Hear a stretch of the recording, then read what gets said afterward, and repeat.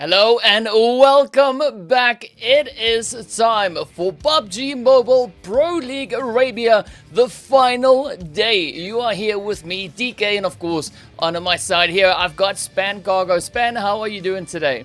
I am so excited. Today is the day, and I'm so excited to be here. How about you, DK?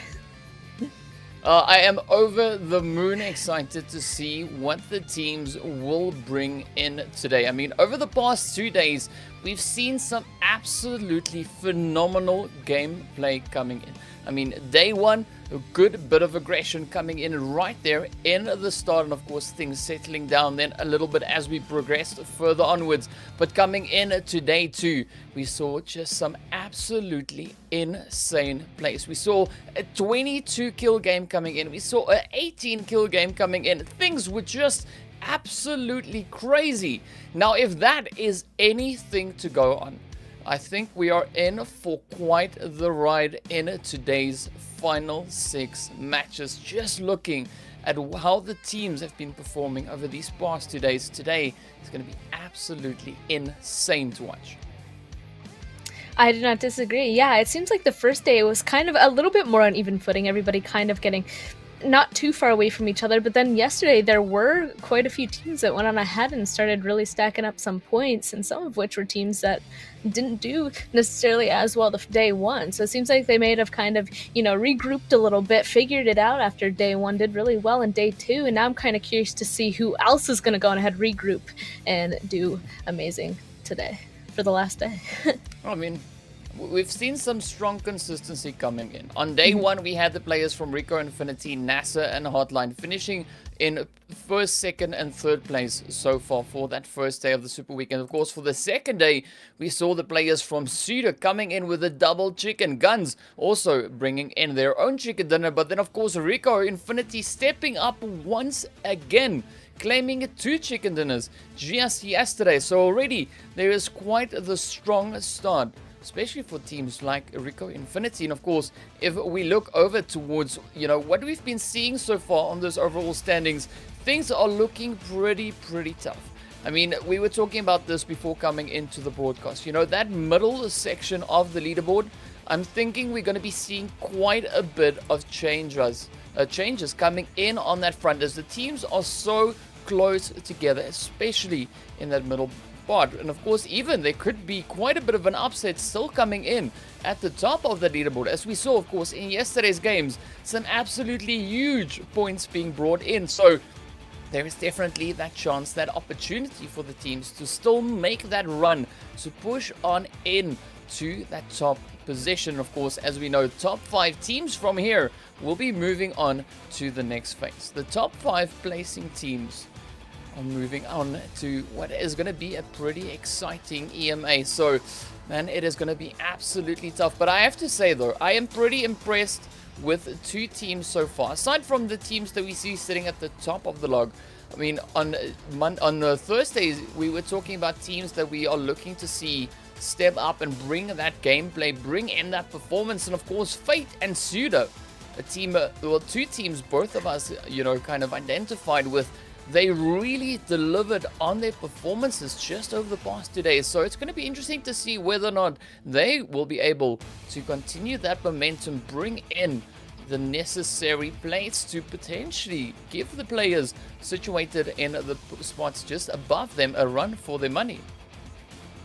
Yeah, I'm a little excited to see that. SUDOR, we did go on ahead and point out myself, and I was just like, I think they're gonna go on ahead and be there. I put them in my top 5, of our guesses. We like to go on ahead and do that before each final. So that SUDOR was up there, and it is interesting to see them all the way up there as of right now. Second day, definitely going on ahead and actually performing. The first day, not as much, but they are in fact stepping up, and currently 5th overall. I mean, I'm interested to see if they're going to go on ahead and continue that, and Fate is actually right above them as well. And we talked about how close everybody is on the leaderboard. Everybody at the top actually could jump each other just by 1 game. So we have those teams. We have that overall rankings as of right now, but there's still no solidified thing. We still have 6 games left today. Yeah, and of course, what's going to be so interesting today is I definitely think once again today that the Sanhok maps are going to be the very important maps, right? As we also mentioned on Thursday, that is kind of the map where the teams can make up for whatever they missed out on, let's say, the Erangel or the Miramar map, of course, leading up in towards Sanhok. So it's a nice bit of a split coming in once again. Of course, this map sequence that we're going to be running through will, of course, still be Erangel, Miramar, Sanhok, and then, of course, we just repeat that on the second half at the end, and it's going to be absolutely tough. And I'm so excited to see what the teams are going to be bringing in. I mean, like, it's so difficult to predict who's going to step up, because we came in to the finals looking at GUNZ, you know, expecting GUNZ to really bring that consistency that we had leading up to the finals. And of course, they had a little bit of a tough start coming in on that first day. They made up for that on the second day, and of course greatly improved their points to finish off strong after the second day. But of course, now as we progress up into the final day, this is where everything comes to bear. We're going to see how these teams are going to hold their own, and whether or not they're going to be able to continue with the momentum they've been building up so far, or maybe we could possibly see teams coming up, surprising us, and just coming out of the woodwork saying, you know what, it is the final day. Now we're going to show you the amount of aggression, the amount of skill, gameplay that we have, that we can bring to the table, and just how many points we can bring in these final 6 matches. So yeah, this is definitely going to be the one to watch. Out of all the days, out of all the games these teams have been going through, this is a absolute banger of a day. Yeah, nobody's safe. We talked about, you know, first day of finals. They're just like, okay, who's going to go on ahead and already launch themselves up towards that top of the leaderboard? Who's going to allow themselves to? Everybody kind of has the goal, especially the first day, to try and get themselves comfortable so it doesn't go down to the last day. But the first 2 days already went on ahead and completed. We already said how everybody could potentially jump the other just in one game. So nobody was quite able to go on ahead and quite get far enough to be comfortable. These teams don't have to they can't just go on ahead and play games to keep their spot. They have to continue to play games to really excel in each one still. I mean, obviously, we're expecting that of the teams anyway, even if they were comfortable, but yeah, it's like it really is every single 6 games today is going to go on ahead and matter in that. And there also have been some changes that I'm interested to see just by taking a look at, you know, we're basing all of our predictions off of the super weekends, and obviously clean slate, it could be completely different for these finals, but also just looking at the percentages for wins for each of these teams as well, just for me personally are really interesting to look at. RICO Infinity team, for example, they had an 8.9% average chance of getting a chicken, and right now they have 16.7%. So that is an absolute massive increase. GUNZ, meanwhile, had a 20% throughout it, and now they have a 5.6%. So just taking a look at that, I mean, it just does show that teams can go on ahead and change up a little bit, and I don't know, I'm rooting for everybody. I do want to go on ahead and see if there's going to be some upsets, because that's what I find very interesting and entertaining. So...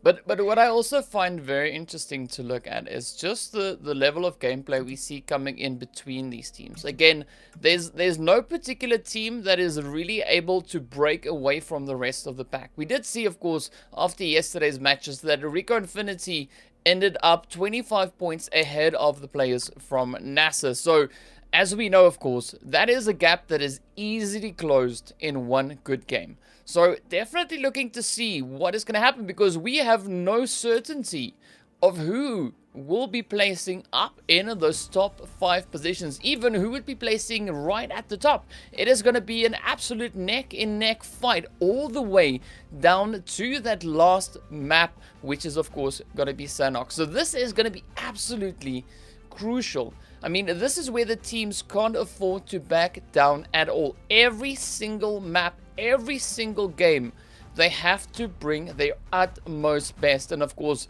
that only results in absolutely phenomenal gameplay. I'm so excited to get into this, and of course we are going to be running through that overall leaderboard momentarily just to get a bit of an idea as to where the players are currently situated, and of course just what a performance they've already been bringing in, potentially even what we could expect in this final day. But of course, as we know, it is purely just guesstimation. Of course, speaking of which, here is our overall rankings. As I mentioned, RICO Infinity sitting up in pole position, 3 chicken dinners, 72 kill points and 152 points in total. NASR, of course, they're in second place on 128, 25 points away, sitting on 48 kills, but really strong placement points. And of course, we see the players there from GUNZ over in third place on 115.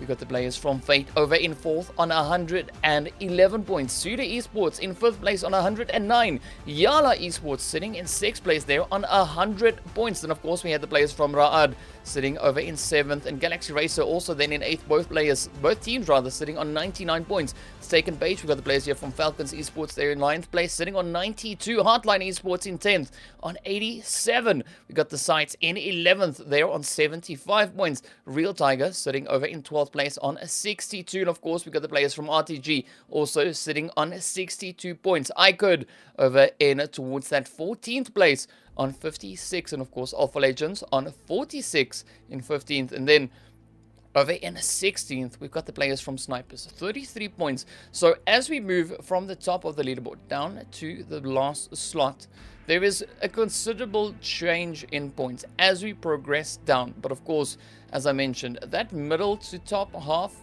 of the leaderboard, the overall leaderboard, it is still so close. And man, I'm so excited to see what the results of today will be. I do not disagree, and actually after taking a look at that, let's take a look at our first place team as of currently. RICO Infinity team, just taking a look at their map stats as of right now. I mean, we knew that they were going to go on ahead and do well, I believe, on Miramar, and it looks like that is in fact going to continue, that being their top map with 1486 damage, average of 6.5 kills, and the highest survive time as well. I mean, Erangel actually being their lowest run right now with 631, while Sanhok is right there in the middle with 1400. And we can go ahead and take a look at some highlights as well from the games as of right now. I mean, this is our first place team. They were able to do really well in both of the first games. I mean, if they go on ahead and continue to be consistent today, do you think that they could go on ahead and walk out of here with a first place spot? Or do you think, what teams do you think could potentially upset that?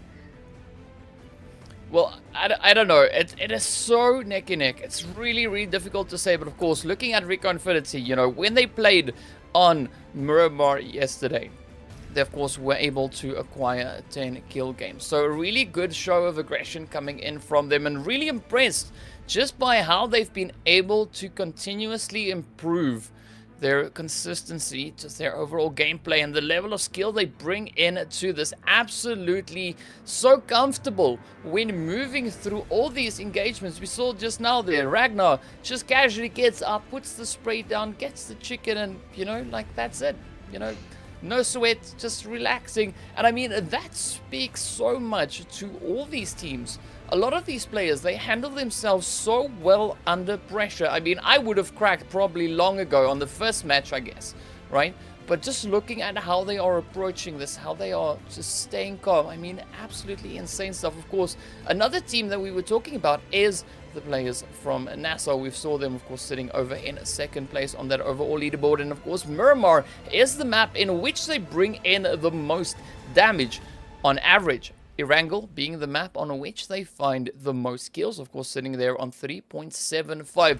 So definitely going to be looking to see how NASR will be performing, especially on our 2 Erangel maps. Of course, we're going to be starting the day off on Erangel, so definitely a lot of potential for them to step up, show what they've got, and of course bring in those points. And of course, speaking of which, here we got Patika just going absolutely crazy on said map. Erangel is the one to watch the performance for NASR. So I mean, I wouldn't be surprised if we actually see them stepping up as we go in towards Miramar and even Sanhok.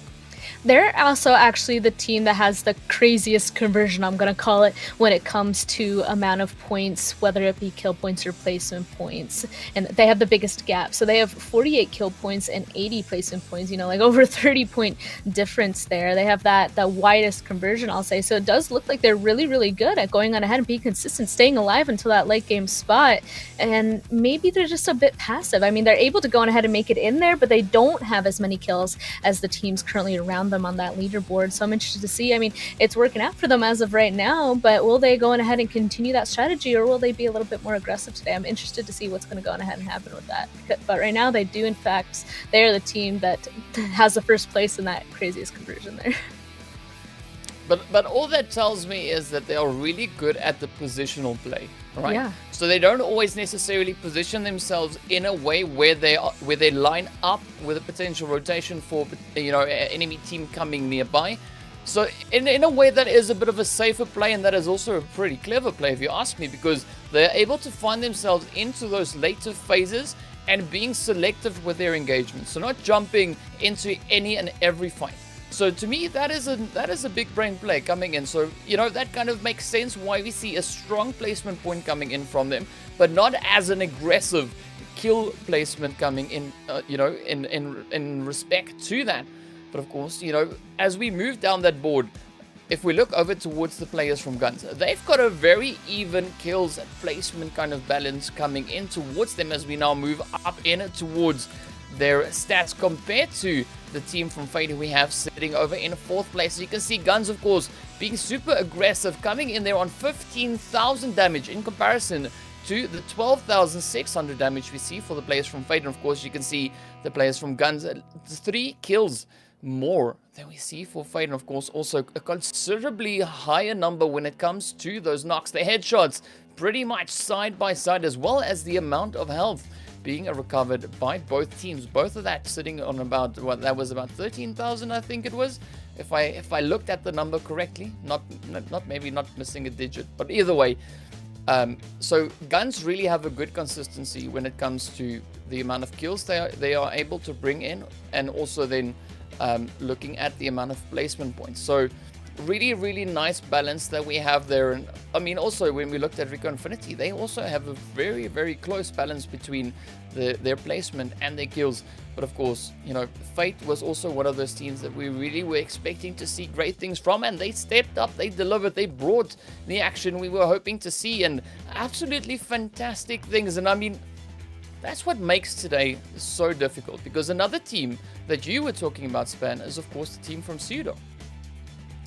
Yeah, and just taking a look at their stats as of right now, I mean, you can see that their right stats over there are the ones that are definitely better. And this is the game where this team, they didn't do super stand out amazingly the game 1, but they did so on day 2. I mean, you said it themselves, they're able to go ahead and grab 65 total points just in day 2, and now they're 5th overall. Those 2 other teams that we went on ahead and pointed out are also in that 3rd and 4th place position, and all of which, by the way, I mean, GUNZ Fate, they're only 4 points away from each other in terms of overall standings, and SUDOR Esports, they're only 3 points away. So we talked about how close they are, but I wanted to go on ahead and point that out to really emphasize just how close they are. And we can also see their amazing gameplay from our finals thus far. Yeah, some really fantastic shots coming in, and of course Mr. Hedan here stepping up, finding the hits all over the place. But what I'm really impressed with as well is just how consistent they've been in the finals so far. I mean, we've been talking about the kill points, we've been talking about the placement points. They are too also one of those teams that have a really good consistency on both sides. And I mean, looking at the point difference coming in between, let's say, 3rd place and 5th place, that's only a 6-point difference. So that is just a number, just a matter of kills, not even placement, that can change that. So today is going to be absolutely crucial. And I mean, if we're looking at, for instance, just the kills alone, if NASR were to bring in a few more additional kills, just getting a little bit more aggressive in their play today, that could already really benefit them and just strengthen the position they currently have on that leaderboard. But of course, that goes kind of across the board for a big majority of the teams, if not all of them. If they bring it up today, they bring that level, that A game, they bring that next level aggression with them, they will just benefit from it so much. And I mean, they're going to be smiling at the end of the day. Yeah, they are. And so that's the conversion, the difference there. It's really close. And also, you did already go on ahead and touch on it a little bit, the top 5 teams going on ahead and qualifying for EMEA. And the 5th and 6th place team aren't that far away. There's 9 points there that are separating them. So just on top of, Pro League Arabia stats standings, and there's a whole nother one as well, getting into that top 5 to move on to EMEA. So there's 2 things to go ahead and keep in mind. And so first of all, you want to do well in that top 5 to go on ahead and figure out what you're doing for Pro League Arabia, but also you want to just be in that top 5 in general to make it to EMEA. So there's kind of 2 goals really for these teams to go on ahead and get up in there. And again, they're still very close. Yeah, but it's so awesome to think of it, that this is not the end of the line. There's still so much more ahead of this. Once they make it through this phase, it just gets even tougher, going up against even harder players, harder teams to play against. And of course, we know moving up in towards the EMA, we're going to be seeing teams not only from Arabia in there, but we also have teams coming in from, for instance, the Western Europe side. So that is going to be a pretty tough competition across the board. So many teams that will be moving up into that. So pretty exciting stuff, of course, lying in store. But now we are getting ready to move up in towards Erangel, the first match of the day. This, of course, being our 6th last match for PMPL Arabia 2021. This, of course, being the spring split. So quite a bit of excitement. The anticipation is building. We're looking to see what the teams will be doing. So, Span, are you expecting any particular team or teams to shine today, or is it still kind of a unknown, unsure one for the time being? Because the last 2 days were they're very different, I will say. The only team that I feel like definitely was consistent, we already talked about, is RICO Infinity team being able to go on ahead and jump into those top spots for both days, just separately. And there's also, a few teams that I'm keeping an eye on because they did really well in one of the days compared to the other. So, that's a hard one. I don't know if I can choose a specific one. I do think RICO Infinity team is going to continue to be consistent. And then as for other teams, I'm hoping that some of the teams that went on ahead and did well in one of the days is going to go on ahead and come back. So some of them being, Galaxy Racer, YaLLa, Real Tiger 9, they all did really well day 1, day 2. Not super as much, but still towards that middle part. So maybe some of them as well. How about you, DK? Yeah, sitting in the middle is not a bad spot to be in. You're still on good standings. You could easily just bring in a strong performance and boom, you're right up there. Galaxy Racer only 10 points away from 5th. Yeah. Yeah, and we've seen that come in on the super weekends where teams just make these absolutely astronomical leaps, just coming in, poof, heading up those games, just bringing in that next level stuff. And of course, I'm kind of low-key looking forward to that. I'm not gonna lie. I'm looking to see who's gonna surprise us today. Because the teams are all so close. It's really difficult to say, this team, because if we look at GUNZ, for instance, they were consistent to the T all the way through, leading up onto the finals. They had a little bit of a tougher day on day 1. Going up into day 2, things started looking up. Things started looking better. But now, we look to see on day 3, what will happen. Will this be the day where we see those absolutely insane performances coming in? And I am expecting it to be exactly that. I am expecting to see crazy plays. I'm hoping, though, that the zone maybe changes up a little bit. Because we saw, of course, on the first day, the zone was quite nice. We had a very nice zone, very tame. Nice flight path. I don't want it to be nice. I want it to be hard. I want it to be difficult. Erangel, I want to see chopsticks at least once. I knew you were going to say PUBG, that. Give me chopsticks. I want it. I want to see that because it is going to be such an interesting fight. Looking at everyone just bringing their absolute best. I can't wait. And all I ask is just win chopsticks. Please, PUBG.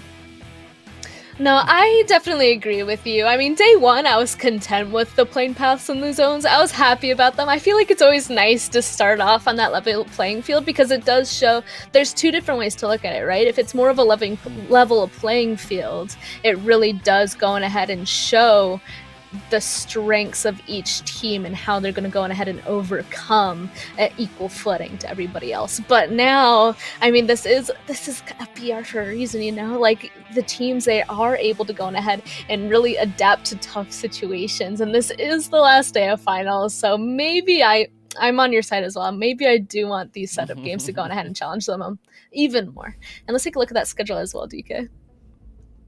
Yeah, of course, the schedule, as you can see, we are going to be running Erangel, Miramar, Sanhok, Erangel, Miramar, and then finishing off on Sanhok for that final. I'm expecting that final match, that is going to be absolutely on fire. If we have not yet seen an absolutely brutal mess of a game, I think that is going to be the one. That final Sanhok, that is going to be the do all, end all, break all, show whatever you've got, like all or nothing match. That is going to be the one to watch. I'm so excited to get into that one. But before we do, of course, it is time for that first match. We're going to have to head into our Erangel, and I'm hoping so bad that we get just the chopsticks, or at least, you know, a not nice zone coming in. Just something out of the ordinary, just to bring that extra level of excitement. Because as you were saying, you know, it's nice having the zone when everyone's on a level playing ground, right? But this is the finals, right? We want to see the teams being put through their paces. We want to see the teams tested. They have to bring their absolute best. They need to be challenged. And if we have zones or flight paths that are a little bit tricky, a little bit difficult to compensate, I mean, what else would you want? That is where we're going to be looking at to see. You know, that kind of gives us a good idea what these teams are made of and what they can do, how they can handle themselves when things get tough.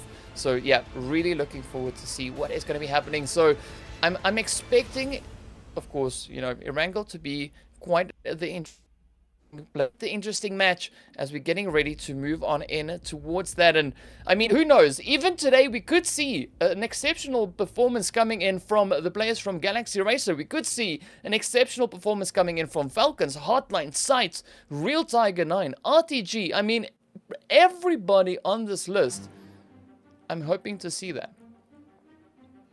I agree. I want all of them to go on ahead and really play their hearts out. I mean, we know that each team is really playing their heart out. So I know it's like so hard to like, I know that's like, okay, you got to go on ahead and choose one team, but it's like, oh man, I'm like that person. It's all like, oh man, I want all of them to do well. But I mean, we'll see. We'll end up seeing, because there really are only a few that are going to grab those top few spots. It's really just who's going to go on ahead and really play these last few games out really well. So I know we keep saying it, it's like a broken record. I'm just really excited to go on ahead and get started and see how each of these 6 games really go on ahead and pan out. Like, can't express it enough. And I'll agree with you. For the first game, I'd be very content with a chopsticks circle. Like, just down in that Gaka area in general. I don't think we've seen that yet in finals. So I want to see that.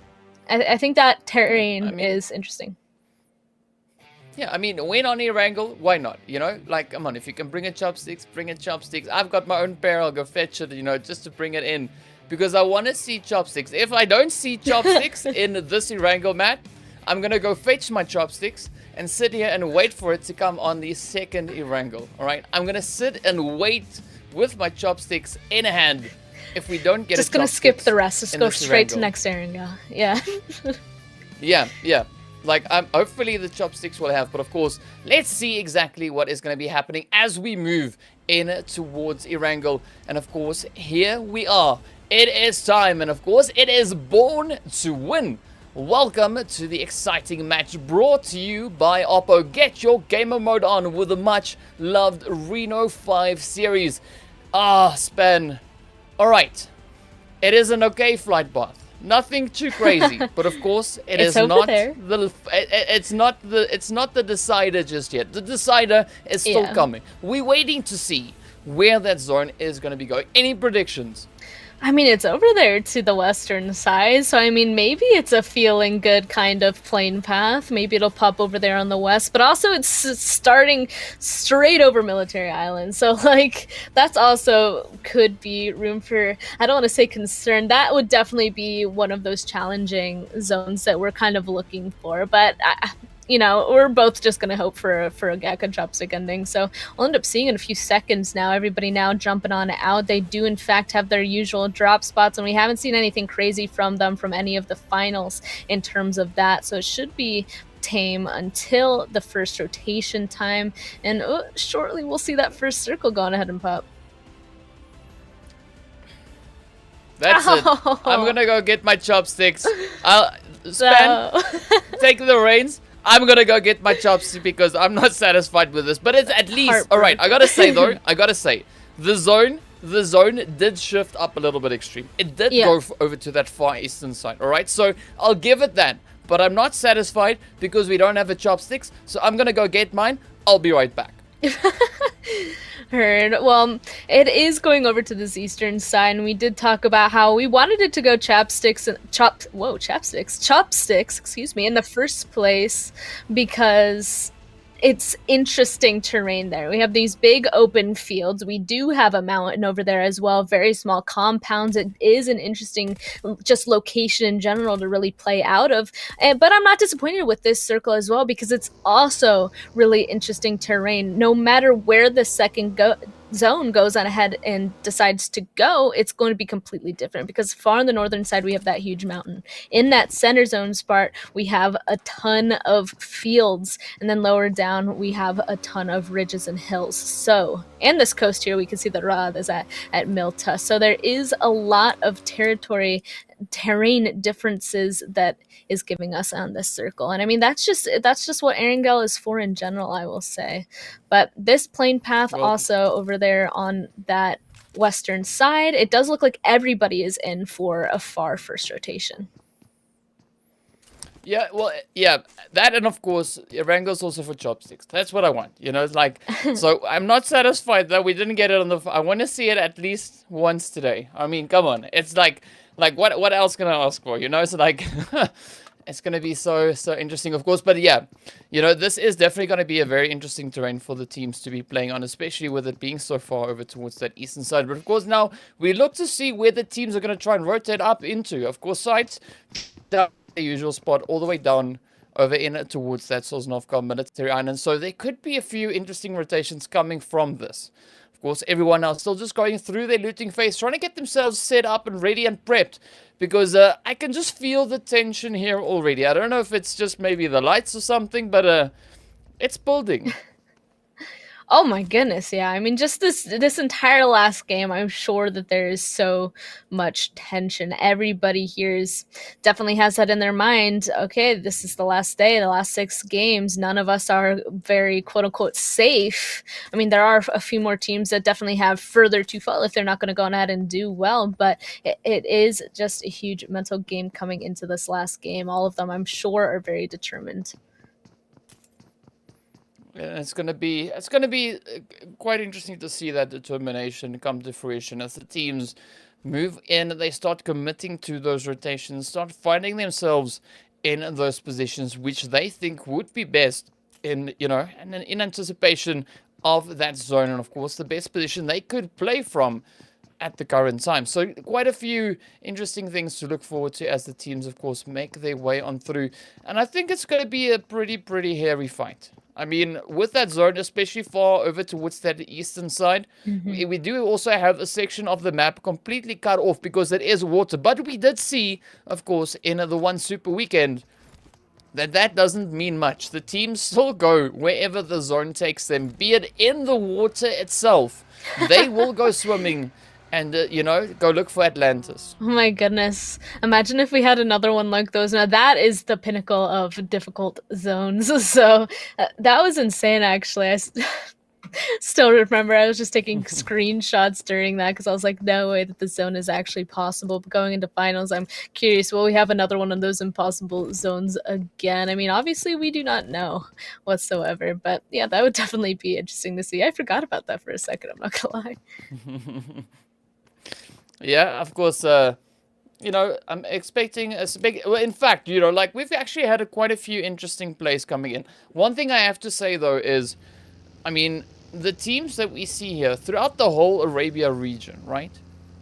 If you really look to the other regions, look at the kind of gameplay that comes in. Arabia is just absolutely on point with the utils. Those nades, they are absolutely brutal. I do not want to go up against any of these teams if I know they've got any utilities. You like any grenades, any flashbangs, any mollies. Much rather the other way instead of running towards them. But that's just me. Yeah, no, we've seen some absolute nasty nades come in from some of these guys. Like, yeah, I would not want to be within nade range whatsoever. So that's definitely something, I mean, something to go on ahead and keep in mind. I mean, I feel like at the very beginning of PUBG Esports, really there was just not much usage of util. But now that everybody understands each of their weight, obviously they're going to go on ahead and use it more. So I like seeing them going on ahead and using it because honestly, the util in this game is very powerful. So teams should be going on ahead and just util spamming on inside of these fights. So, and since they're really good at throwing it as well, I think that just creates a whole nother level of difficulty that every team has to keep in mind.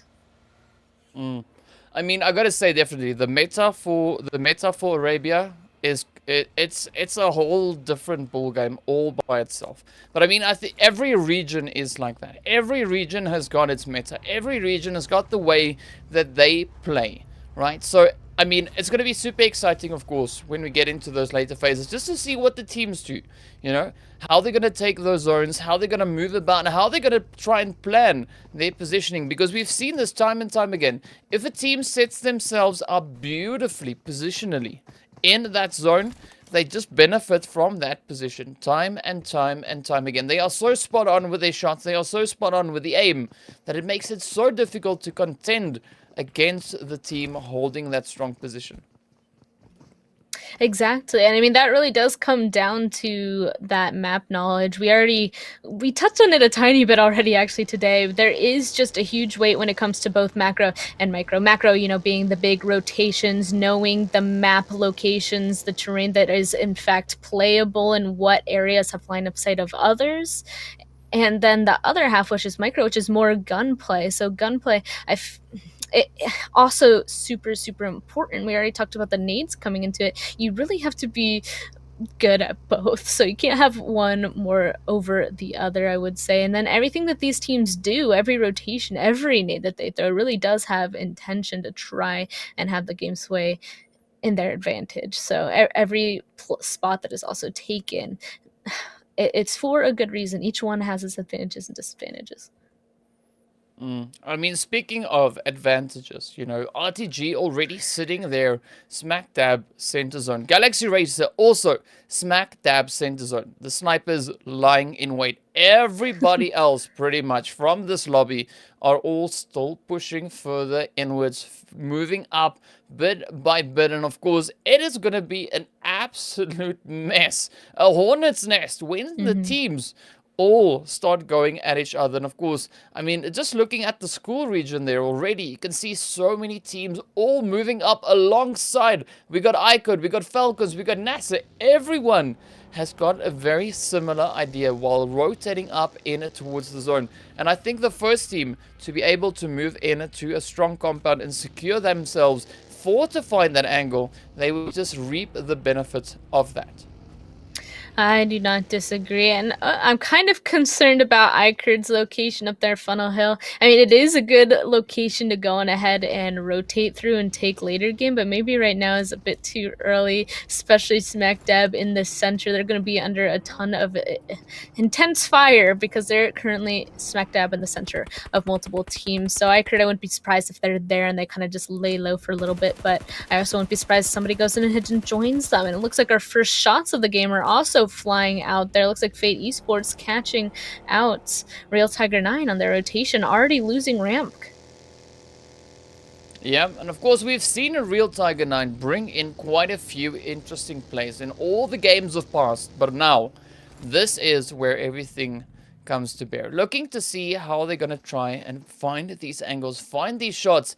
And now, of course, with the players here from Fate just rotating up right in front of them, it gives them that opportunity to get into those engagements. Unfortunately, it seems like Fate is just managing to stay that little bit out of reach for the current time. But of course, now a team that has someone that is almost within reach is, of course, the players here from GUNZ. We just saw them focusing their attention over on it towards the players here from HOTLINE, who's also now looking to take up a good spot. But SCYTES taking up position there of Potato Hill.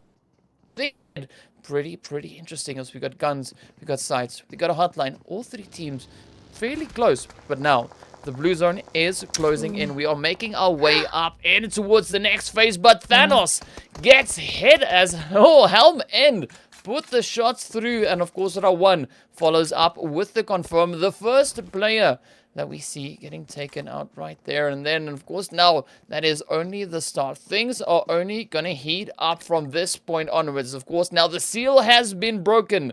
Now we look to see how these fights are going to go. And this is now that time. You know, it is time span. It is time. We got to see, you know, like, we just got to see the map light up. And I think that is exactly what we're going to get. I mean, just looking at how the teams have come into today, based on the past 2 days. Yesterday was absolutely insane. I mean, already now, look at this. The shots coming in from Falcons, never alone, reminding iKURD they are never alone. And of course, now we look to see where the next phase is going to go. It's about to pop here now. I mean, it does look like iKURD, they were able to pick up 1 kill, but they are, in fact, in a little bit of a scary location, but it might work out for them. We'll see in about a second now. Oh my goodness. Absolutely. Wow. Okay, everybody already had to make such a huge rotation coming in from the western side trying to get inside this first zone. We could see that the majority of people are, in fact, on the western side of the previous zone because everybody had to make a move in there. And it looks like the zone just decided to go ahead and be like, oh, you guys... I still don't think we're far enough to the east, so I'm going to hard shift. Good luck, everybody. Nobody is really now in a good spot. Everybody instantly grabbing their cars now, trying to grab it. And that's what usually happens in a hard shift like this. Everybody sees it. They're just like, oh my goodness, nobody should be on the other end of this. We just got to get in our vehicles and go. It's like the dinner bell got rang, and everyone's like, all right, time to leave, off we go. And everyone just scooting over on towards that eastern side. So this is going to make for quite a few interesting places. We saw now on that map, everyone is heading east. This is going to be absolutely insane. And again, this is where the positional play comes in. That's where it is going to be absolutely crucial. The sooner the teams can find that good position, that position they can fortify, you know, the more they'll benefit from that. But now it is going to be an exceptional challenge because everyone has now got that mindset. We saw that great migration coming in. Now we look to see exactly who's going to be migrating up to where and what the result of that great migration will be. Yeah, I'm interested to see now, probably within the next minute. Everybody should go on ahead and try and have a location where they're going to be settled. It's just what fights are going to occur before it really settles. A bunch of these teams now that were a little bit on the later side are just going to be pulling into some of these edge compounds. You can see iKURD taking Alamo here, just watching as everybody else is rotating around them. If right in front of them is free, I wouldn't be surprised if they keep on driving. But it is really now at this point with this hard shift, like, I bet a ton of people are in front of us that kind of have to be a little bit more careful and start playing that edge game. Yeah, and I mean, HOTLINE, they definitely playing that edge game as we see them now just moving up on towards the far north reach there of the map. But of course, we see Chaos now with the scope trained right on to the players there from Galaxy Racer right up ahead. He spotted the movement. Now he's looking for the opening, but another player that is capitalizing on the opening, of course, is Zaid here from the Snipers, who just rushes up, picks up a few players coming in from the Real Tiger 9 team. And now Volt is the last remaining hopeful. He now needs to try and pick a good spot to rotate into. And of course, that could be a blessing and a curse, as we've seen time and time again. The solos, that is just a whole nother level of play. It's so difficult. It really does. You said it, a whole different level of play. It really does. Right when you go down to a 2-man or solo, it just changes completely. You really do have to be a ton more careful, just trying to find a place where you can go ahead, set up, and just lay low. Don't really peek anything until you absolutely know that you can start stealing some kills or start getting involved. But we'll see what's going to happen here. The zone shifted once again. There is like a wizard tower smack dab in the center of this zone. That's usually what solos do, go grab a shack in the center. But we'll see what he does. There are a ton of teams in front of him holding him out, but looks like there's action happening outside of zone. Oh yeah. Helm End pushing up a little bit aggressively onto the side here of RICO Infinity. As you can see, Prestige, of course, already down. QTEL now quickly trying to make that rotation, trying to get out of harm's way. But of course, now the shots are finding their way on through as QTEL also gets picked up in the process. RICO Infinity still in it. They're not out just yet, but of course the shots are coming in. They're looking pretty tough for them, but now we see those third parties actually starting to come through for the side of the players there from NASR. So again, the third party hits, that is also going to be quite a big thing throughout the games here today, as the teams are extra cautious. Everyone is trying, they're keeping their eyes as open as they can possibly get them. And of course, we now see the players here from RTG and Alpha exchanging a few shots. Their captain keeping his eyes open as he puts the shots up in towards Marshall, Senke, and Flame, now being the two remaining hopefuls for the RTG team. It is looking pretty tough. I'm not sure whether or not they'll be able to get these reses in, as captain is also now trying to creep up over towards Chaos, but you can see the spray coming in here from Flame, trying to keep them at bay, just trying to hold them off for the time being. But of course, now the players here from Alpha are trying to improve their overall positioning. They're moving up bit by bit, getting that positional play. Of course, now executing it, moving up. As you can see, the players there from RTG quickly rushing in. Senke going in for the raise, trying to get it up on towards Marshall. With Alpha so close to them, it is going to be absolutely crucial to have as many possible players in this game to go at it. But of course, here we go, the shots now flying in, the smoke's coming out, and the zone is really starting to heat up all over the place. No kidding. There's still so many teams up on the northern side. I'm actually, something I'd like to point out, even though I know these guys are fighting, HOTLINE ended up sending it straight into prison, which I found interesting because you'd have to go out into the blue to actually go on ahead and leave it. And I mean, Alpha Legends are right in front of them. Maybe they'll go on ahead and pull out of prison and start getting involved. I'm not quite sure, but I think that's an interesting choice. And maybe they just did it as of right now just to be safe, because there are so many teams up on this northern side. I mean, we're watching two of them right now fight it out, and right beside them, even further to the western side, two more teams were in the midst of fighting.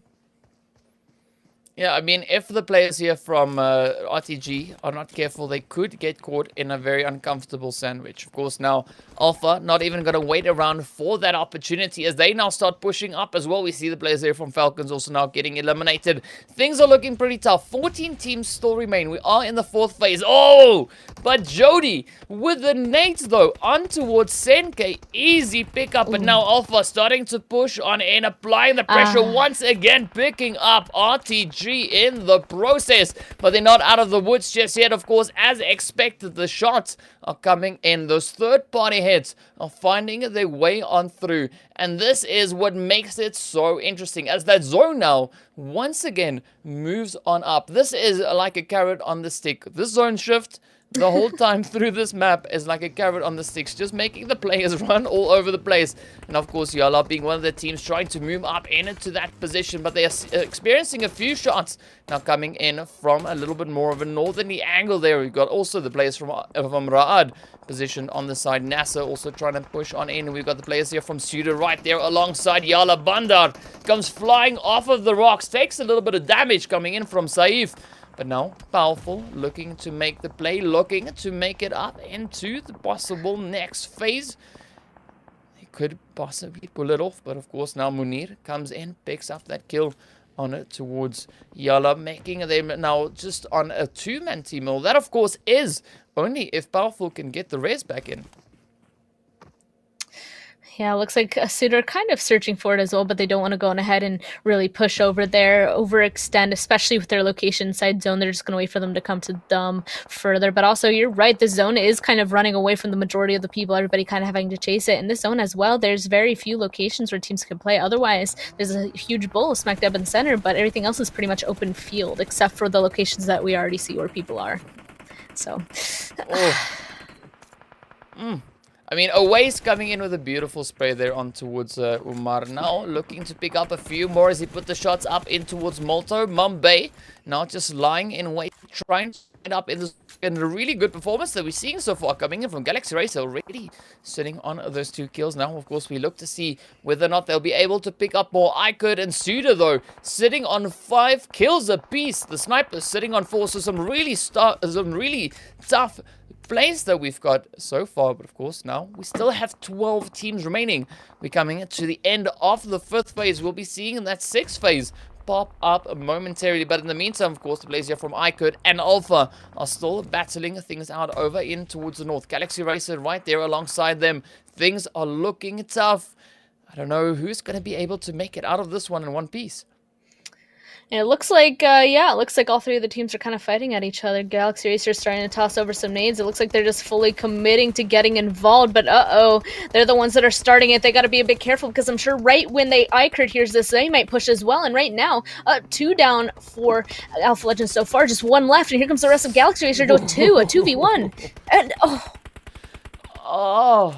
what luck was that, though? Galaxy Racer come rushing up with a vehicle, picking up the final player for Alpha Legends. But of course, now they pay the price as iKURD send the U-Tools over right on to their position, picking up, of course, Awace and NJ in the process. But now, Helm-End looking to apply a little bit more of that pressure as he and the rest of the players there from iKURD are focusing all their attention onto the side there of Galaxy Racer. But this zone is looking exceptionally tough. But there we go.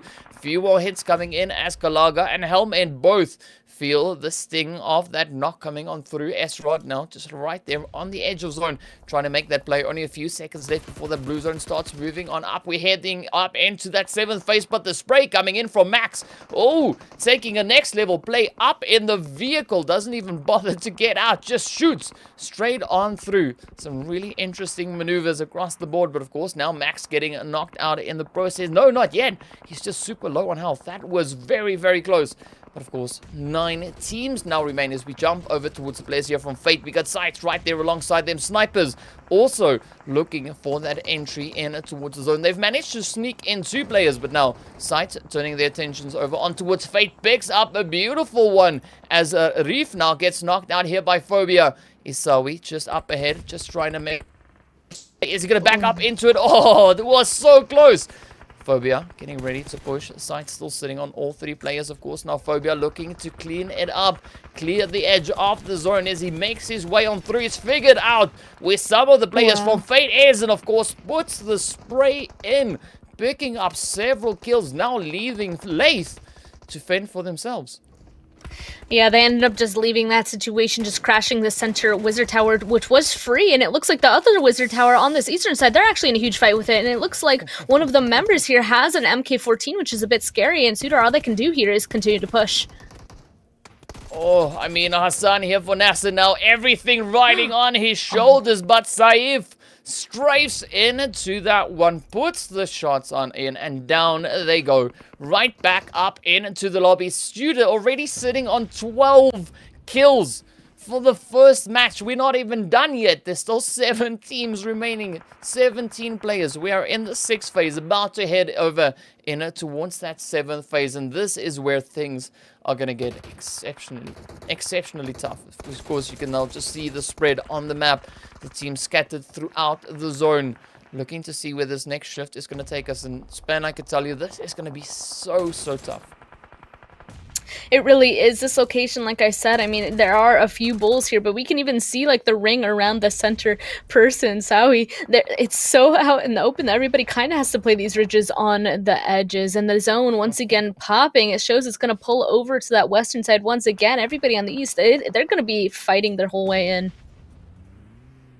Yeah, and of course now we can see SUDOR sitting on 3 players. We got Galaxy Racer on 1, we got Fate on 2, we got Snipers on 3, we got the SCYTES also sitting on 3, but of course now the Snipers looking to reduce the numbers there for the side of GUNZ. As you can see, the players of course just huddle up in towards the north of the zone. SCYTES now still looking for that entry point. They know that there are several players in the vicinity, of course Snipers being one of those teams right there alongside them. So both these teams need to be super careful with how they try to push up in towards the zone. The Snipers and the SCYTES really have a bit of a challenge on their hands here, and of course that blue zone is about to start closing on in. SUDOR of course sitting on that far eastern side, they've got quite a distance to cover. Galaxy Racer also having quite a distance to cover to make it up into zone successfully, but now we look to see what is going to happen as the players here from SUDOR turn their attentions over on towards side, but of course Hidan gets picked up in the process. We got SK Tan now going toe to toe with the players from Fate, gets picked up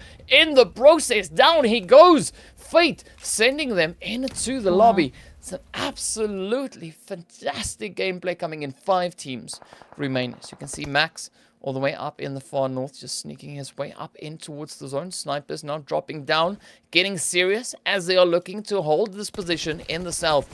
The SCYTES, of course, now not too satisfied just yet. They want to go exploring. They send the nades up. As you can see, a boot, of course, finding the damage on towards them. But here we go. The SCYTES now pushing up aggressively, looking to pick up the 2 knocks so far. And, of course, looking also to get the confirm on towards Zahid. Will they be able to find it? The sprays are finding their way on through. Nothing hitting Zahid just yet. He is in the clear for the current moment, just hiding on the edge of the smoke. But of course, if he moves too far, he'll get picked up in the process, as we see Fate now getting eliminated, getting sent back. And now the final 4 teams are left to fight it out. As you can see, Rauf just putting in a little bit of a spray through the smoke, looking for those hit markers, as the damage still finds its way through all across the map. And this is absolutely brutal. Of course, now Snipers get ended there as Phobia finds the last few hits, wraps it up, and of course Max just lying in wait. Max Cash just here, patiently waiting to see what the zone will bring. Will he be able to sneak himself up in towards that zone? Oh, Phobia finding those shots up ahead. GUNZ, of course, now just turning their attentions on to the players there from the SCYTES. Picking up 2 kills in the process. Phobia, the last one left to play, makes the play, but Rauf puts the shots back up in return. It is now Galaxy Racer up against GUNZ. And here we see Max now moving in, coming in with a beautiful opportunistic play. They're stepping in right at the exact moment he should. Getting yet another knock. Will he be able to pick up Rauf and claim that chicken dinner for Galaxy Racer? Oh, he's going to try. He's pushing in. They're dancing around the box. The hits come in. Who's going to be the one to get it? And of course, it is Galaxy Racer claiming the chicken dinner. Playing a little bit of a roundabout around the box there. And of course, well, it paid off. Chicken dinner in the bag. I have so much to go on ahead and analyze at that ending there, but we will go on ahead and save that till after the break. You know, a little bit of incentive to go on ahead, come back for the rest of these games if you weren't already interested. But we'll go into a break, so we will see you guys shortly.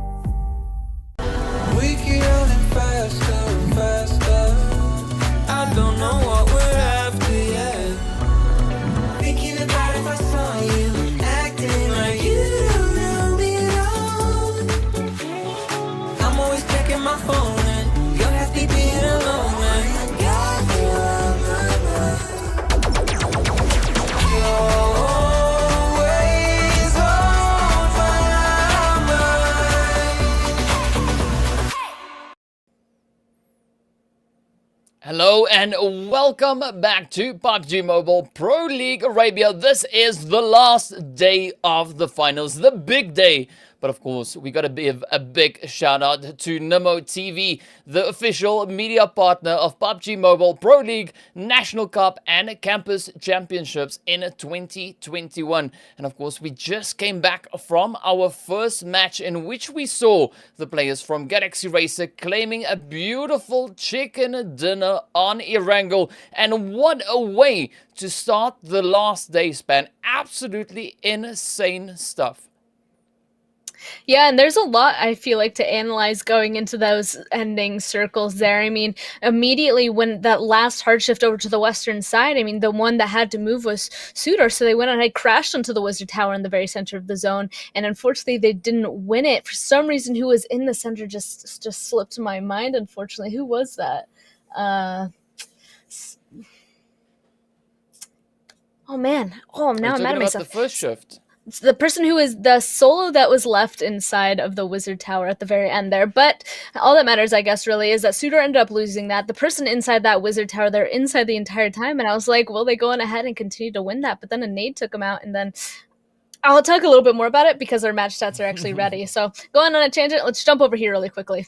Galaxy Racer winning that game with 15 placement points after the win, 8 kill points for a total of 23 points. GUNZ Esports grabbing second with a total of 20 points. SCYTES in third with 17, actually tied with SUDOR Esports grabbing that 17. And SUDOR, wow, 13 kill points for them. Snipers in fifth with 12 total points. iKURD in sixth with 11. Fate Esports in seventh with 9 points. And Alpha Legends grabbing that 8th place spot with 4. I guess, second page as well. It looks like NASR Esports in 9th with a total of 3 points. YaLLa Esports also going to grab 3. Then the next 4 teams after that, RICO Infinity Team, HOTLINE Esports, Ra'ad, RTG Esports, all going to grab 1 point each. And then Falcon Esports and Real Tiger 9 coming in that 15th and 16th place spot. But I mean, now we move into our total damage graph. And of course, SUDOR went absolutely to town in the Erangel. As you can see, of course, 23-24 damage. Wow, 13 kills coming from that. We got the players there from SCYTES also bringing in a pretty strong amount. Of course, 1995 damage. We had the gun sitting on 12 damage with the 8 kills. And of course, the players there from iKURD finishing up with 1607 and 9 kills to accompany that. So some really strong shots, some really strong kill numbers we got just in this past match. But I gotta say, I'm pretty impressed though with the 13 kill game coming in there from the side of SUDOR.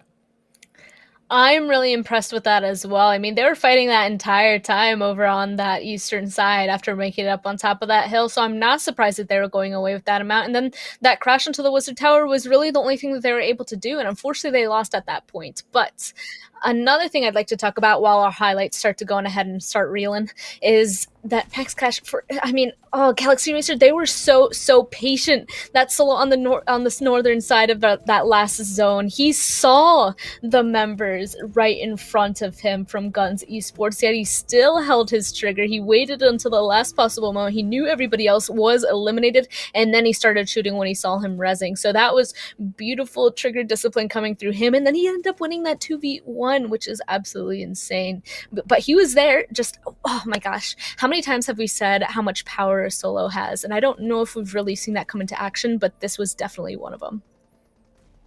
Yeah, I mean, that is a perfect show on that front, of course, you know, like absolutely insane stuff across the board. I mean, of course, here, Galaxy Racer still had all 4 players in play. And from here on, that is where things got a little bit tougher. But of course, you know, they were able to hold their own. Max was able to make it up in it towards that final circle. But what a journey it was for the teams right here on Erangel to go through all these engagements. Again, absolutely phenomenal utilities coming on through. I mean, Phobia, some beautiful sprays that we saw right there, and what a nice rush we also had coming in from SUDOR. They were so aggressive for the entirety of this match, picking up 13 kills. I mean, here they were already sitting on 12, making that 13. That was the last one they were able to find. Some absolutely insane plays. Of course, now Hidan, as we know, wasn't able to find anything from that point as iKURD swiftly ended it for him right there. But now we get in closer to that final play. That absolutely insane clutch we saw come in from Max. I'd also like to point out really quickly, these teams on the southern side, like SCYTES and Snipers, they also played really well fighting on into there, and Phobia being the last one alive, had a horrible rotation coming into here, but he was the one that went on ahead and was a distraction, the third place person. And there we go, Max Cash. There you go. He knew exactly when he needed to go on ahead and stand up and start getting involved, and it was a little bit of ring around the rosy around that crate for a little bit. There it is, a little bit of a view away. Oh my goodness, and he was doing a bunch of damage there. But that was just absolutely amazing, you know. Like I have to say, I'm super impressed with what Max did there. Please, Max, teach me your ways, good sir. That was absolutely amazing stuff. Really, really good job. And what a way to start the day with a match like that, a performance like that. And of course, it is going to be absolutely insane as we progress through the rest of the day. If this is where the day starts, I am really, really looking forward for the rest of the final 5 matches we've got, you know, still in store for us here today. But of course, before we get into that, Span, what are your thoughts? Give us your analysis, because you said there's a lot of things you want to break down. All right, now the floor is yours. Go ahead. Well, I already went on ahead and talked about some of it. Well, I guess we'll start at the very beginning, right? I mean, first of all of those hard shifts were so difficult for everybody to start making a move into, that everybody the entire time really had to focus on making those huge rotations to get inside, and it didn't stop after the first one. It continued in the second one. Everybody just absolutely grabbing their vehicles, absolutely making a send for it.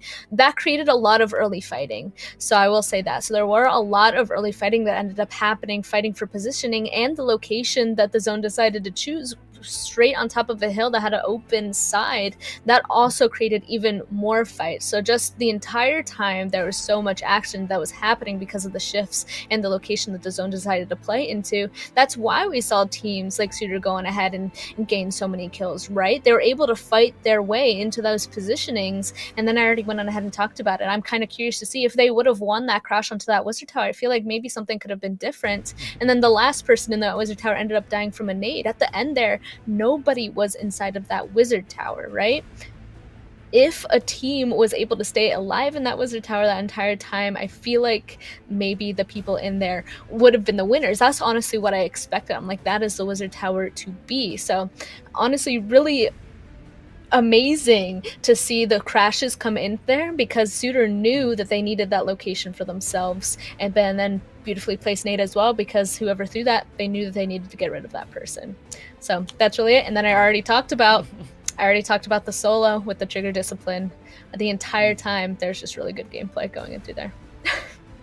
Yeah, it was definitely a very good showing coming in here. And I mean, so far it is still pretty much neck in neck. You know, there's no clear way to see what, or to determine who's gonna be the strongest here today, because I mean, it's still neck in neck all the way through. And I think even moving up in towards Miramar, yes, the dynamics of the map changes up a little bit. There is a little bit more space, a little bit more terrain to make use of.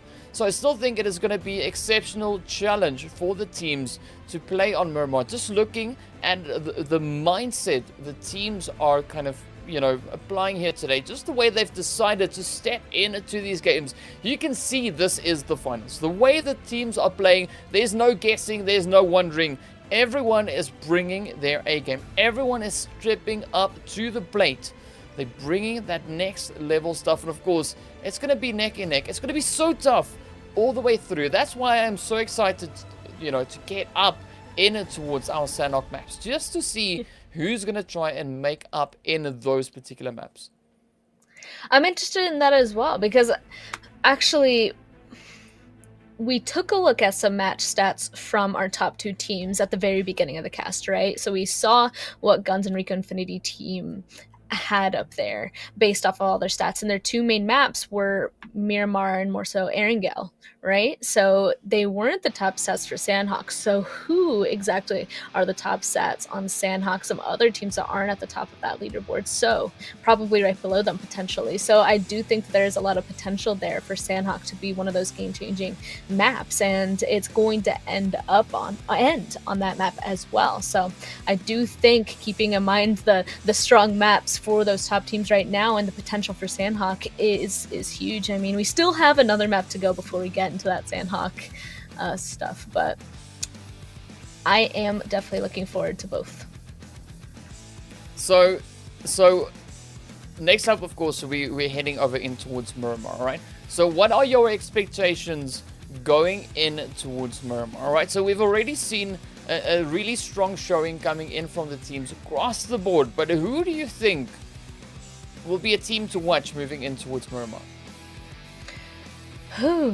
I mean, I know that this is stats from day one, right? But we knew that just from Super Weekend, it was RICO Infinity Team, GUNZ, and Falcons. Those three teams that usually were the teams that did really well in Miramar. They're the ones that had the top stats. And I believe the past 2 days, it's been pretty different in terms of that. Like, there are still two of those teams I already went on ahead and named that were up there. I think going into this, maybe we'll continue to see that, but we have seen some of the sets. And let's take a look at that overall before we go in ahead and move into that second game of today. We can see RICO Infinity Team still holding on to that first place spot. 3 chicken dinners now with a total of 154 total points. GUNZ Esports in second with 135. NASR Esports with third, 131. SUDOR Esports in fourth with 126. Galaxy Racer going ahead, jumping up there in that 5th place position with 122. Their first chicken, by the way. They were the person that was in 8th place that on the left side of this leaderboard that didn't have a chicken until now. And even the rest of these teams, looks like SCYTES in 9th with 92, is so close to grabbing that 8th place spot as well. I mean, FalconsEsport having the same amount of points, HOTLINE Esports with 88, iKURD Esports right there in the center. It's still so close, and we talked about how one game could go on ahead and change everything. Galaxy Racer won that one game, and they jumped up 4 placements. Yeah, I mean, that is definitely a thing that we see in general. That's kind of the norm now, where we see the teams bring in, you know, just an absolutely aggressive play, absolutely phenomenal performance, and then they just jump up. They just jump up so many positions. So, of course, now when we get over in towards Miramar, right, this is where things get a little bit more interesting. This is where I'm going to start looking to the teams that we've seen be consistent across all the days, all the games, everyone performing really, really strong. And 2 of those teams that we've seen being pretty consistent so far, especially over on the final weekend, was of course the players coming in from RICO Infinity, as well as the players there from GUNZ. So definitely looking to see how they will be performing, but also just based on what we saw now in this first match, definitely the players from Galaxy Racer, they are right up there. I mean, I'm expecting a pretty good showing from them to come in as well. But in fact, I'm hoping everyone performs. But you know, you gotta like point out a few teams that I personally think should be doing pretty well on Miramar. Any teams that you've got an eye on, or are you just kind of, you know, supporting everybody? I mean, this is a serious one to think about. This is serious business, you know. Yeah. Well, who went on ahead and won our last Miramar games? I know that there were... I think that there were teams that went on ahead and were supposed to perform well on Miramar that did continue to, and there were some teams that went on ahead and changed it a tiny bit. I do know that, but I do know I'm expecting RICO Infinity Team. This is their map. They are the team currently in that first place position. I am expecting them to do well on Miramar once more. I feel like that's kind of a basic answer, but I mean, consistency is impressive, so I do think that they're going to do well on Miramar. How about you, DK?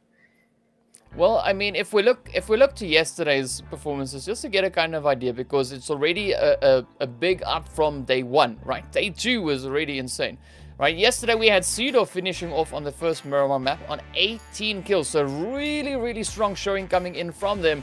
The next team up with the highest amount of kills, of course, was the players there from RTG sitting on 7. So it's going to be tough, but of course, let's head on over into the match so we can stop guessing and we can start seeing what the players, what the teams are going to be doing as we make our way through our first Miramar map. And of course, we've got that lovely flight path coming in. Of course, not looking like such an easy flight path, but we're going to be looking to see, of course, where the zone is going to be popping up into, because that is where I hope that little bit of an upset comes in.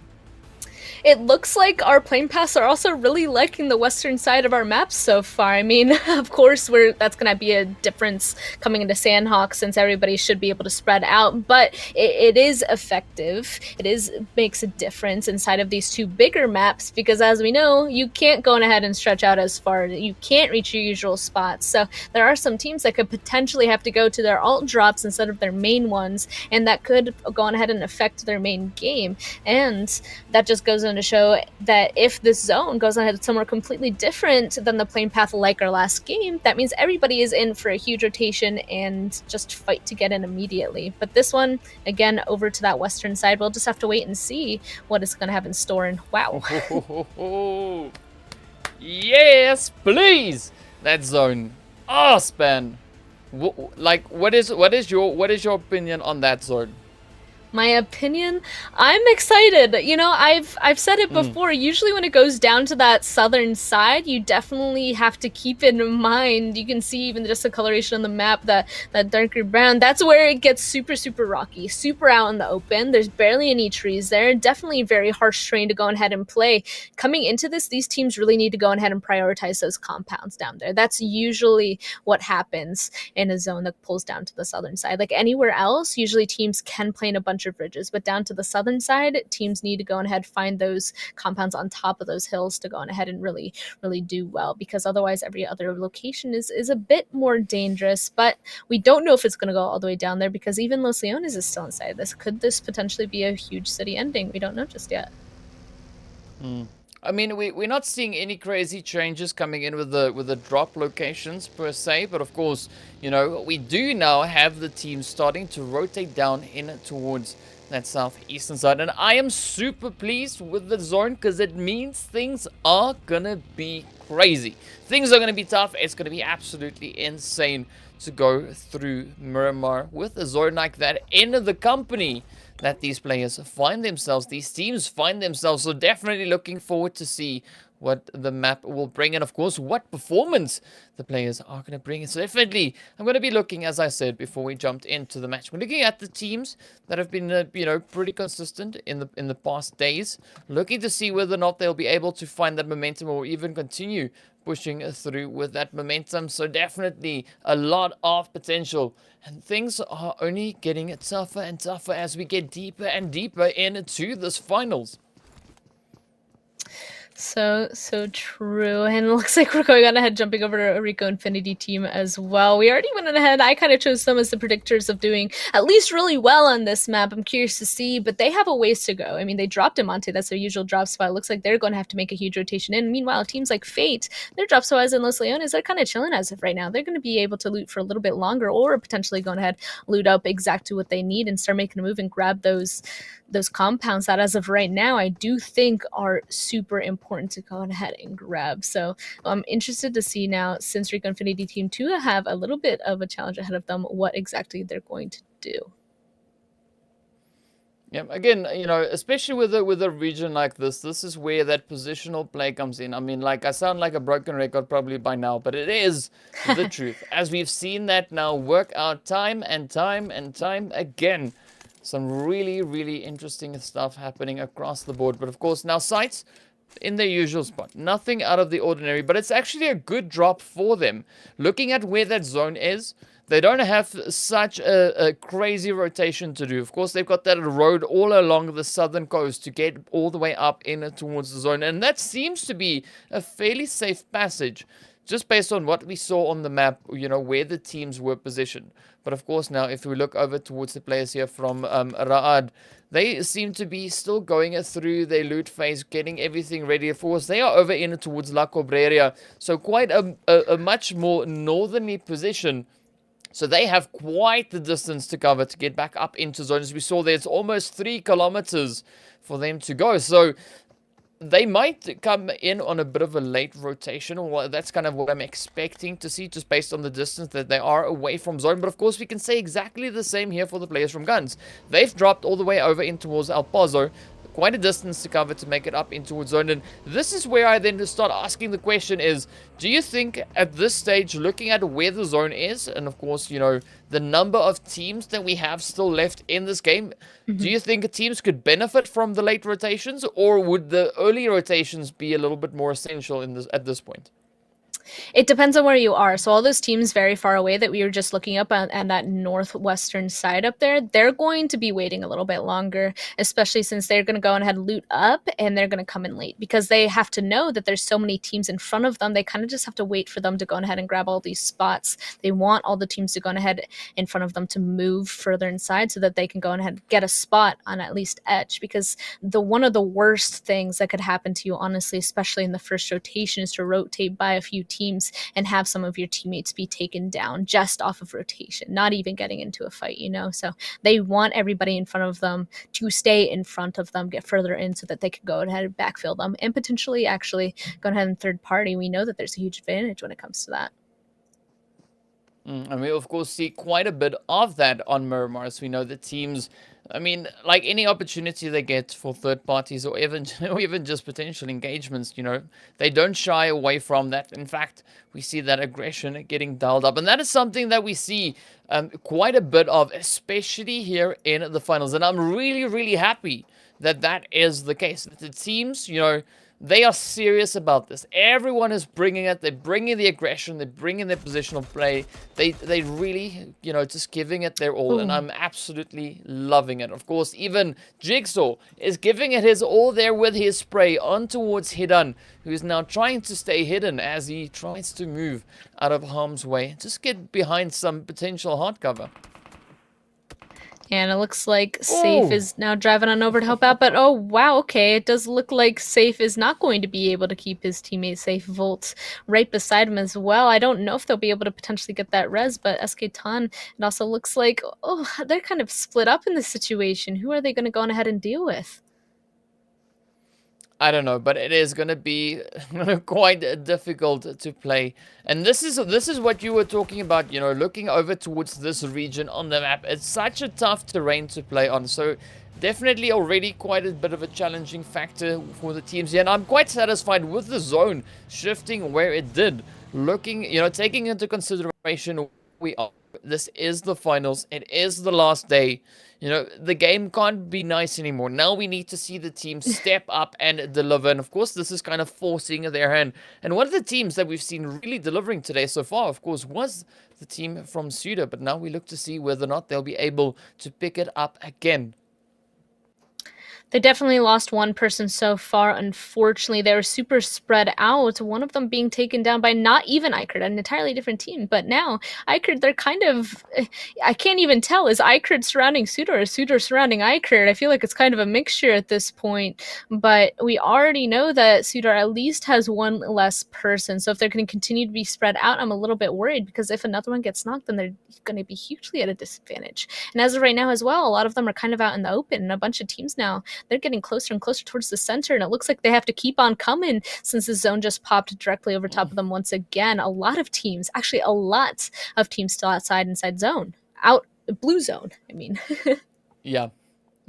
I mean, it's going to be interesting, definitely, to see how these teams are going to try and cope with that zone, because I mean, it doesn't really make sense to see those late rotations. Usually we see all the teams, you know, being able to kind of stay ahead of that zone a little bit more. So definitely an interesting play coming in from Raad, the snipers, HOTLINE, even Alpha. They just barely inside the zone. And of course, then the players from GUNZ coming in with that really wide rotation along that far western side. But of course, now as we jump over towards the players here from Galaxy Race, you can see them now moving up in towards the warehouse. They're just trying to set up that position. Of course, Falcons just a little bit over towards their northeastern position. So quite a few interesting you know, positional plays coming in once again. But now we look to see how this whole Last Leon setup will work in, you know, for the players from Falcons.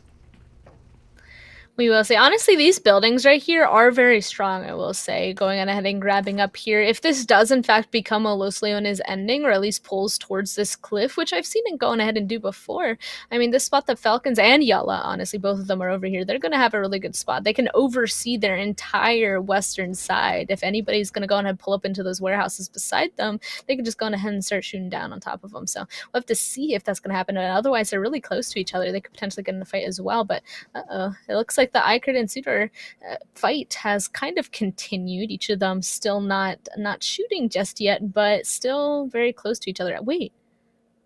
Oh, is it only SK Ton? Did the rest of SUDOR leave?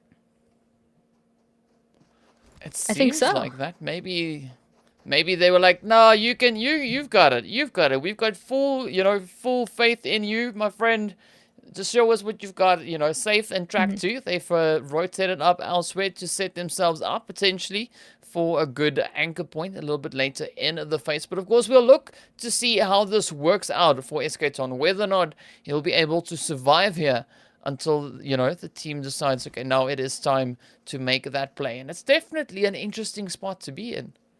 I think maybe he couldn't have left. I mean, he was the one that was actually in between a ton of the iKURD members, so maybe he couldn't leave. The rest of his team had to just leave him. Kind of now as a solo. He'll probably be able to make it to the rest of his team if he goes on ahead and leaves now, and realizing that the team around him is now not there anymore back inside the compound. But meanwhile, they're still further on that southern side. We're kind of jumping to Real Tiger 9 that's kind of closer to that north, from around that center position as well. They actually have a really good spot up here on top of that mountain, because also from up here, similar to the spots that the teams on the edge of Los Leones have, they have a huge overview of all the teams around them. The only concerning thing about this location is it's so big. So many teams could potentially go on ahead and contest them for it, and it's pretty much out in the open. A ton of teams would be able to participate from afar. It does look like, though, that we're still waiting on a bunch of teams to get further inside here.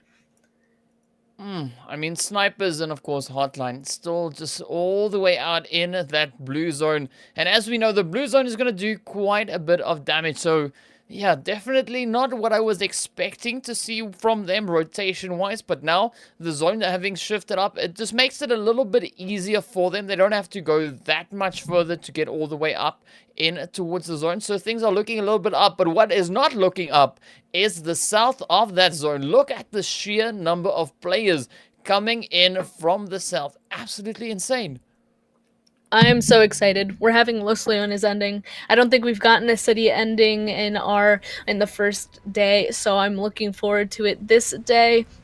This is where Real Tigers 9 position could really come into play up on top of that hill. So I'm curious to see how exactly it's gonna go on ahead and roll out. Meanwhile, everybody else that didn't have a spot inside zone, they're just gonna start absolutely sending it into the city. That's what you have to do. The city, it's interesting in that so many teams can go on ahead and pile in here and be right next to each other and not take a fight because of all the hard cover that's available to them. So I think we're about to see a ton of teams now inside of here.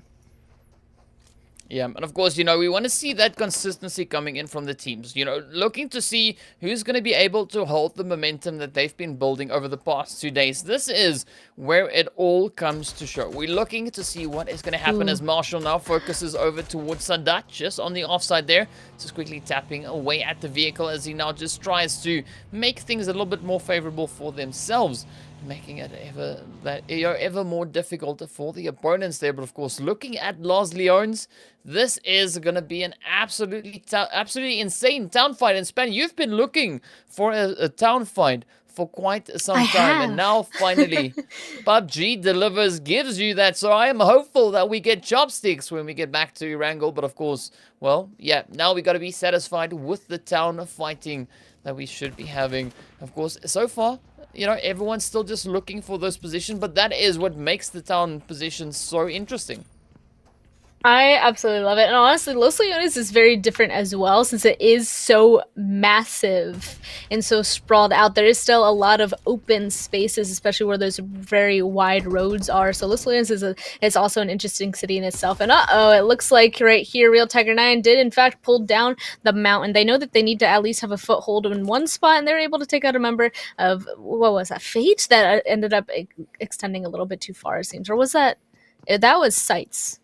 I have misspoken. SCYTES and Fate, They have a very similar color. So that was a member of SCYTES. Yeah, Razur, poor old Razur getting taken out there by Real Tiger 9. But a good position coming in here from Real Tiger, as you can see now. They just coming in with an interesting split. You could almost say it's a 2-1-1 split, but not really. They're just looking to improve that a little bit.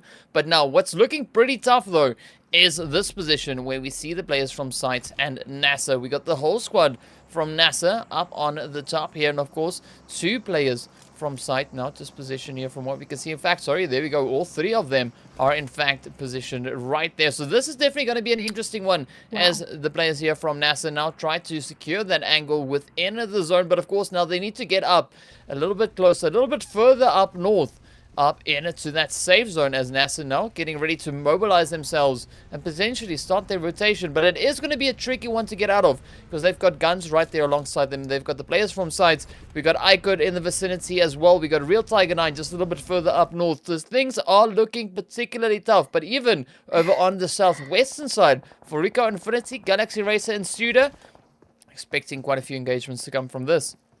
I mean, we even saw that new zone. It decided to pull up to that northeastern side. It ended up pulling so far away, but it looks like the fight is in fact starting. And oh my goodness, we didn't even have time to go on ahead and fully cover that. SUDOR Esports is going to find themselves eliminated. Galaxy Racer picking that up, and inside of zone, absolutely everyone just went on ahead and sent it once again. It looks like RTG, one of them being taken down as well over here, as everyone's just trying to find a new spot to play. Yeah, I mean, that was quite a bit of aggression coming in there from Galaxy Race. And, of course, we were expecting to see aggression coming in from all the teams here today. Now, of course, speaking of that aggression, the GUNZ already now stepping up here, putting the shots over towards everyone in the vicinity, taking any opportunity they have. Of course, you can see SCYTES now just trying to rotate up behind them and over towards that western side. Things are looking pretty tough, as we can see, of course, the hits coming through for the snipers. Ghost blowing up his teammates in the process, but Freak now here for GUNZ, keeping a very watchful eye on NASA just up ahead, as we can see Hassan trying to stay behind the hard cover up in the smoke. Of course, now Freak getting ready to push up a little bit further. He does that a bit of additional support, that extra bit of cover right up on the ridge, as you can see Lord now laying down the fire. But now as we move up in towards Los Leones, this is where things look pretty insane. Wow. I mean, 14 teams still in play, 49 players remain, and everyone is pretty much up here over in Los Leones. This is going to be absolutely crazy. And entirely not surprising. It's what happens. This is what city endings do. As so many teams are able to stay alive so far into this. I mean, this still is only 4th zone. This did pull kind of away. We could see a bunch of those plateaus and mountains up there on that northeastern side. So there is a potential that this won't go on ahead and pull back into there. But honestly, even if it does go up on top of that mountain up there, I wouldn't be surprised if the majority of the fighting still happened inside of here, because everybody's going to be having to run in the same direction. Nobody is really going to be able to make a free cross. So this is where we're going to see the bulk of the fighting now coming out of this. In this situation, I definitely want to not be inside the city at this point. I mean, we were asking for a challenging zone. We were asking for the teams to be challenged, to show us what they've got. And again, PUBG definitely delivered on this Miramar map. And this is going to be absolutely crazy fighting that we see coming in from the teams, of course, already, as the players here from Fate and iKURD now turn their attentions on to the side there of Real Tiger. The shots, of course, finding their way on through. We see Volt getting picked up in the process. Reef now just ahead of MJ there. This is so tricky to play. If you move up a little bit too far, you are in line of sight of a different player, a different team. So regardless of where you go, you have to be so careful now. Exactly. Yeah, that's why city endings are so scary, honestly. And it also looks like the zone is in fact going to go on ahead and pull away from it up towards those mountains, like I kind of maybe I cursed it that as well there. And it looks like GUNZ are the only team up on top of the mountains. If they're able to hold this out, everybody down below them are going to get in a huge fight. This is looking really good for GUNZ if they're able to hold it. But we can see RTG up there on the northern side might make a rotation up into them. But everybody else inside that city, as of right now, they're just going to be funneling straight into each other. A ton of teams are about to go ahead and be eliminated. I mean, this is that chain fighting that we usually see coming in on Sanhok. Now it is happening on Miramar. What is going on? But of course, this makes it so exciting. As you can see, of course, Ida picking up the shots there on towards last from Falcon. Of course, RICO Infinity losing one of their players down in the blue zone. Prestige getting sent right on back. But now we see a continuation of the aggression from everybody in the zone. Nades getting cooked up, shots flying back and forth. Everyone going to town right here in the town of Los Leones. YaLLa comes strafing into that one. Picks up the players from Falcons as Bomba gets sent back into the lobby. But of course, this western side of the zone is still looking so heavily congested. Everyone just waiting to make their play, looking for that opportunity, looking for that opening to try and better their position. And of course, also looking to pick up those points. And it looks like Fate so far has somehow been able to keep all 4 members up just inside. I doubt that they're going to leave their building anytime soon, since they do have a position. They're just going to wait until this next zone pops before they're really going to get involved unless they see an opportunity present itself. But everybody else, I believe, is suffering some losses, so they're going to be able to keep a few up. I do think some people on the northern side also have 4 up, actually, taking a look at it. But usually what also happens, we're probably going to see a bunch of teams start being broken on up, or at least losing 1 or 2 members. As of right now, though, it still looks like we have 39 people alive, which is a lot more, honestly, than I expected. But it seems like everybody is kind of able to just shove themselves in there somehow, but not for long, because this next zone is about to show itself again. Man, it is going to be pretty hairy. This looks like a final zone almost, just based on the amount of action, the amount of chaos we've seen coming in so far. But of course, it is far from over. We're only in the 5th phase, heading up in towards the 6th phase now, as we of course now look to see what the teams are going to be doing. And of course, so many utils finding their way on through as Ramp is cooking it up, sending it over in towards Marco, but Marco seals the fate there for surprise. Here we see Ramp now pushing up. Oh, but Marco just moving in and out, strafing back and forth, ducking and weaving bullets. Will he be able to pick it up? Yes, indeed he does. Seals the fate for Real Tiger, sending them back. And of course, here we go now. YaLLa sending up on towards Fate. As you can see, Laith now getting knocked out in the process as Bandar comes rushing into the warehouse. Up comes Powerful, up comes Bandar, up comes Yamaz. Everyone comes rushing in, of course, just putting in the shots, eliminating the players from Rad. This is just getting hotter and hotter as we move on through.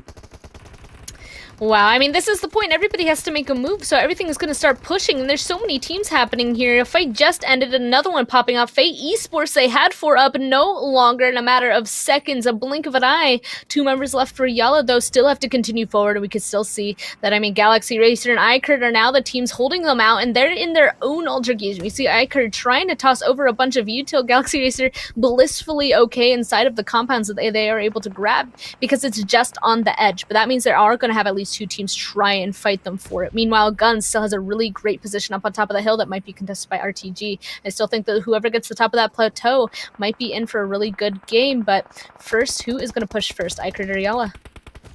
Oh, it's going to be pretty close. I can tell you that. But of course, now RICO Infinity get eliminated. The utils finding their way on through from the hand there of Galaxy Racer up in towards the players here of iKURD. And of course, YaLLa still looking to make that play on the warehouse. So we got Alpha just holding up. I wouldn't be surprised if that positional play for GUNZ works out in their favor. We've said this before, and I'll say it again. Positional play is absolutely essential, especially going up against these teams. It is looking to be a pretty hairy fight. And of course, we got 7 teams still remaining. The West is still heavily congested as everyone is trying to make their play. El Chapo sends one up. GUNZ comes rushing in. Of course, sealing the fate there for the players from RTG. Back they go. They're ready for Sanhok map, but of course now 6 teams remain.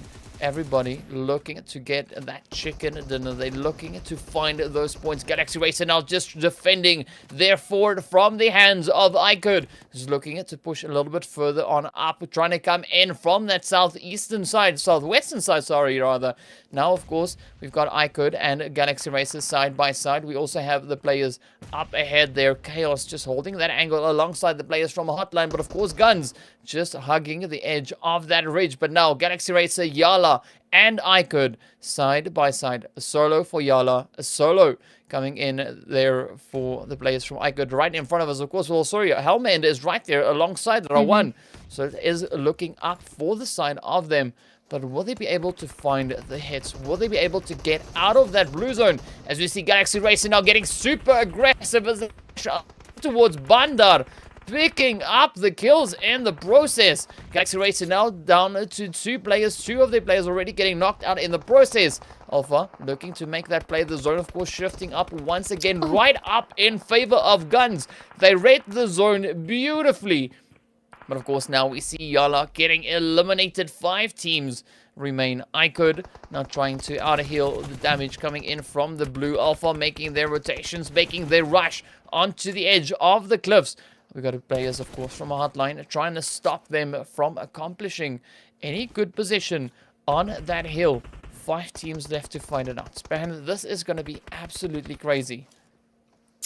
I mean, honestly, I had said it. I was just like, whoever's going to go on ahead and win the top of that plateau, they're going to be in a beautiful position. It's between RTG and GUNZ. GUNZ going on ahead and winning that team fight for themselves. So I wouldn't be surprised to see if they're going to go on ahead and take this for themselves. But Alpha Legends now being able to move up so close directly underneath them, cutting off those lines of sight, they could potentially go on ahead and be a little bit of a thorn in their side. We're going to have to see. Raouf, actually, I'm a little bit worried for him. Is he a little bit too pushed out? Will somebody else be able to get involved? But it looks like iKURD is going to go on ahead and be taken out. Everybody else now are, in fact, underneath them. I think it's just really coming down to this last zone where it's going to pull to who will have the advantage in this situation. Is it going to pull to the top, in which I don't know if Alpha Legends will be able to make it up there, or will it go down to the bottom? In that case, GUNZ, they're going to have to start jumping on down and getting in a fight. Yeah, I mean, Alpha, they were looking pretty good coming into this phase, still sitting on all 4 players now, of course, being reduced down to 3. You can see Hamodi trying to get the shots up in towards SCYTES, picks it up in the process. But of course, now looking to make Alpha down only to 2 players as SCYTES is now also getting knocked out in the process. Down he goes. Oh, Alpha, what just happened? They hold on. Oh, it is so close. Oh, GUNZ, what a play. Come rushing on in. Just closing up the door right there, just sealing the fate, and of course, that was absolutely insane. Of course, HOTLINE Molto making that last little rush there for the team, as we could see him succumbing to the blue zone. But what an absolutely phenomenal play that was coming in from the GUN team. Absolutely insane stuff. I do not disagree, and being able to get those knocks and know exactly how many people were left, they just decided to be aggressive, go on ahead, push down the hill when they could, and just take the rest of them out. But we'll be able to see how many points exactly they were able to pick up after a short break with those game stats. Be right back.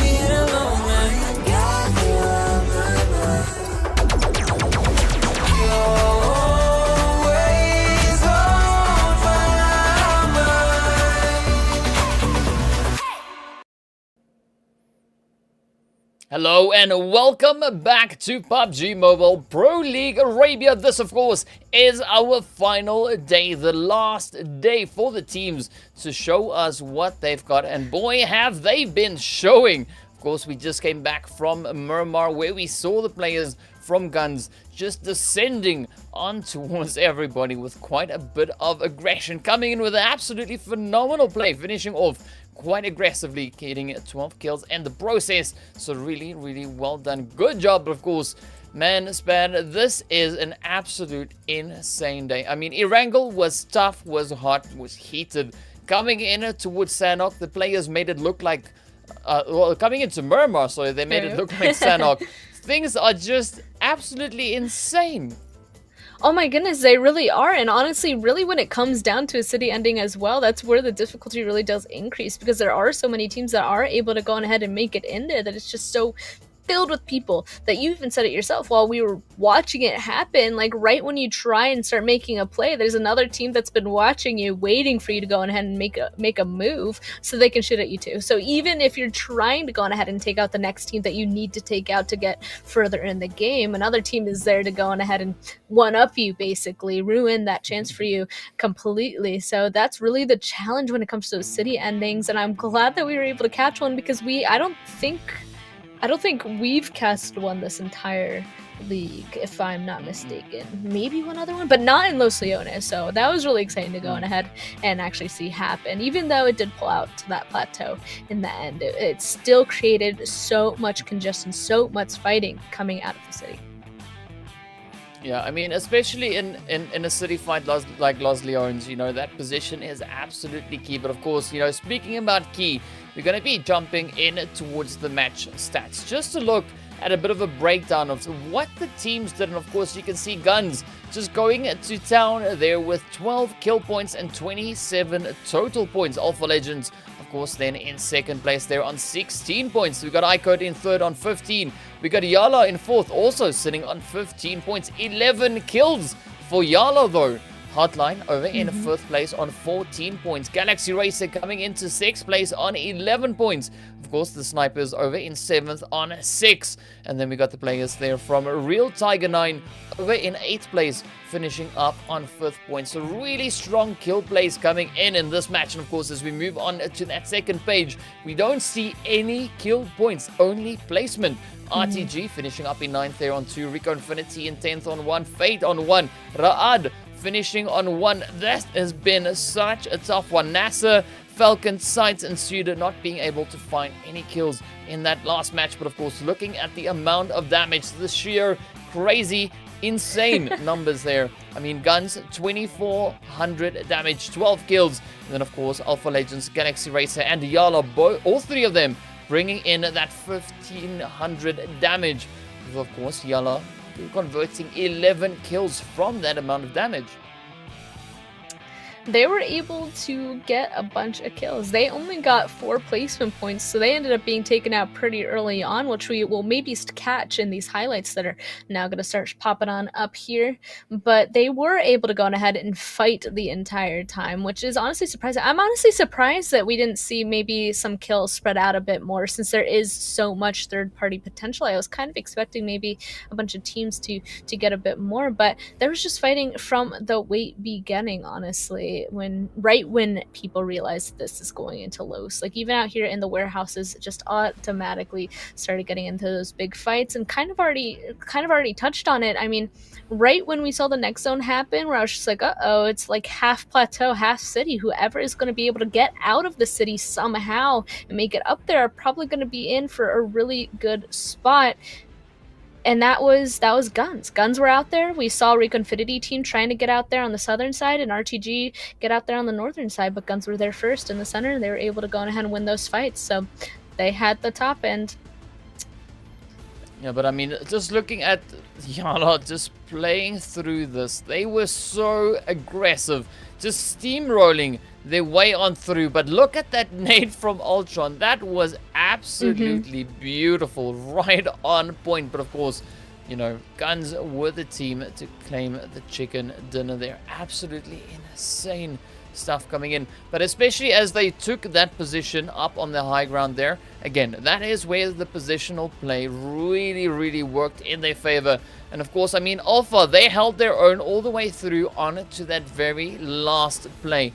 But the way that we saw the players from GUNZ just ascending down on towards them, this rush that we see coming in, the full squad from Alpha stepping on in, all 4 players full sending in towards that. I mean, just look at the stats here for GUNZ. Quite a bit of damage being brought in, but of course, Lord standing out in that one on 812 damage, 6 kills, and then of course the 4 knocks finding their way on through. Absolutely insane plays. I mean, GUNZ, that is kind of what we know them for. That kind of gameplay, that like aggressive play. I mean, over Super Weekends, we've seen them, you know, bring in so many kills. And of course, it's good to see them bringing that back once again on this final day. Yes, the first day of finals, we talked about like where's GUNZ. We haven't really seen them. Yesterday, we obviously weren't casting them, but we were watching them. They were coming on back, and then today, yeah, it looks like they went on ahead and were able to figure it out for that game. And we still have 4 more games left to see if they will continue to go on ahead and do so, because they were so strong in the Super Week, and we thought it was kind of going to be a little bit of a slide, but exciting to see that it's not, and also interesting to see kind of that development, figuring out the rest of these teams now inside of finals. There is a new level. I think everybody is in fact playing a tiny bit differently, and that's why we've been seeing some of these teams having to make adjustments. I mean, it's still a pretty neck in neck fight, but of course that is why, you know, I'm so excited to get in towards the Sanhok map, right? So this is where the teams can really make quite a considerable change, you know, as they have that opportunity to get overly aggressive, even more than they've already been on Erangel and Miramar, right? We've seen that come in, the teams just stepping up to the plate, delivering time and time again. And I'm pretty curious to see who is going to be the team to claim the chicken once we get up in towards Sanhok. But of course, you know, we are going to be looking towards, you know, just to see what will be coming in. I mean, so much potential. Such a journey. I mean, the teams have accomplished so much. I mean, by the end of today, they've played just over 90 games. That is a lot. That is a lot when you think about it. I mean, these teams probably, I mean, they feel it. All these players, this has been a very long league. They have been working up to this entire time. These are the games that are really going to go on ahead and super matter in the end. So they definitely are feeling it coming into this, and they I mean, we already talked about it. They know the weight coming into this. They know the mentality. I'm hoping that they're more on that strong side of the mentality, but I'm kind of curious if the nerves are coming into play. But as of right now, I haven't quite seen any. Well, I can tell you the excitement is definitely here, and of course the adrenaline. I'm pretty sure the players are feeling that adrenaline rush as they get closer and closer to the last match. Of course, I think it's something that kind of builds itself up, but the important part, of course, here is that the players need to try and remain as calm and as cool, collected as they possibly can. And in fact, it seems to be kind of the thing of the day. The players seem still to be pretty relaxed. In fact, it seems like they've got their focus right on point. We're seeing those gameplays come through. You know, some really good decisions on the rotation, some really quick reactions when it comes to those reflexes on the shots. Everything seems so dialed in today, and it's absolutely amazing to see that. Yes, even these last 2 games, they were so the players, I mean, we saw it ourselves. Even the solos, they know exactly what they need to be doing. It seems like a lot of these guys are really on point today. So, and that's only after 2 games. Only 2 games have gone by, and I'm just like, I'm itching for that overall leaderboard to actually go on ahead and show itself, because we talked about how close everybody was. Like, really, one good game could go on ahead and do it, and we've already seen some pretty good gameplay coming out from a bunch of teams that I think that already our leaderboard is pretty different. But obviously we're still waiting for this to go ahead and be ready, so not quite yet, but 4 games still left. That's like, it seems like so many games to go ahead and make it further, but not a lot at all at the same time. I'm sure the players are definitely feeling that even more so than what I'm feeling, but so far, amazing gameplay. Yeah, you said it yourself. So going into Sanhok, I mean, I do have some expectations or hopes, I guess, coming into it. I'm really interested to see usually what we've been seeing out of it, which is a ton of team fights, chain fighting. Especially, I feel like first day of finals are really, really intense, and I'm hoping to have that continue. Yeah, but of course, you know, another thing also to take into consideration that this is the marathon, right? So we need to see that kind of pacing come on in, and I'm hoping that the kind of momentum, the kind of play that we've been seeing from the teams, that is an indication of, you know, what to expect as we move on forward.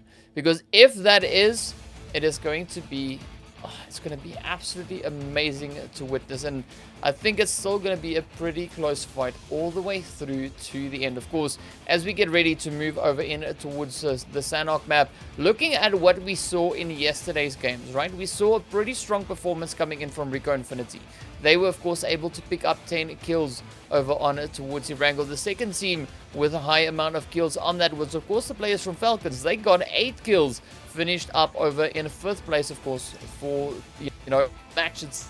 So definitely looking to see how the teams are going to hold their own, how they're going to perform as we get up in towards Miramar.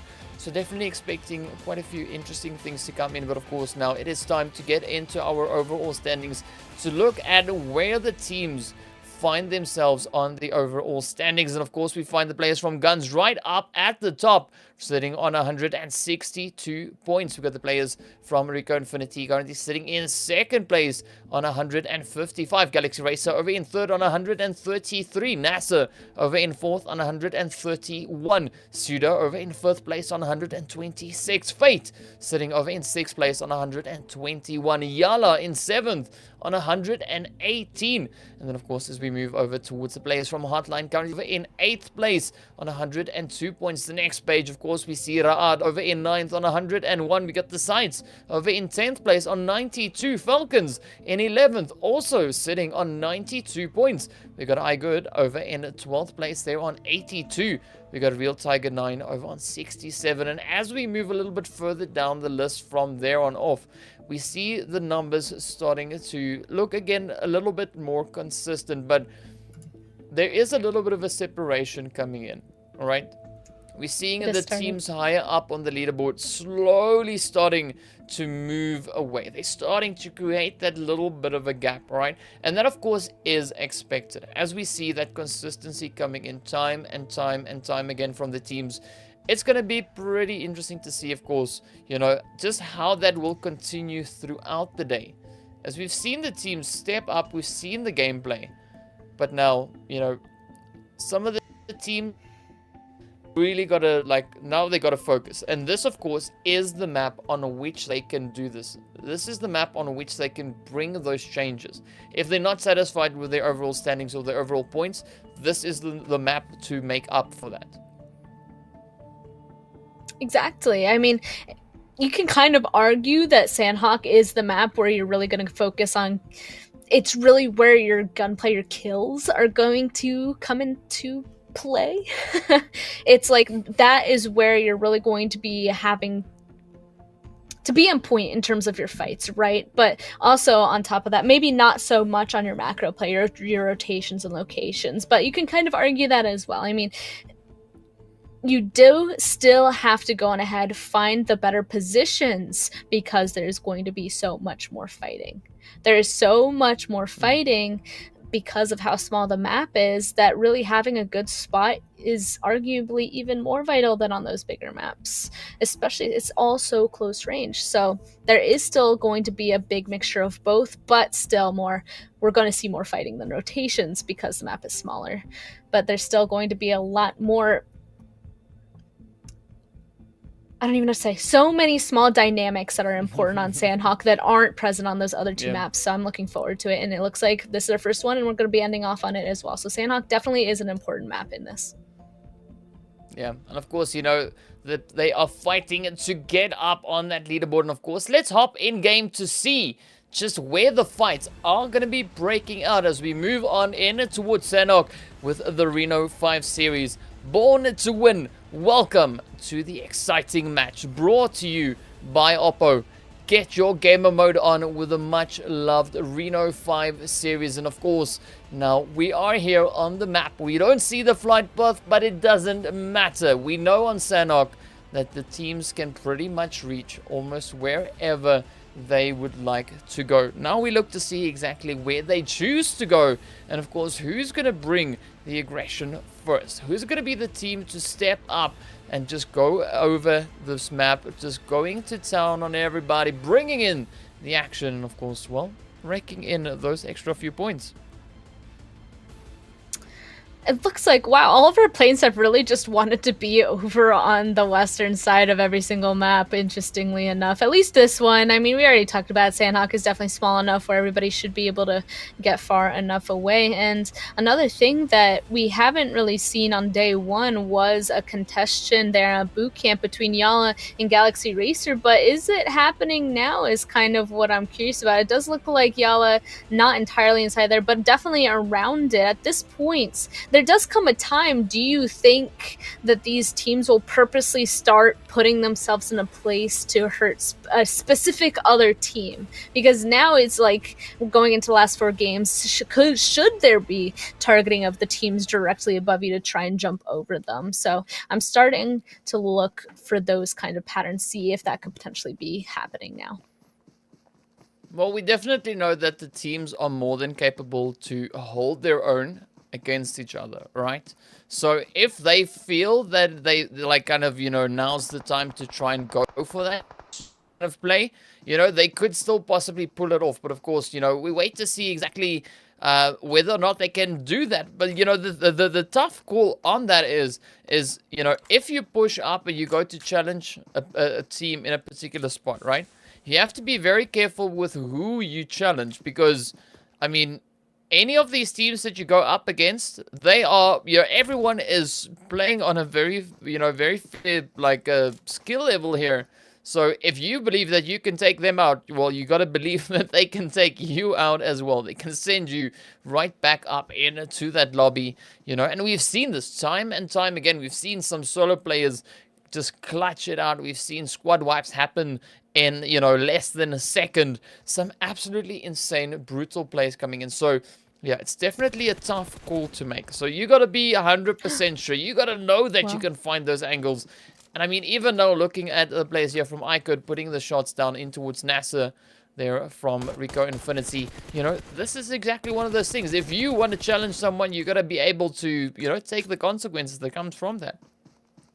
And I believe we saw this the last Sanhok game of day one as well. I mean, RICO Infinity team identified that iKURD drops directly above them, and they just started pushing them. So I guess the question I asked just moments ago is in fact already had started coming true, right? They do know that a team drops directly above them. That is an opportunity for them to be aggressive on it. They usually know their usual positioning up here. So if RICO Infinity team can use that knowledge to their advantage, they're obviously going to go ahead and take it, because at this point, I mean, all the points matter.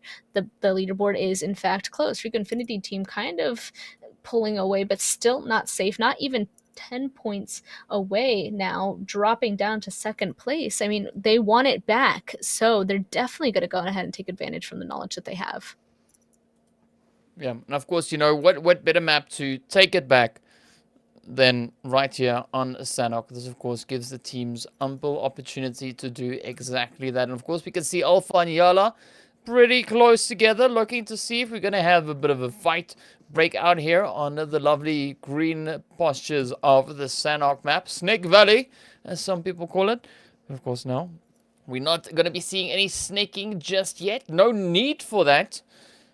Definitely expecting quite a few interesting third-party shots coming in, especially as we are in these early few phases and the teams aren't particularly close. Not a hot dropping per se, but they are still particularly close. You can see, of course, the players there from Galaxy Racing keeping a very watchful eye up onto the hill, where we know the team from iKURD, of course, were positioned as they now too start to make their way over towards that eastern side. So definitely, looking to see where the teams are going to try and rotate up and who's going to try and set themselves up for the coming phase. Does look like iKURD is going to be able to go on ahead and make a rotation away. So I guess RICO Infinity team isn't really going to be able to chase them in this scenario. They couldn't get those kills, and they're not being super aggressive. iKURD being able to make a rotation away, already kind of scouting out Galaxy Racer as well. Usually, I mean, we've seen them how many times going ahead, go to that compound on the very top of the hill and just start taking shots at the people inside of boot camp. But this time, they're not going to be able to do that. They're having to go ahead and leave, especially because, I mean, it could be a bit more dangerous, especially where this zone went ahead and pulled to.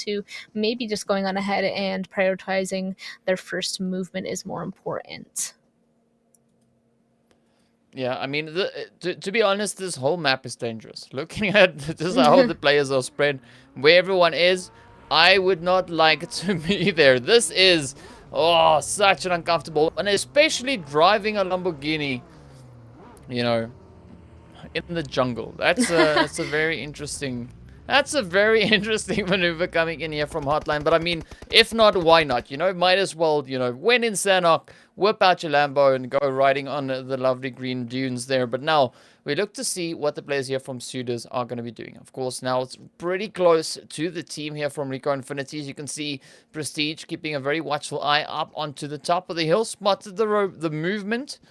But of course now, well, Painan, as we know, could at times be a pretty hot spot. And it could sometimes also be a highly contested area.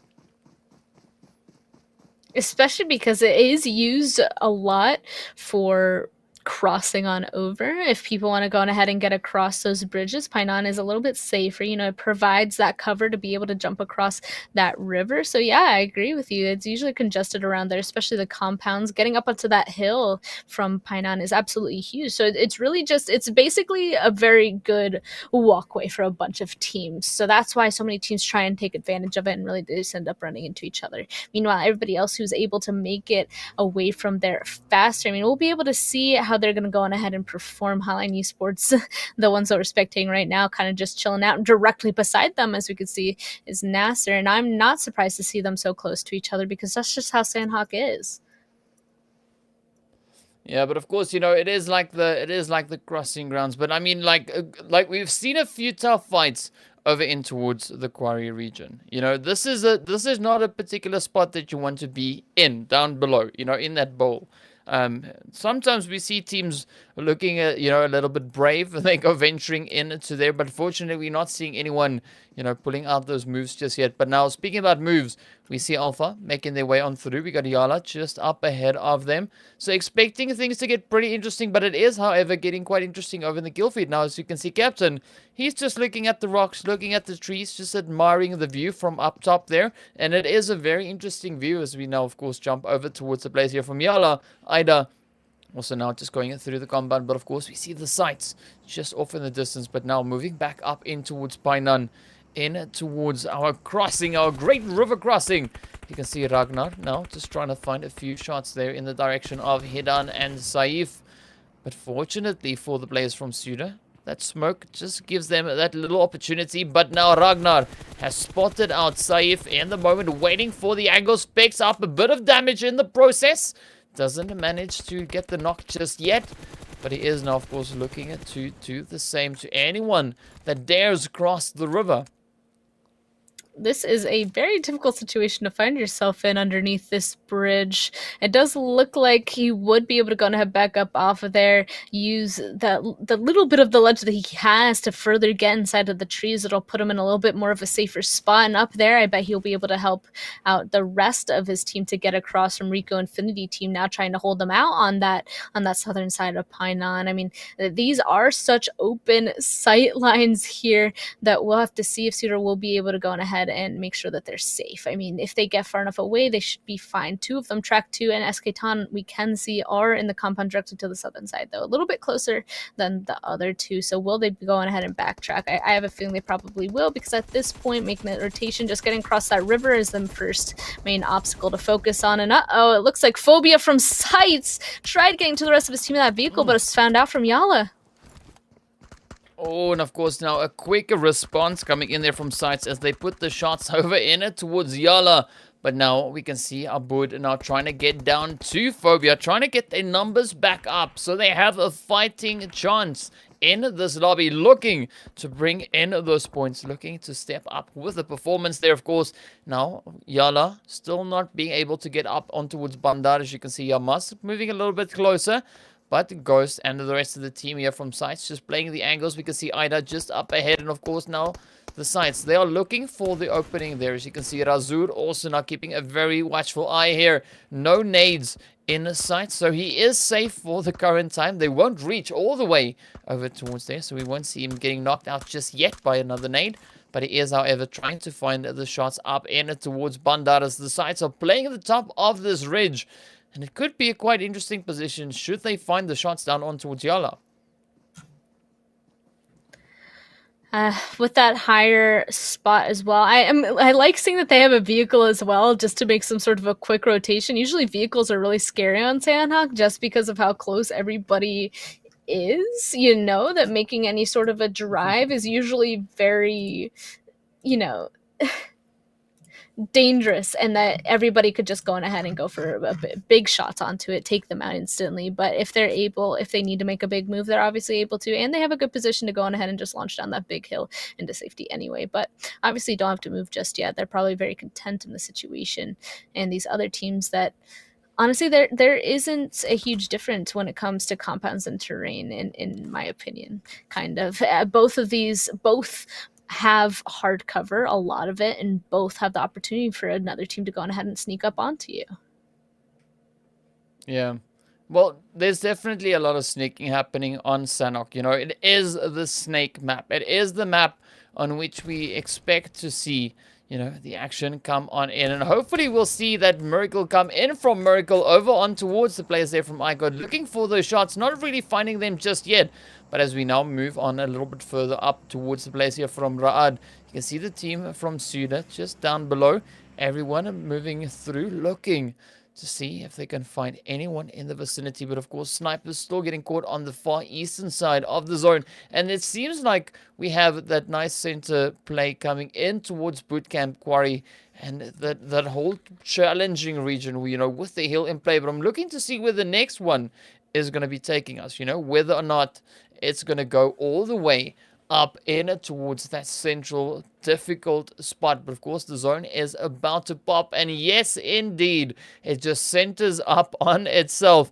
Oh, so many teams already really well positioned within the zone. But now I'm curious to see if anyone's going to try and move up and improve their positions.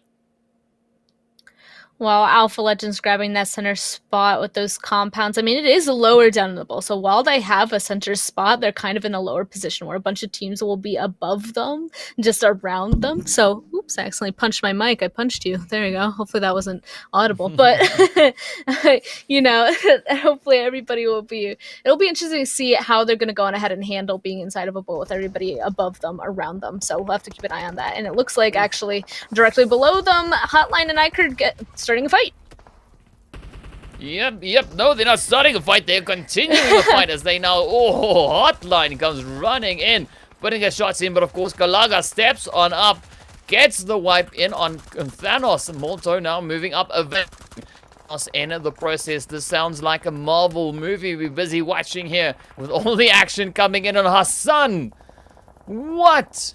Sneaks in the third party, picking up HOTLINE. Absolutely crazy plays coming in there. Of course, I mean, that was such a difficult shot to make. Just at that range, beautifully done. But of course, now we look to see what is going to happen. iKURD not out of danger zone just yet. We got the players there from Alpha just up ahead of them. But now iKURD has been reduced down to 2 players. So things are going to be pretty tough for them. But of course, now we got the players from Falcons just up ahead of Alpha. Falcons sitting on 3. Oh, here we go now. Never alone. Just trying to clear the building. No one in there, however.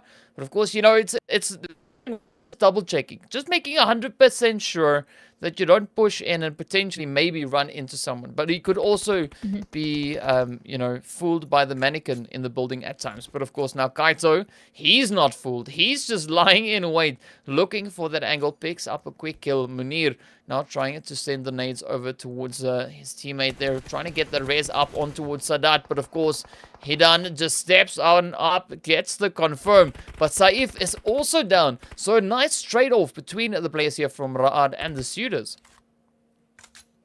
It also looks like SUDORs might be in a little bit more of a sticky situation down on the southern side of this hill. I mean, if they somehow can make some sort of rotation, they may have some cover. We can see the smokes coming on out. That's a great usage of smoke. Safe, very low HP, though. It looks like they're definitely going to have a difficult time. And Alpha Legends, they had this spot for a while now, and Falcons kind of took their own compound. And uh-oh, a nade almost going to go on ahead and blow up him and his teammate for Falcons' side. But they want this spot for themselves. Which team is going to win it? Alpha really trying as they move on in.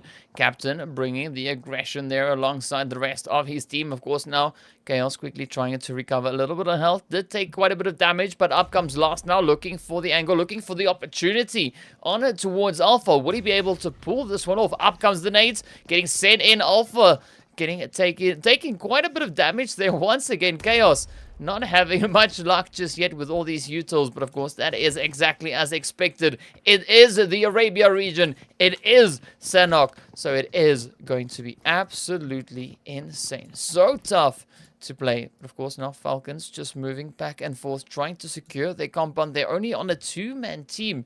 Because the players from RTG not too far away. So that potential threat is still there. We got the sites also just up on the hill. So now this is where Alpha needs to be super, super careful. Falcons also not just feeding the heat, building the action. Oh, just also getting there. The nades flying up. As you can see, Captain being relentless in his efforts with the nades. Looking for the damage, looking for that opening onto the side of Falcon. But of course, you know, Falcons, they're not budging. They're just holding on. They're like, you know, I'm going to stay and wait for that opening. Not going to give you any of those kills. If you want it, you have to come and get it. And of course, now, one of the teams we see trying that as well is the players here from Fate as they step up with the shots on it towards the snipers. Insane shots in from Reef coming here. Really, really beautiful show. That was a nice spotting of that enemy team. They're nice 2 knocks. And yeah, now they can go on ahead and continue on with their rotation, getting inside of the zone. We could see even over here, snipers being able to get some of these reses, though. It looks like they're going to be able to continue on inside right behind the team that had previously gotten a knock onto 2 of them, but no definitive kills so far. So that fighting over there on the eastern side is in fact going to continue. Meanwhile, we can see even more people just trying to get in towards the edges of this next zone. It looks like there's now a bunch of fights ahead of us. GUNZ now running up onto RICO Infinity team, and in front of them are 2 entirely different teams as well. So we'll just have to see what actually is going to happen. But GUNZ definitely have to start making a push towards RICO Infinity team. I think this fight might be absolutely... I think it has to happen. I don't know if they're going to be able to get out of this one. Oh, well, RICO Infinity will definitely not get out of that one as Qtel gets hit with a third party from behind. Insane plays coming in, of course. That is absolutely beautiful stuff. But here we see the players from Alpha deciding to make the play on to the Falcons, sending them right back up into that lobby. Of course, the players there from RICO Infinity also getting sent right on back. But now, GUNZ are moving a little bit further forward, trying to get that angle. They've already taken out the players from RICO Infinity. Now, will they look to repeat that on to the side of any of the other teams? Of course, now it seems like they're focusing their attention onto the players here from the real Tiger 9 as we see them positioned on the western side of the zone, right there on the edge. Jigsaw now getting caught in a bit of a tricky spot. I mean, if he moves up he could get spotted from either side. We've got so many teams in the vicinity. Galaxy Race, of course, also right there up on the hill. Ra'ad moving in from that eastern side. The pressure is mounting. The positions are getting more difficult to play. But, of course, you can see a few shots flying up in towards Faith just off in the distance. Real Tiger 9 puts the shots now up in towards Raouf as Jigsaw finds the hits. Oh, freak. Now also succumbing to the hits. Wow. Insane shots there from Jigsaw. Wow, putting that puzzle together, just sending it over. Really insane play. Wow, just real Tiger 9. I mean, I was looking at this. The zone pulled over towards that western side, and really only a few teams can play up on top of that hill. So Frags, Orad, RT9, Galaxy Racer, Fate, they're all going to have to push up and fight on top of that hill and see who's going to win it. Like maybe max 2 or 3 teams. But yeah, real Tiger 9 all the way at the top already. They're just able to look on down and potentially hold GUNZ out. So this is huge for them. Hopefully, they'll be able to go on ahead and keep attention to their northern side as well to hold out those teams up there as well. Wow, this is just insane stuff. Real Tiger 9 is stepping up. Wow.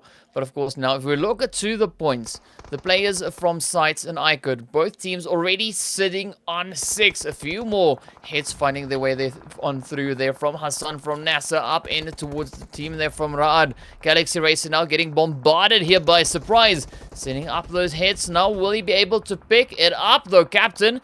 Getting a little bit of damage, finding its way towards him. The players there from RTG also just on the opposite end of the hill. Surprise sending that nade up into the tree. Not really going where it had hoped. But of course, well, it is what it is.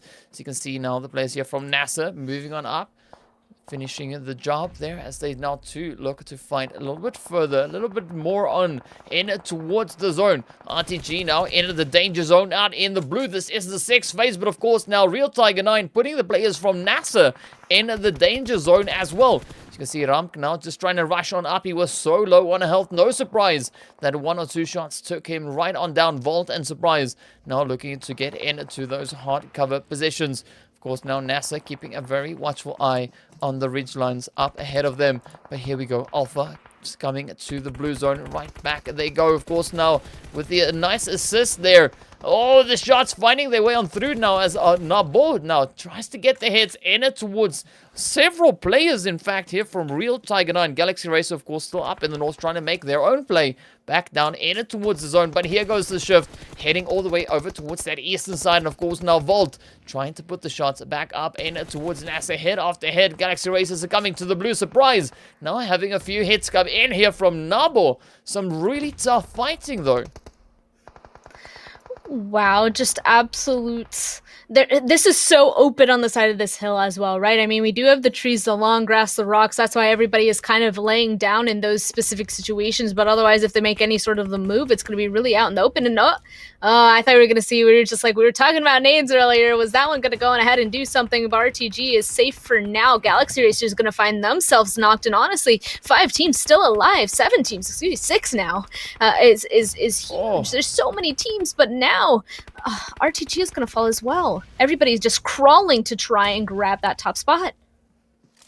Yeah, this zone is absolutely brutal. Just looking at the positioning of the players, where everyone is scattered throughout the zone, it's going to be a particularly tough one to play. But of course, now NASR looking to make a play down in the south as they turn their attentions over towards Real Tiger. But Real Tiger has got their eyes set on them as Vault steps up, picking up several kills and confirms along the way. Miracle, of course, being one of those players.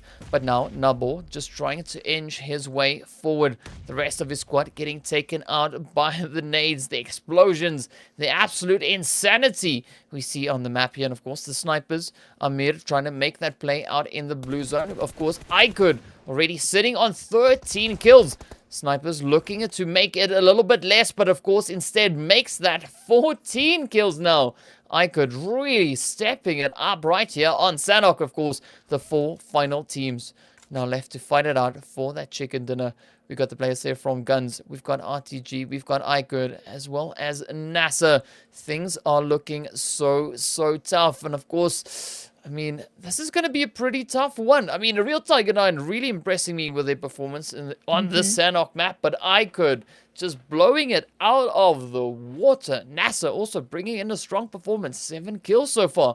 But now we look to see who will be the one to claim that chicken dinner. Of course, 3 of our 4 teams positioned right here within the zone. Of course, now NASR meeting their end there as they get sent on over towards the lobby. Now it is the 3 final teams left to fight it out. It is, of course, Real Tiger and iKURD end zone with the addition of Lord GUNZ all the way out in the blue, trying to get that heal strat going. And, of course, GUNZ now succumb to the blue zone. It is now between Ramp Vault as well as Kalaga. The final 3 players, 2 players for the side of Real Tiger, and our solo Lone Ranger coming in there for iKURD Kalaga. Will he be able to hold his own against a 2-man team? This is going to be so clutch to watch. Oh, I was going to say he's going to need to take this as 1v1s, and he spotted out one, but no! Too low HP, and he goes out. So, oh, well, you already called it. Really impressive performance coming through from RT9 there. Yeah, really fantastic stuff. But of course, we're going to be back after a short break, and we'll get into the nitty-gritty stuff of that match. Absolutely insane stuff. But see you guys after the break.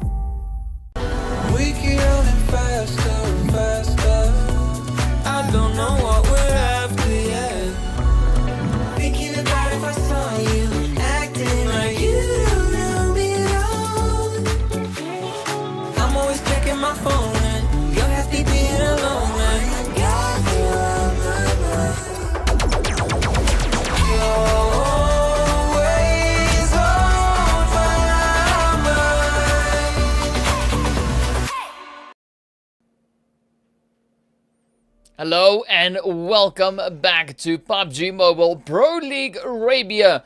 This, of course, is the final day where we see the teams going absolutely insane. And what a crazy play we just had coming back from Sanhok. Insane stuff, of course. Real Tiger 9 finishing off with the chicken dinner there. Absolutely beautiful play. 2v1.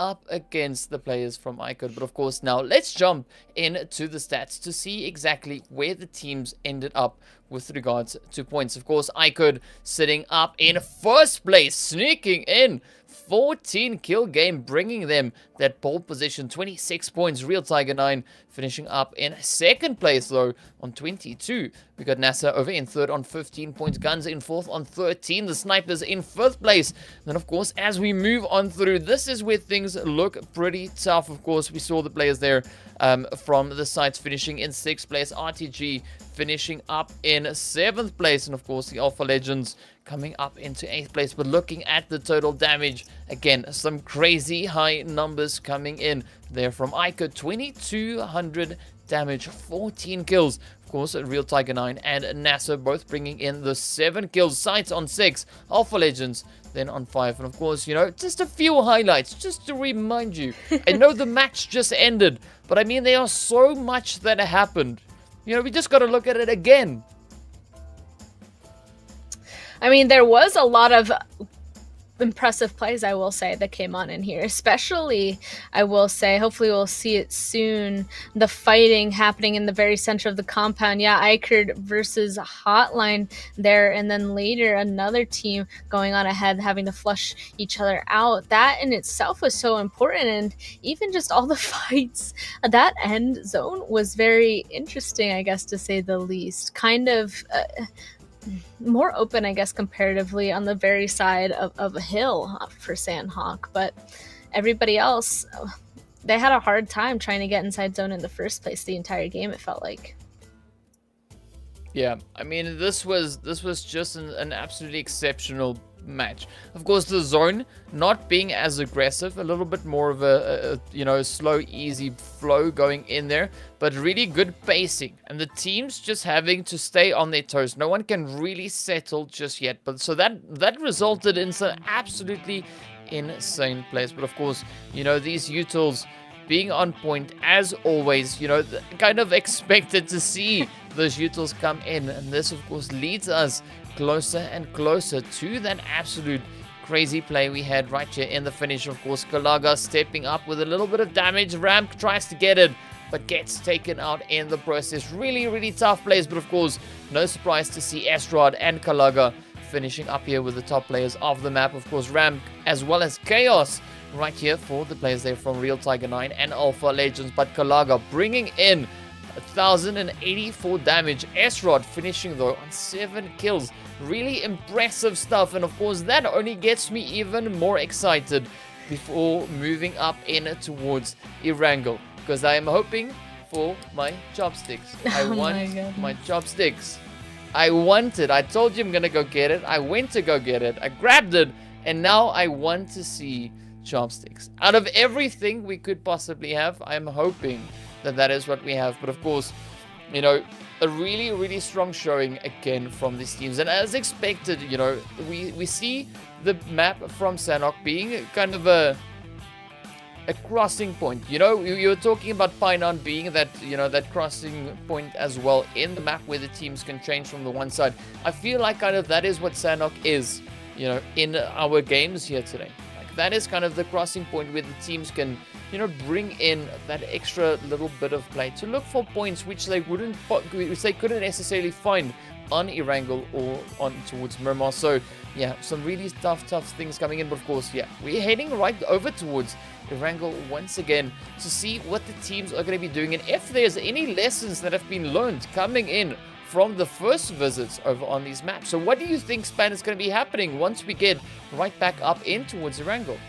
You know, I mean, I kind of hinted at it, I believe, last game, or maybe Miramar, can't quite remember, but we're officially crossed the halfway mark of today's games, right? We only have 3 games left. This really is where figuring out maybe if the usual style isn't working, or if it is working but the people above you, theirs is also working, being consistent and getting points and there's no jumping happening, that maybe they're going to have to try and take a little bit more drastic measures. Not quite sure. But if we are going to see that, it would happen within these next 3 games. So going into Erangel, I mean, you kind of already said it. We've already had 3 of the maps already. So hopefully coming into these last 3, maybe they'll have some sort of an idea from the previous maps that already happened of what to expect coming into this one. But also, will there be another layer on top of their usual gameplay? I'm not quite sure. So I would usually say I'm looking still for some consistency coming in through the usual consistent teams, but also we might see something interesting happening. Not quite sure. Yeah, well, aside from it marking the halfway point for us here today, this also marks the point in which, 90 games have been played up to this point. Right, 90 games. When they finish today, it's 93 games later. So quite a long journey these teams have been going through. Well, not every team has played all 93 games, obviously. But of course, it's just still interesting to think of the sheer number of matches we've been going through in this tournament and what the teams have been going through to make it all the way here. But of course, if we look at our games yesterday, right? Looking onto the second visit on Erangel, we of course had the players from GUNZ, Fate, and HOTLINE finishing strong. GUNZ bringing in a 22 kill game. Really phenomenal gameplay there. Fate, of course, finishing off on 13 kills in that one there. And it's really tough to imagine such a high number of kills. I mean, that is, 35 kills just between 2 teams. That is, again, half the lobby. I mean, if we look back to the first day, we saw the players from Real Tiger 9 finishing up in pole position on 9 kills. We had the players from YaLLa finishing in second on 8. And then, of course, the Falcons coming in with 10. So already, such a considerable change just from day 1 to day 2. And already throughout day 3, the last day, the teams have just upped the ante. They've just upped the level. And it's so interesting to get into this 4th match to see exactly what they will be delivering. I cannot wait. And yeah, I mean, I guess you got your chopsticks. Maybe it'll be a little bit of a, I don't even know what to call it, premonition, a little bit of a hope. Maybe it's the offering to the PUBG, the PUBG devs, whatever you want to call them, to potentially pull that circle over towards there. I know we really want to see the end circle there, so maybe it could potentially happen. So maybe I'll also put that on my list of what to hopefully expect. But yeah, I mean, you said everything else absolutely perfectly to these last few games. I mean, going into it, this is exactly what they've been waiting for. This is exactly what they have been playing these past 90 games for. And coming into this, like at this point, there are some teams. I mean, we'll look at the overall shortly and see just how far these teams really have to work inside of these last 3 games to continue to potentially jump into those top 5 spots. But it really does come down to this. There are still a lot of teams that are really close to each other. So they're really going to start having to play. They already are playing their hearts out, but they really have to really start playing. But what's also interesting to think of, which I'll get into right after the overall results, as we move in to see what the teams have done. Of course, 15 matches down, only 3 more to go. GUNZ already sitting on 2 chicken dinners and 177 points. RICO Infinity on 3 chickens, sitting on 155. NASR over in 3rd on 146.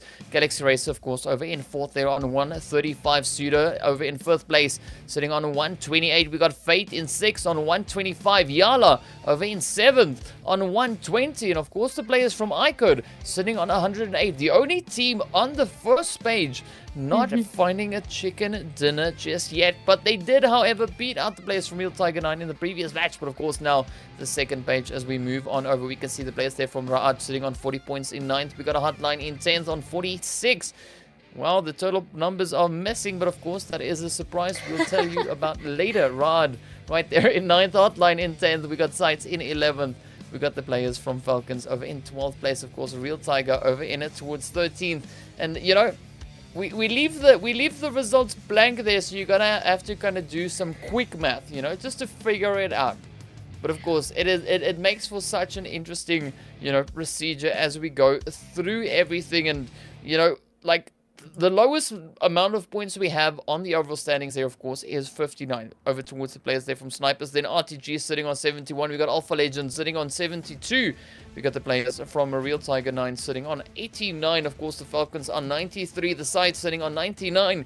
But then Raad and Hotline both sitting on 104 points, up in 9th and 10th place. So still, things are pretty neck and neck as the teams go through. But still, now we see that slight bit of a separation now happening in the higher end of the top part of the leaderboard. So at first we had it in the top 2/3, and now it's moved up a little bit closer. Now that gap is, you know, slowly, incrementally, you know, increasing as we move on through. So definitely these next 3 games are going to be quite interesting to see. Definitely. I mean, you kind of already talked about it too. So Rod and HOTLINE Esports do both have 104 points. That is only 4 points away from breaking into the left side of the leaderboard, the top 8, which is 108 points. So 4 points away, very, very close. But then, yeah, some of these teams are then pulling away. So from that 8th place spot with 108, they're 20 points away from getting into 5th place. And as we know, 5th place is the cutoff where all these teams want to find themselves. So 20 points, that's getting bigger. That isn't really a 1-game match unless you do absolutely amazingly, right? It's like more probable that you need 2 games to go on ahead and overtake that. So now we only have 3 matches left. Like, all those teams that are in that range of around 20 points, you know, a little bit closer, a little bit further, like, they really got to go on ahead and start hoping to go on ahead and pull out a bunch of points. But yeah, all those teams at the top that are pulling away, it is because they've been consistent. So that's why we play so many games over a longer time period to really start to see if that's going to go on ahead and start playing out, which it seems like it is starting to today. Yeah, of course. Well, let's hop into the game to see exactly what the teams will be bringing as we move on over to our final Erangel for the PUBG Mobile Pro League Arabia. Of course, this is Reno 5, born to win. Welcome to the exciting match brought to you by Oppo. Get your gamer mode on with the much loved Reno 5 series. And well, to start off this match, we've got a fairly decent flight path. Nothing out of the ordinary, Span. But what do you think of it? And do you think that zone will be any better? This is finally a plane path that is not all the way shoved over into that western side of the map. So this one's finally starting by Primorsk, going up towards Salbra Kameshki. So it's finally a more diagonal plane, not across the main body of this land, but definitely across the middle part of this map in general. So based off of this, I don't think we're going to have anything crazy like our very first match of today where everybody had to go on ahead and make a move. Based off of this, I would assume that no matter where the circle pops, that everybody would have a little bit more of an even direction to go on ahead and go to, unless, you know, the zone decides to go Zarky, something crazy. Well, we're going to be finding out momentarily just to see exactly what the zone will bring. And oh, pretty standard zone, but that is not a bad thing.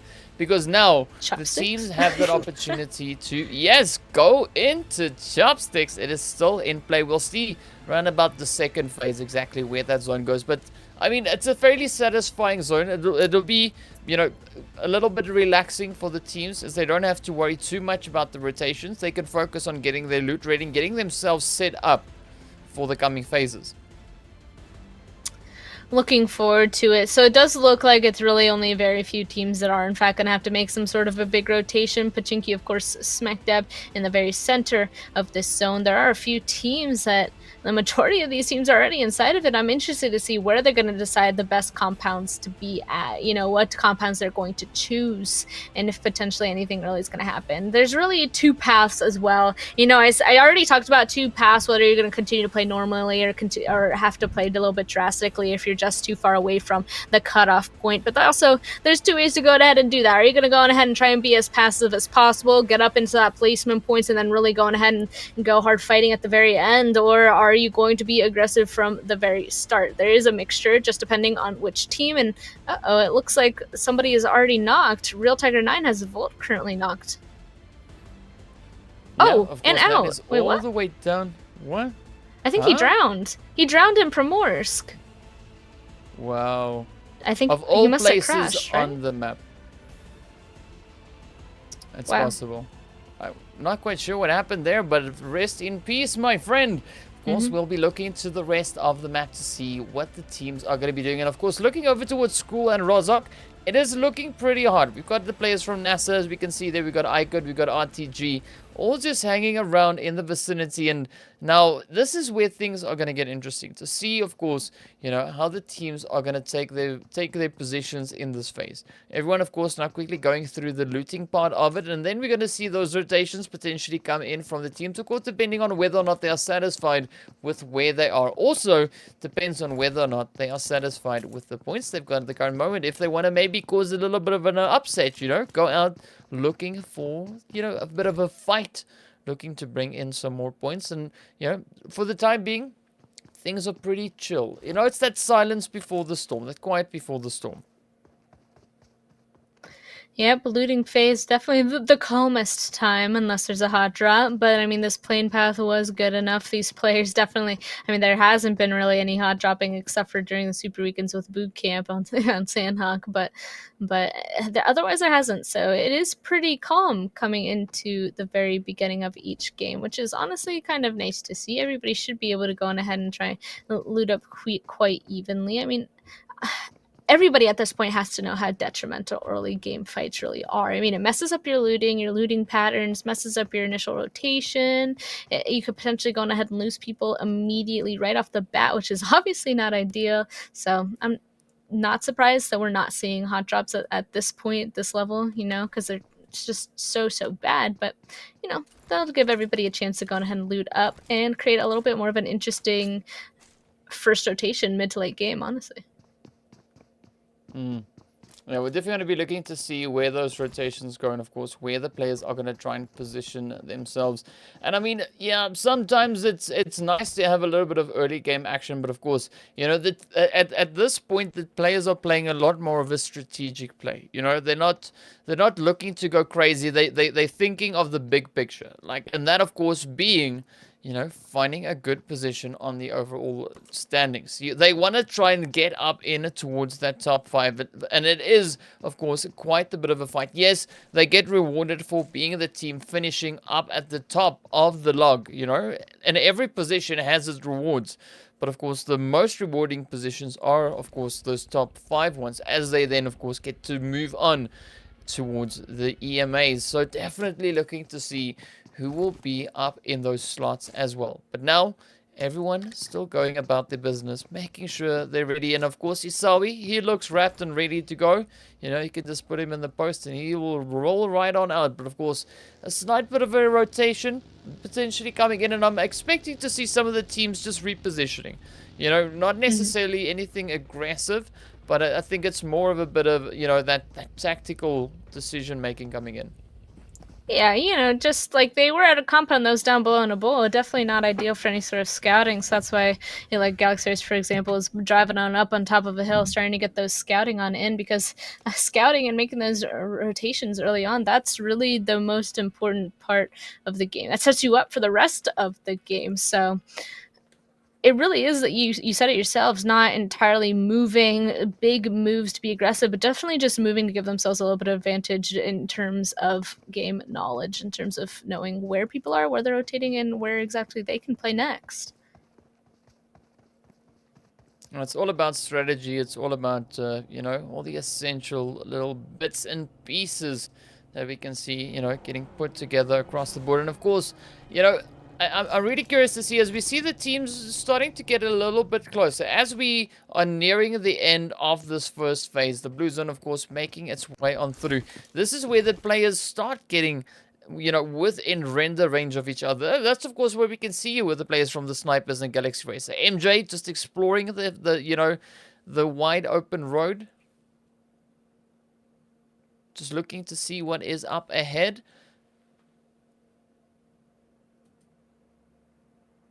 It looks like all of them. YaLLa.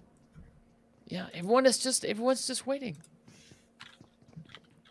Yep, I mean, they're just waiting as of right now. They don't have to go on ahead and do anything drastic just yet. So they're just chilling all out, you know. They're just chilling inside of their building. All of them were together. I wonder if they were just trading a little bit of loot, making sure everybody was happy. Because this is a team game, you know. You can't go on ahead and have one person not having enough meds or util, something like that. So a little bit of a reconvene right there before they're really going to start making a move. Especially because, I mean, they're chilling as of right now. They know that they have to go grab a good position, but it's still kind of early. I mean, the first zone is in fact about to pop, but nobody is around them. So everybody else, though, I mean, we'll see where they're going to go on ahead and try to grab.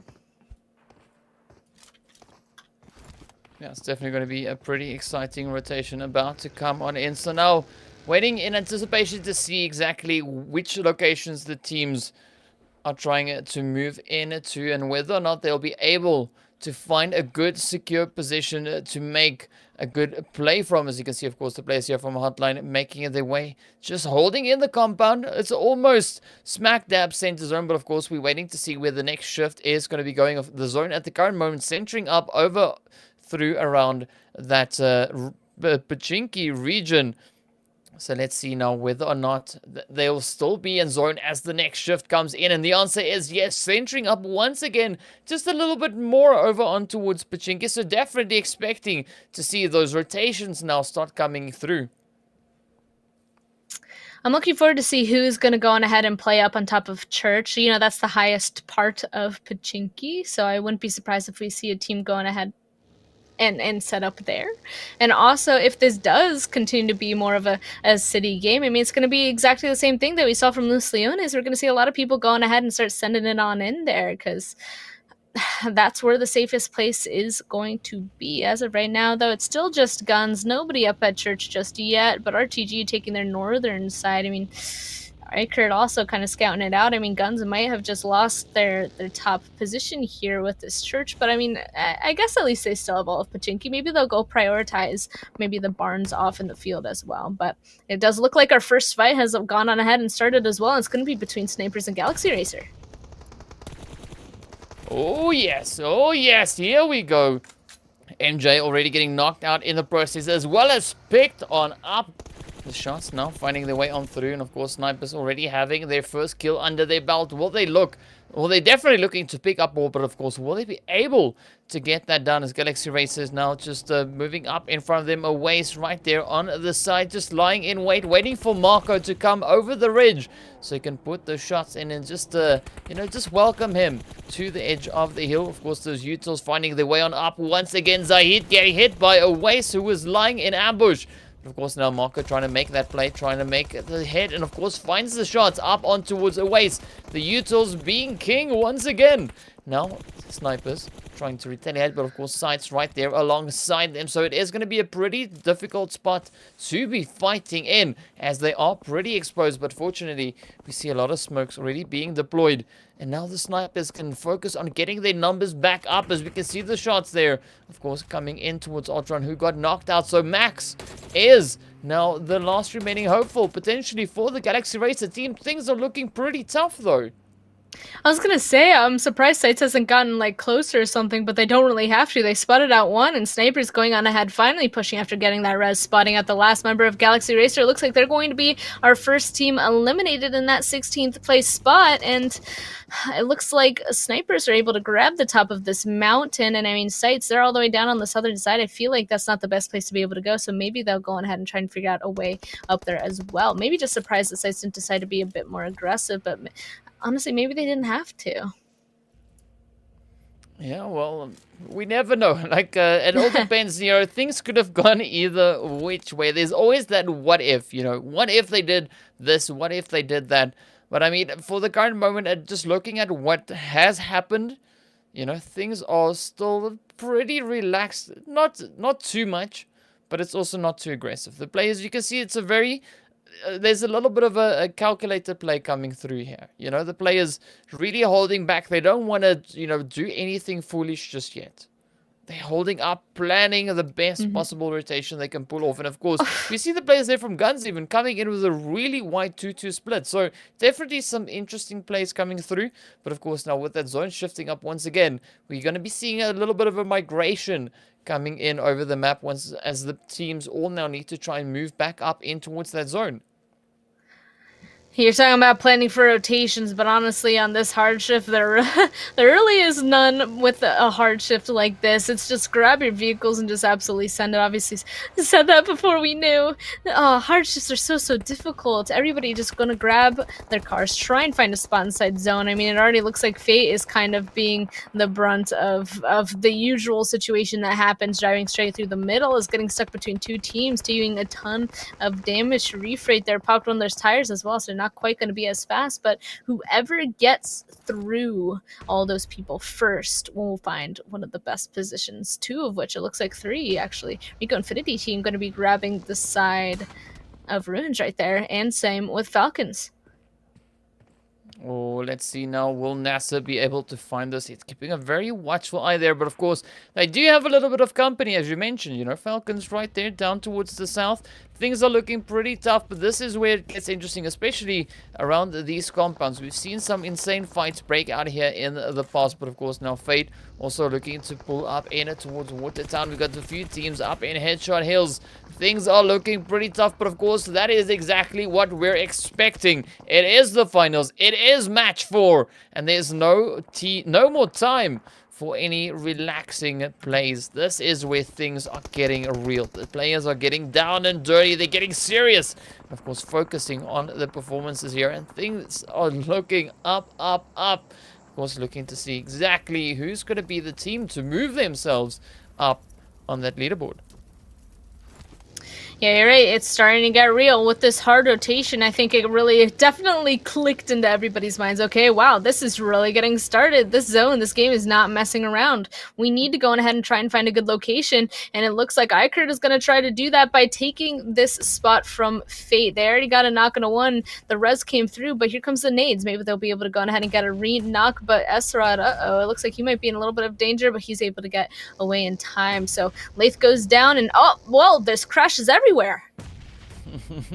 Yeah, everybody's looking to crash some kind of party somewhere on the map, and of course that is just what is going to be happening for the remainder of the map. Seeing that we still have 15 teams in play, we are, however, now heading up in towards that 4th phase, so things are going to get pretty tough from this point moving forward. Pachinki still in play, Watertown in play, but of course now as that zone is about to pop, Fate get eliminated in the process. The zone shifting hard over towards that western side, and now is when the fights will come. This is now where we see RTG finding those shots onto the side there of the players from NASR. Of course, we see SUDOR just lying in wait, looking to pick up the confirms in the process. Some easy points they could have awarded to them. Of course, those utils there from Hidan getting sent on over. You can see YaLLa already making that trip back up in towards zone, but Hidan now pushing onto the side here of NASR. The rest of his team just hanging back for that additional bit of cover. Of course, spots the movement coming in on Hidan. Oh, Hassan goes down. A miracle gets picked up in the process. Nabo, now the last remaining hopeful for the NASR team, quickly jumps in the buggy, gets ready to rotate out. Fortunately, choosing a good angle to go at it. Of course, the players there not being able to find the shots on him just yet. That, of course, being the players from SUDOR. But now, as he moves up, he's got YaLLa, he's got Alpha, he's got iKURD all in front of him. So this is going to be an absolute tough play for Nabo as he gets picked up in the process. Of course, YaLLa also gets eliminated. Wow, NASR! Everybody's now just starting to drop like flies. And of course, the players there from iKURD, they are just capitalizing on this, already sitting on 7 kills. Full squad. And of course, they're looking to gain even more points as they just look to play this position up here on Headshot Hills. And this is a really tough terrain to fight in. Yeah, you are not wrong. There's so many ridges over here. I call them like wrinkles, so that's what I know them as. They're like wrinkle mountains because there's so many small little ridges. And oh, it looks like the fighting actually continues on the southern side. Sykes currently getting pushed on by the snipers, and uh-oh. That is a big uh-oh. More crashes. Yes, yes, and it's not gonna stop just yet as the players here from SCYTES come in to reinforce what they've done so far, picking up the snipers in the process. Well done to the SCYTES, but of course, now they can quickly recover their health, make sure they are good and ready to roll back up in towards the zone. The players here from GUNZ, however, now pushing up on it to the side here of SUDOR. As you can see, Saif and Track 2 already getting knocked out. We got SKTon and teammate up ahead now trying to make that last little bit of a play. But here we go, Header now moving up, trying to pick up the res. But the third party shots from RTG are finding their way on in. This is such a challenging region again to be fighting in, but of course, this is what we are hoping to see. We're seeing the teams getting absolutely challenged for their plays, and of course, some absolutely phenomenal utils getting sent up once again. But GUNZ now looking to pick up the rest of the SUDOR team. As you can see, those utils getting flung on over as Raouf and Hamodi push a little bit further forward quickly. Just looting the crates there. Hidan trying to get that res back up in towards Track 2. Does so successfully, but out comes the utils in from the players there from GUNZ. It is going to be an absolute tough one to get out of, especially with the players from GUNZ absolutely just bombarding them with the utils. Oh, wow. Yeah, only smokes as their cover over here. GUNZ definitely trying to take advantage of it. They know that they're going to be somewhere in there, but unfortunately it looks like all of their nades are going a little bit too far, not quite going to catch out SUDOR here. And I mean, it also looks like they're a tiny bit, they're just outside zone, so they're going to start taking a ton of damage as well. The zone once again popping, actually centering on up donating. It looks like Falcons are very happy inside of that compound, but that just means everybody on the edge that already were having a difficult time are just going to have to continue because there really aren't too many spaces. Will somebody crash on the Falcons? Because if nobody does, Falcons might have this one in the bag. And SUDOR didn't already have a hard situation. It looks like now they're getting shot in the back from an entirely different team other than GUNZ. Oh man, we weren't expecting things to be easy, but of course now Lord just makes it so easy for himself, running over the players from SUDOR, sending them off into the lobby. But now as we jump up into the ruins, you can see the players here from Real Tiger trying to make their own play, trying to push on up in towards the zone. But first, they need to get past the players there from RICO Infinity. Of course, the SCYTES now looking to do the exact same push up in towards zone. The players from Raad just up ahead of them. Falcons not too far away, holding up in the compounds right on the edge. Of course, that is the only compound within the zone. Now, that is an absolutely crucial position to be in. And if Falcons can hold on to that, they can really capitalize on the position. But now, Razur finding a few shots. Ghost now also looking to improve their own position as they now send down on to the players here from Raad. Munir quickly dropping down. The shots come in. Ghost looking for the spray in the smoke. Not finding it just yet. Munir looking to make that play. But of course, now they get picked up in the process. Razur closing it up, of course. Now HOTLINE and RICO Infinity battling it out. iKURD getting sent back into the lobby. 8 teams now remain left to fight it out. Who will be the team to claim that chicken dinner, as everyone is fighting tooth and nails to secure their own position within this phase? You can see, of course, that eastern side is looking pretty tough as the players here from Real Tiger 9 are now just descending down on it to the side there of Alpha, picking up chaos in the process. But Kaito and Jody are still pushing a little bit further up in towards the zone, sending out a very interesting throw there with the smoke. Beautiful rebound. And of course, just saving their butts for a little while longer. But of course, the western side is heavily congested. As you can see up in that northwestern side, the teams there from RICO Infinity, HOTLINE, and Falcons still just battling it out. But Alpha now feeling the pressure out in the open. They are exposed. We got Real Tiger just on the opposite end of that ridge line. Things could make a turn for the worst if the teams are not careful. I mean, they want to try and stay in it as long as they can. Kaito just managing to evade the knock, but he is in a slight bit of a tricky spot. All right, they also now need to move back down in towards the zone. RTG and Falcons in a really beautiful position, but this is where things are going to get quite tough for the RICO Infinity and HOTLINE, as they've got quite a bit of distance to cover, and there's so many teams lying in wait for them. HOTLINE, honestly, they had a perfect spot to be holding out multiple teams on the northern side, and so far working. There's still one more team up there with the zone pulling down to the southern side. They can continue to do so, but then they're going to have to go ahead push into a team that's going to be holding them out as well. So right now, HOTLINE at this point, at this stage where their location is seeing this new zone, I wouldn't be surprised if they continue to stay there and try and take out RICO Infinity team before making a move, because there's a point where if you're in such a hard position, maybe you do just have to focus on kills, and looks like Alpha Legends, looks like they're trying to go for positioning and kills by taking out RTG. They're now in control of this eastern side. Wow. They just stepped up on that one. Beautiful push coming in. They're only a 2-man team doing that. Wow, that was amazing. Well done. That was beautifully played, but of course now we look to see what the rest of the lobby will do. They now still have quite a bit of pressure up in the north here. As you can see, a HOTLINE, RICO Infinity, everybody, as well as the Falcons, trying to push back up in towards the zone. Molto now looking for a few hits onto the side there of Rashid. But will he be able to pick it up? We got Prestige also now just on the edge. Real Tiger 9 gets eliminated. 6 teams left to fight it out, to duke it out for that chicken dinner. Molto now just patiently waiting. Falcons pushing on up, applying the aggression. Here we go. They've spotted him out. They come rushing in. Oh, down goes Molto. Quick, swift move in from the Falcons, but of course Omar is still alive. NASR has spotted him. He is now looking to pick up that kill. Up comes Ragnar, also strafing into the building. Damar just patiently waiting there. Oh, creeping up behind NASR. Is he going to take the shot? He is so close. Cue the shark music as we got Omar now just trying to get ahead of that blue zone. But he needs to get up if he wants to do that. He gets up. He's not spotted just yet. So far, so good. But up comes NASR.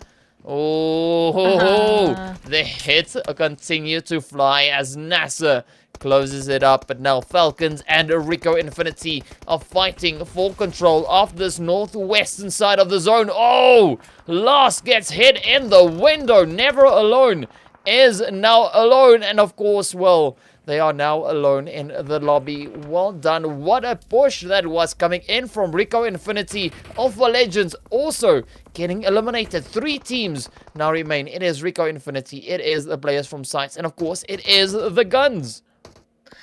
Wow. Oh, man.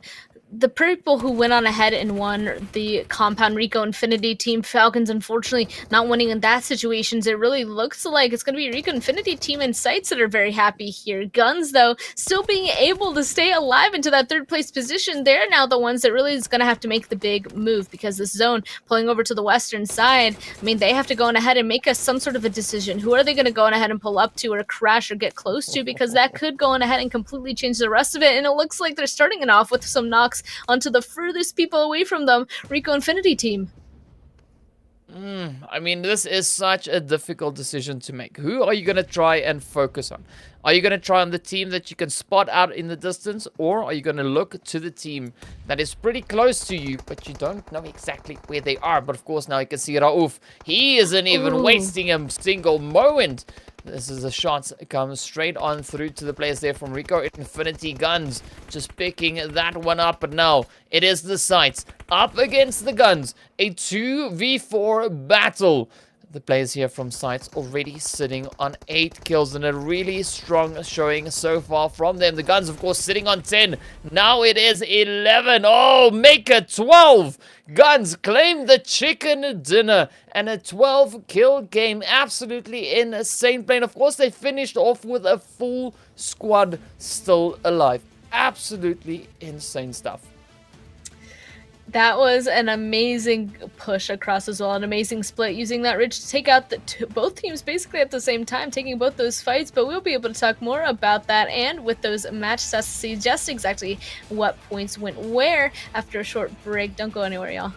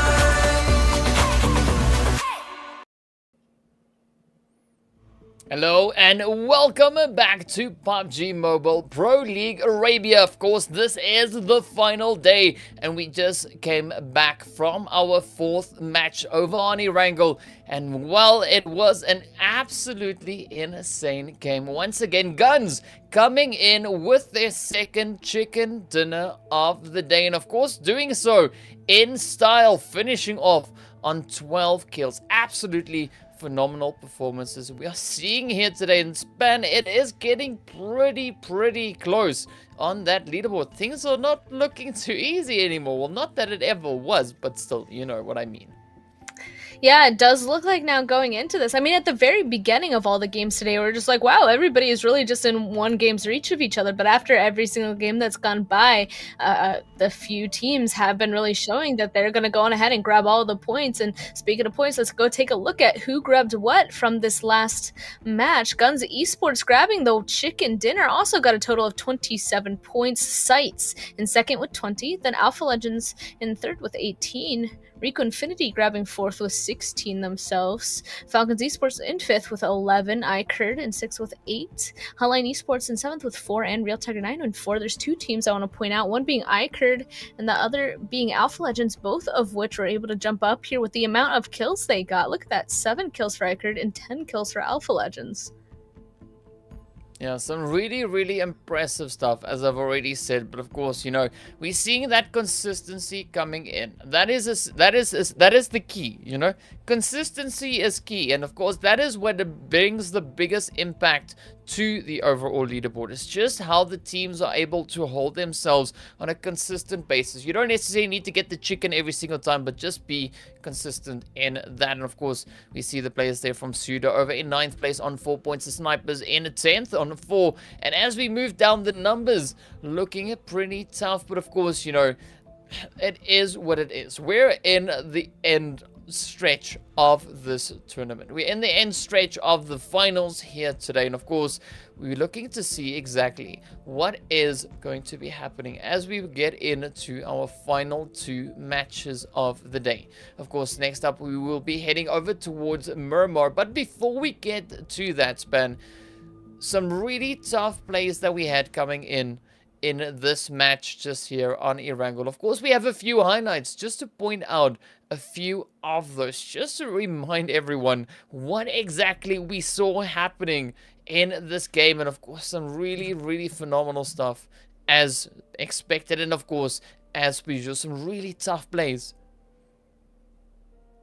And also, just as a reminder, you know, this is how everybody did this game. It's going to go ahead and influence that main overall leaderboard, which we'll be taking a look at shortly once that is ready for us. But one of the teams that went out really early that was in 3rd place was Galaxy Racer. So since they went out first, it'll be interesting to see now where that's going to go on ahead and place them. And other teams that did really well inside this game, if that's going to go on ahead and pull them up any further. Because we did talk about the teams are now slowly distancing themselves, so it is going to be much more difficult to go on ahead and grab something higher. And sorry, I just watched him run over that last player there. It's definitely a really good moment coming into there. Yeah, I mean, we've seen a few of those cheeky sprays come in, a few cheeky rotations, of course. Now Alpha, oh, such a beautiful crash right into the side here of RTG.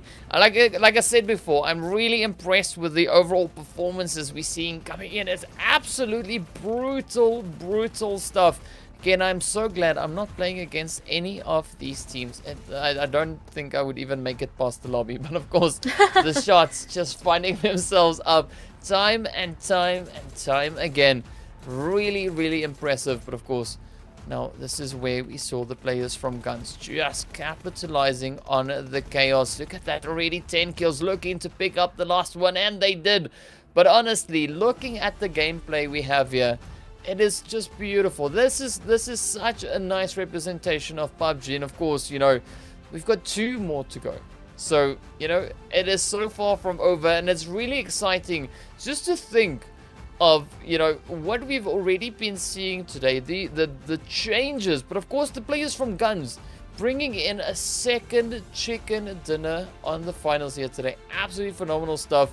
And of course, we know that just in yesterday's games also, we saw some pretty impressive things coming in. As I believe the players from GUNZ in yesterday's games, they were able to pick up 1 chicken dinner, but SUDOR and RICO Infinity both had 2 chickens yesterday. So I'm looking to see if any other team will be joining GUNZ for today on that double chicken dinner run. And yeah, as you said, it is definitely possible. It happened yesterday. I think that's interesting, actually, to point out, because the first day it was quite even, and then the second day it got stacked a little bit, and even today it's starting to look like that a tiny bit as well. I feel like maybe I would have expected to be the opposite. Maybe some teams like doing well, and then everybody's slowly figuring it out and making it a bunch more even. But really, I mean, this entire time throughout those finals, I feel like has been a bit surprising with what has been happening, but still just amazing gameplay in general. And GUNZ being able to go on ahead and grab their second chicken for today. They were one of the teams that was really struggling at the beginning, which was kind of surprising, and now it seems like they've totally gone on ahead and bounced back. Each day they've gotten better. Yeah, I mean, of course, we know that, you know, you have days where it's just not your day. So the first day wasn't the best day, but they've definitely made up for that. Just based on how they've been performing, you know, for the remainder of the days. Of course, not, you know, not ending up at the top of yesterday, but they got so close. And of course, already today, they've been able to bring in 91 points. So really strong stuff from GUNZ, of course, leading by 30 points, right? So iKURD, also, they are the team with the second highest points for today, already sitting on 60 points. So a really strong showing coming in there from GUNZ. And of course, you know, those placement points really doing them good. Yeah, and we talking about that as well. There were a few teams that we went on ahead and pointed out at the beginning as well. Like, oh, this team's doing really well in the placement point department rather than the kill point department. But really, at this point, you really got to start going on ahead and grabbing both if you want to find yourself towards that top 5 spots. And those teams that are consistent do have very similar kill points, placement points, but then there are a few that still are showing that they're really good at, whether that be kills or placements. And either way, it's just going ahead and try and grab as many points as possible, you know, to try and get yourself up there. Whatever works for your team. Yeah, each team has a different play style, so, but yeah, it's definitely been interesting to watch those points going ahead and grow, because actually a lot of the teams were pretty similar. Now we're at a point where I feel like a lot of the stats kind of are very different. Yeah, and of course, you know, as we mentioned before, for the next matchup, we're going to be heading over in towards Miramar, right? So if we look at what we saw in yesterday's performance coming in from the team, SUDOR was the team to grab the chicken dinner, finishing off on a 12 kill game. We had NASR finishing up, of course, then in second place on 5. We had Galaxy Racer finishing up in 9th. We with 9 kills. Sorry, not 9th. They went 3rd. And then, of course, we had the players from finishing up in 4th place then with 5 kills. And Alpha Legends actually bringing in a 10-kill game in that. But, of course, now also on to day 1, we had NASR performing really strong. They also with a 12 kill game. iKURD, RICO Infinity, Real Tiger, and Fate. So definitely, it's kind of a mix of who we could expect to step up on the next one. You know, we've seen a lot of potential come in, but of course now, which one of these teams are going to be the one to step up? Who's going to be the one to show themselves on Miramar? The final showing that we're going to be having there. Of course, this is the last time they'll have to get into those long-range shots, finding out in the desert, in the sand dunes. Of course, you know, just in the previous one we saw today, it ended up right on the edge there of Los Leones, out on that hilltop, and of course, GUNZ just capitalizing on that positional play. So I'm curious to see whether or not we'll have a repeat of that. Whether or not the zone could maybe change things up a little bit, moves elsewhere, or could maybe even move in a very similar way as we saw earlier today. You know, we won't know. I'm hoping we see something different, because that's always nice to see. Each different lane path zone come into play. It just shows us something different, and it's definitely challenging towards the players to try and going on ahead and figuring out something else. I mean, I'm sure they've played almost every single circle by now, though, every single lane path by now at this point. But it's interesting to see what's going to happen inside of that specific game. So we don't know. None of us know. And since Miramar, you went on ahead and read out a bunch of stats, it seems like, you know, there's kind of unknowns in terms of usuals when it comes to success on Miramar that there really is no way to go on ahead and predict anything. Like, is it going to be one of those consistent teams going on ahead and showing themselves again? Or is it going to be one of those other teams that's going to go on and have a really good one-off game, you know? But let's take a look at their overall points before we jump into the game, DK.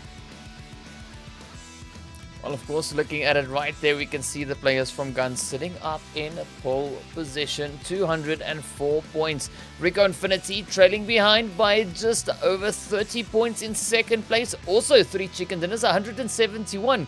NASR, of course, also just under 30 points away from that, about 26 points down the line. We have them sitting on 147. Galaxy Racer, of course, then in 4th place on 135. SUDOR sitting in 1st place on 132. We got Fate over in 6th place in 125. YaLLa in 7th on 120. And of course, the players there from SCYTES on 119. So definitely so close up in the top part of that leaderboard, especially if we're looking in between, you know, 4th, 5th, and 6th.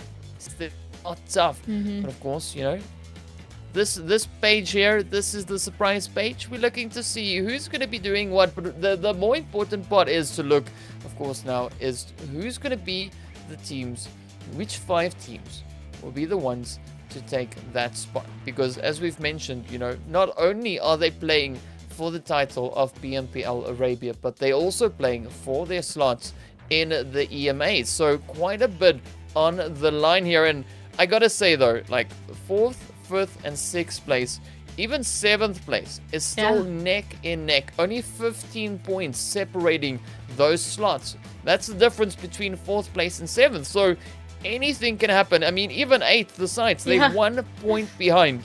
I mean, iKURD, they 3 points behind them.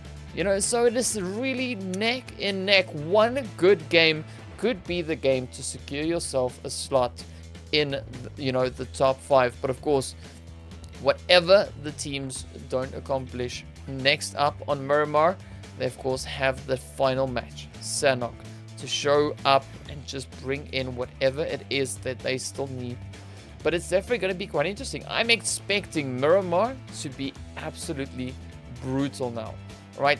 The teams sitting at the top, they want to defend their slots, right? The teams a little bit further down, they want to get into those slots, right? So there's so much at stake here. I can't wait to get into it.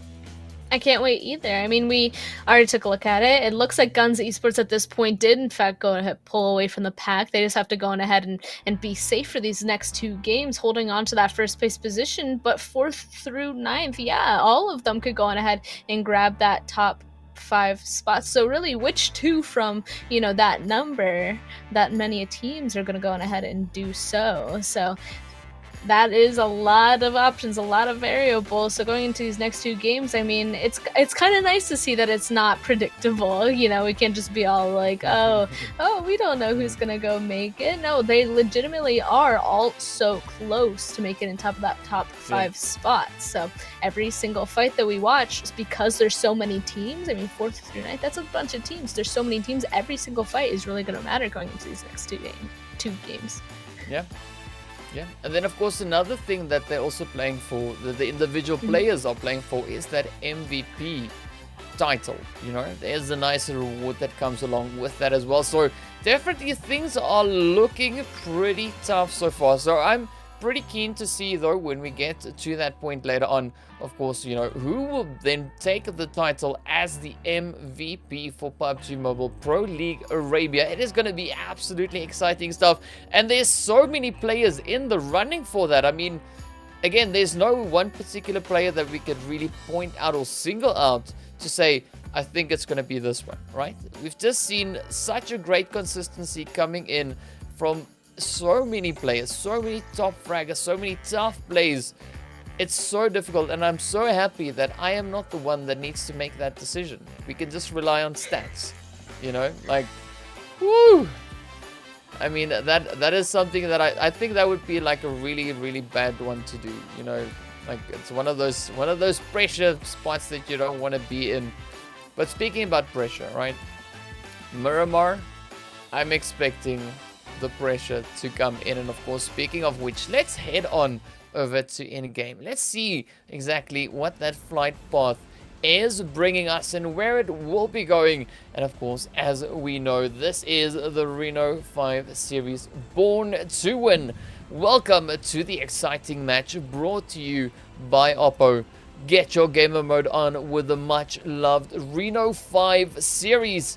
And of course, well, Span, PUBG is mixing things up a little bit. It looks like, yeah, I mean, we had all of our plane paths going over to that west. We only had one in our last game there that went straight down the middle, and now it looks like we're just going to go over to the east for a little bit, you know? So it looks like it is, in fact, going to give us a little bit different. Getting all the way over to that western side is going to be very difficult. So it'll be interesting to see where this first zone is, in fact, going to go ahead and reveal itself, because it is over there. We're going to have another recreation of what happened our very first game. Just chaos going on ahead, trying to get inside that first zone. A lot of fighting throughout the entire time. So we'll just have to wait and see what exactly is going to happen. And that also means that a bunch of these teams could potentially be having to go to their alternative drops. So we'll see what happens in terms of early looting or maybe fighting. Yeah, I can tell you it is definitely going to be super interesting. Of course, that zone moving down to the south once again in the very difficult positions. I mean, it's almost a little bit of deja vu that we see coming in here. Of course, Los Leones once again still in place. So it's quite curious to see where the teams are going to try and drop down in this particular one. A lot of the players, a lot of the teams moving into their usual spots. We're not really seeing much of the upset with regards to the drop locations. But of course, I think the upsets are going to be coming in once we get in towards the next zone. Once the teams start heading down, start migrating down. But of course, already quite a few teams are already really well positioned within that zone.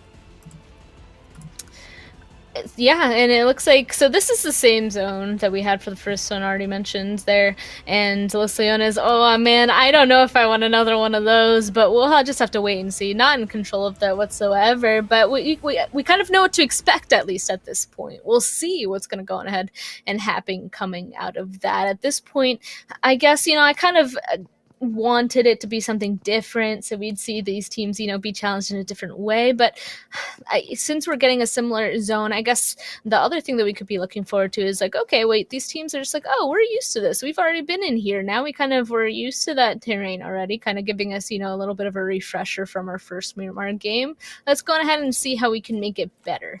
The only thing that could, of course, mess that up for some teams is since that plane path was so drastically different than the first Miramar, that these teams could be just playing from completely different directions. So we have to see how that comes into play on this as well.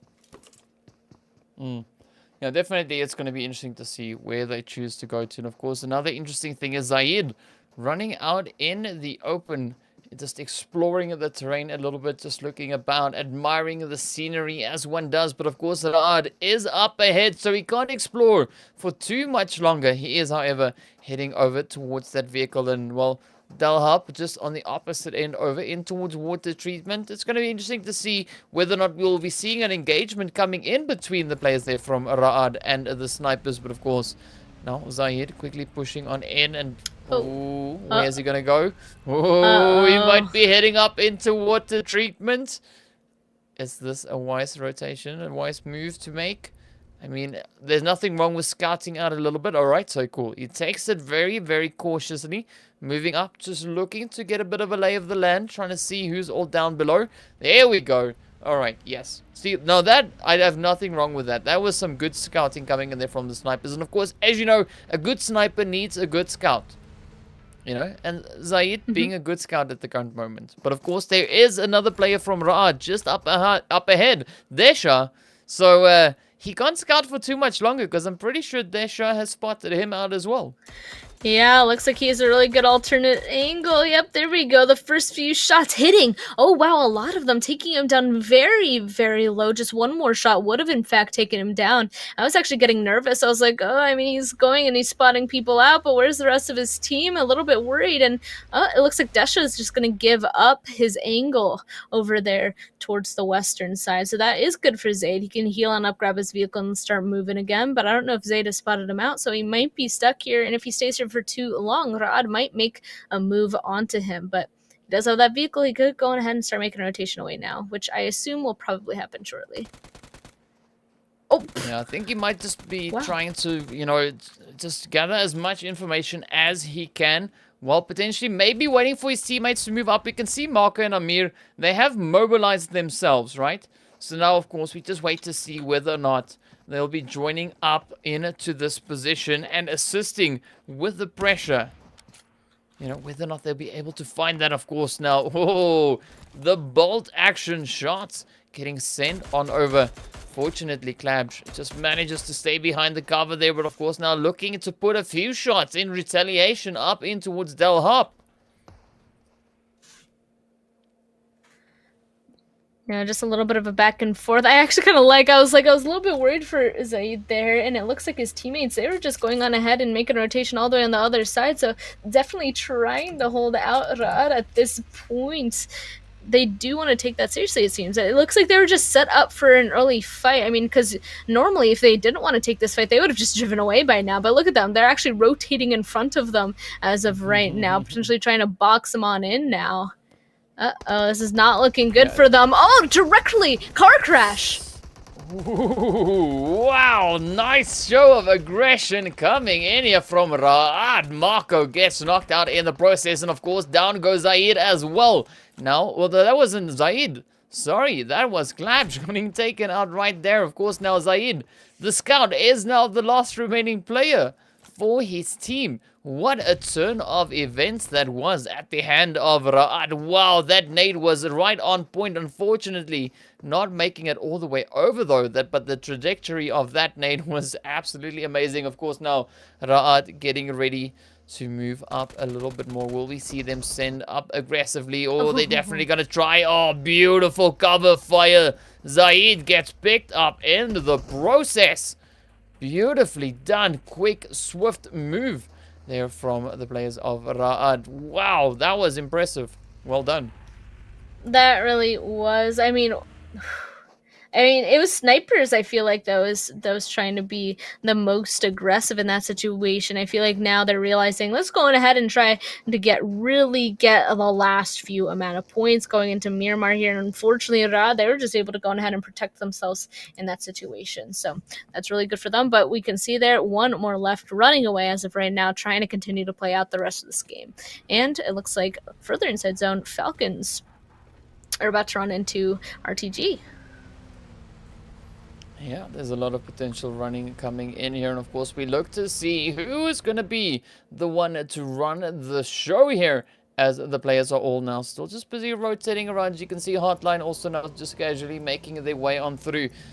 And of course, that blue zone is a little bit of a threat. It is only the first phase, so just a little bit of a tickle coming in there. But of course, we're about to hop into that second phase. And then they need to really consider getting back up in towards that zone. They are quite a bit of a distance away. Not an impossible distance, but it's an uncomfortable distance. But of course now, Alpha right on the edge of that zone, up in towards this northeastern side here, patiently waiting to see who will be venturing up in towards their way. You can see the sights now making their way on up, heading right past the players there from HOTLINE. We got our remaining player there for the snipers, of course, now just holding on at that far side and looking to make a little bit of a play there. Also not looking to expose themselves just yet. All right, that is, of course, Klabj, just the zone, just a little bit further down. We see that knock coming in on, well, the knock and confirm coming in on Razur, therefore the players from the sides. But of course now RTG putting in a few more shots just a little bit further up ahead. A nice centering in there from the zone. But of course, Los Leones in play once again. Yeah, this is actually, I'm excited for some of these holes that are happening up here on the northern side. I mean, they had to have known, okay, this is so far over to the eastern side that there has to be people starting to make a rotation down this huge road. So let's take advantage of that. Mana being able to take down at least one person for themselves so far. So that was a nice hold from them. A little bit of a different play maybe, just racking up some more kill points, and I assume eventually they'll start making a move, especially when this next zone starts getting more closer to close, or maybe when this one starts really moving. But as of right now, they're just chilling out for right now. And right beside them is actually the solo from Sniper, just chilling up on top of the roof. I'm surprised they haven't spotted him out just yet. Yeah, of course, now just trying to find the ideal entry point into those later phases. And of course, iKURD holding up here in the warehouse.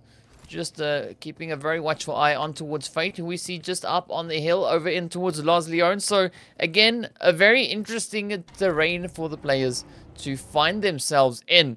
But of course, now we look to see exactly what that zone is going to be doing as Blue Zone now pushes forward. Clabsh gets picked on up. The snipers go back into the lobby. And of course, now Alpha just patiently waiting in ambush, looking to see if anyone else is going to try and rotate into the zone up from the north. Of course, HOTLINE on their way on in, coming up from that northeastern side. Quite a bit of a trip they need to take here. But of course, well, they seem pretty eager to do it, as they now trying to catch up with the blue zone and not only trying to get ahead of it. Yeah, it looks like they're a little bit far enough away where they also have to pause to heal on up a bit before they continue on moving. And I mean, the good thing, I guess, that comes out of this, right, is that everybody in front of them might potentially, start getting in a little bit of altercation, or they can just come in, play that edge zone, probably be fine. So not too bad going into only phase 2, but definitely want to make it in before the next one, I'd say. And it also looks like RTG and YaLLa are already setting themselves up on top of some of these mountains right beside this humongous bowl beside them. So, I mean, you said it at the beginning. This is going to be some interesting long-range fights that are going to be coming out of here just because of how Miramar is as a map. Yeah, it's gonna be an interesting play, definitely, to see what is gonna happen. And of course, looking at that zone, things are not looking too easy. But of course, we're looking to see whether or not it's gonna be a repeat of our previous visit right here on the Miramar map. And what a beautiful spray that is coming in from iKURD, picking up Sadat in the process. I mean, Sadat thought he was in the clear out in the open there, but iKURD said, oh, no, buddy. I'm going to find the shots and put them straight in towards you. But, of course, now Delhop looking to provide that extra little bit of cover onto the position of Sadat. Then Munir also now hot on his heels, keeping a watchful eye on the players from SCYTES. And, of course, Phobia just up ahead, now just trying to crawl into safety. But indeed, well, in fact, rather than crawling up into the lobby, as we see iKURD now just making a little bit of a crash up onto the side here. The health bar's not looking too fantastic. But of course, also the same thing goes for Raad. Not looking too great on the health. So quick pit stop here for the SCYTES as they look to recover of some of that health. Sadat is about to succumb to the injuries. And of course, off goes Sadat back into the lobby. But now as we move on over towards the players from GUNZ, they're taking up a high ground position once again.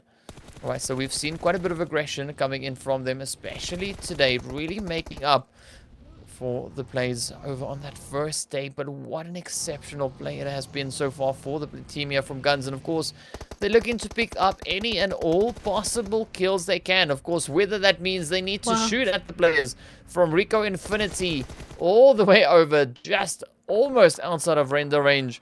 They're going to try that. Of course, now RTG moving closer towards Los Leones. We've got the players from Falcons just alongside them. YaLLa also in the mix. Galaxy Racer just holding up right on their edge as well. So a really tough play once again. I mean, moving up in towards Los Leones. Whew, this is going to be another very interesting fight.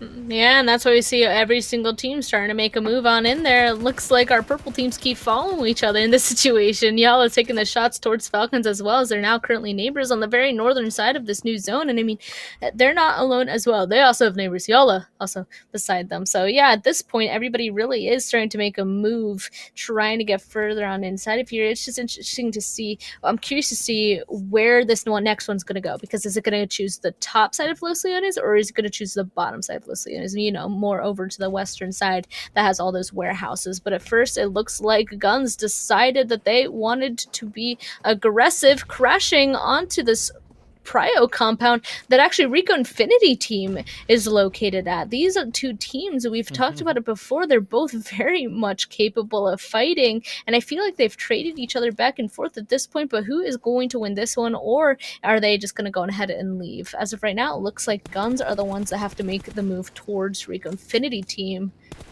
so they might have to start a fight. Yeah, well, it could go either which way. I mean, both these teams being super capable of handling these hot positions, these hot plays.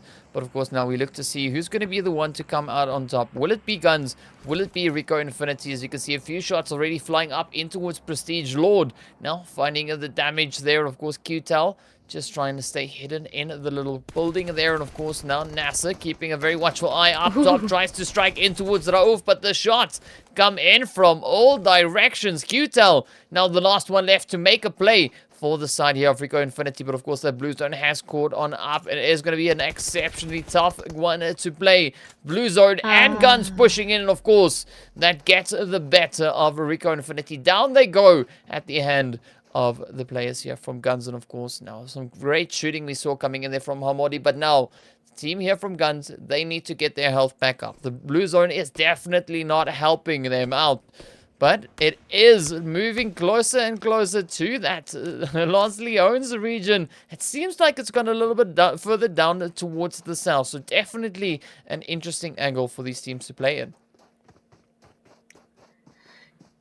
I'm curious to see how they're going to start making a move up this hill as well. At this point, I mean, this is that drop off that I was talking about. Is it going to go ahead, go down the cliffs, or up on top of the cliffs? And Galaxy Racer, as of right now, kind of stuck on that northwestern side below the cliffs. You can see the team now moving down below them. Definitely can't make it up on top. So it does look like, if anything, all the teams on top are very happy with their positioning. So if any kind of a zone, if it wants to shake things up, I feel like it should pull down to the southwestern side. But obviously, we don't know just yet. The majority of these teams are up on top of Los Leones on this north side. And we can see them even in that mini map. They're all right next to each other, but because of the city, I already talked about it, so many sight lines are cut off because there's so much hard cover here.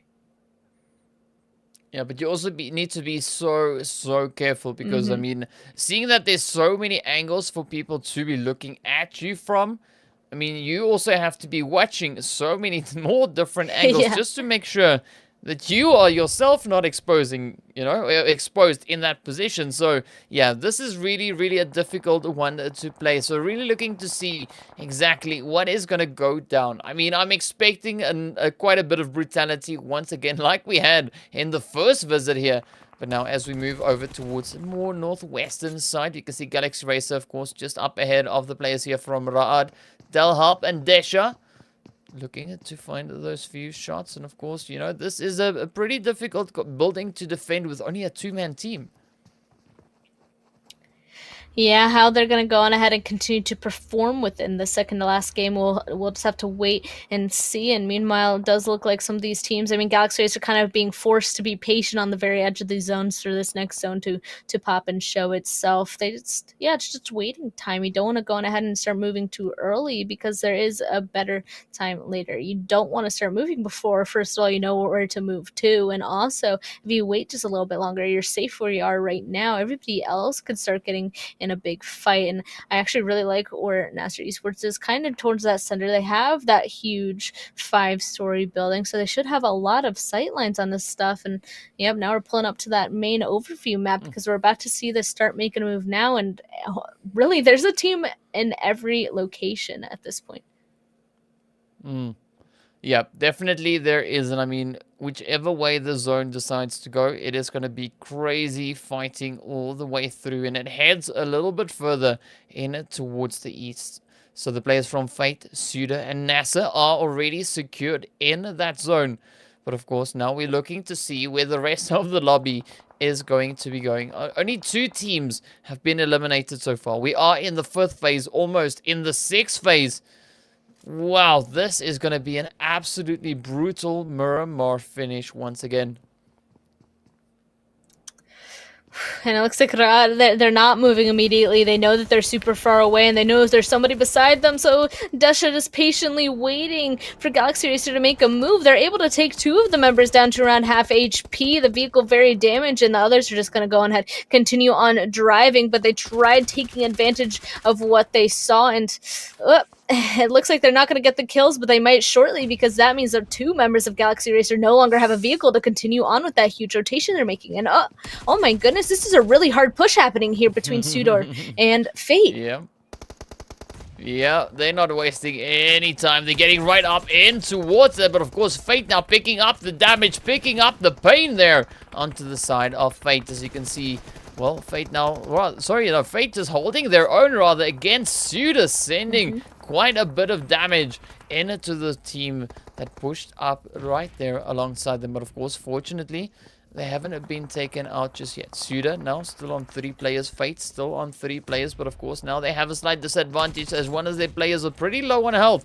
But of course, now Fate quickly running back upstairs, just looking to secure the building a little while longer. They are smack dab center zone. And this, of course, is one of the positions the teams are going to be fighting for. 14 teams remain, 44 players still in this game, and things are only going to get tougher from this point forward.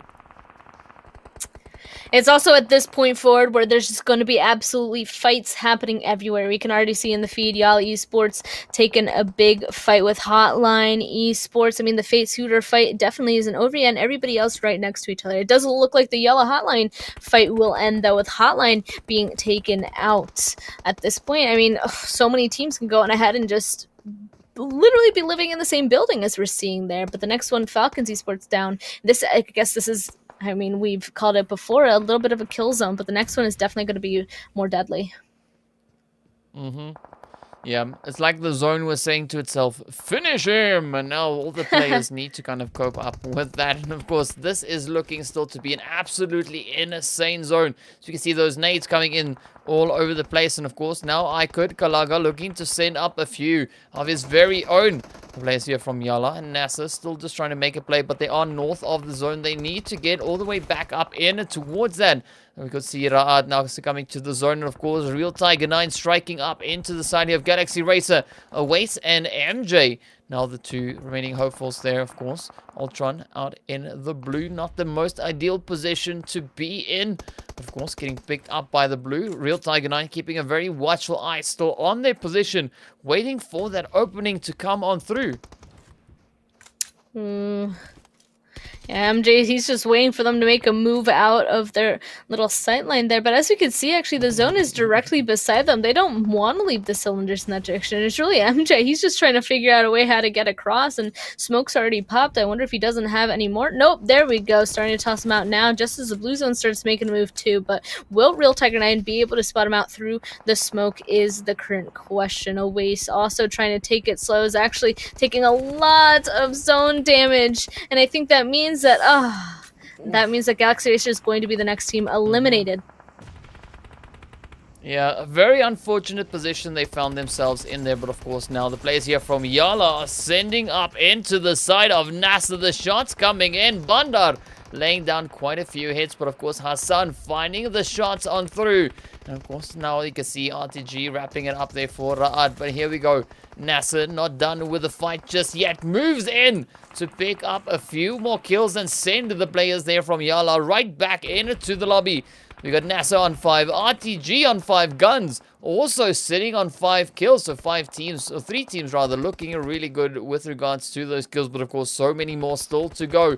As you can see, Real Tiger 9 now putting a few shots up in towards Senke, who gets picked up in the process. GUNZ also now feeling the hurt as the shots find their way on through. But NASR trying to hold on to the building up in towards the north. This is a heavily congested region. 9 teams, 26 players, and a lot of them right in the same building even. So yeah, this is going to be absolutely brutal.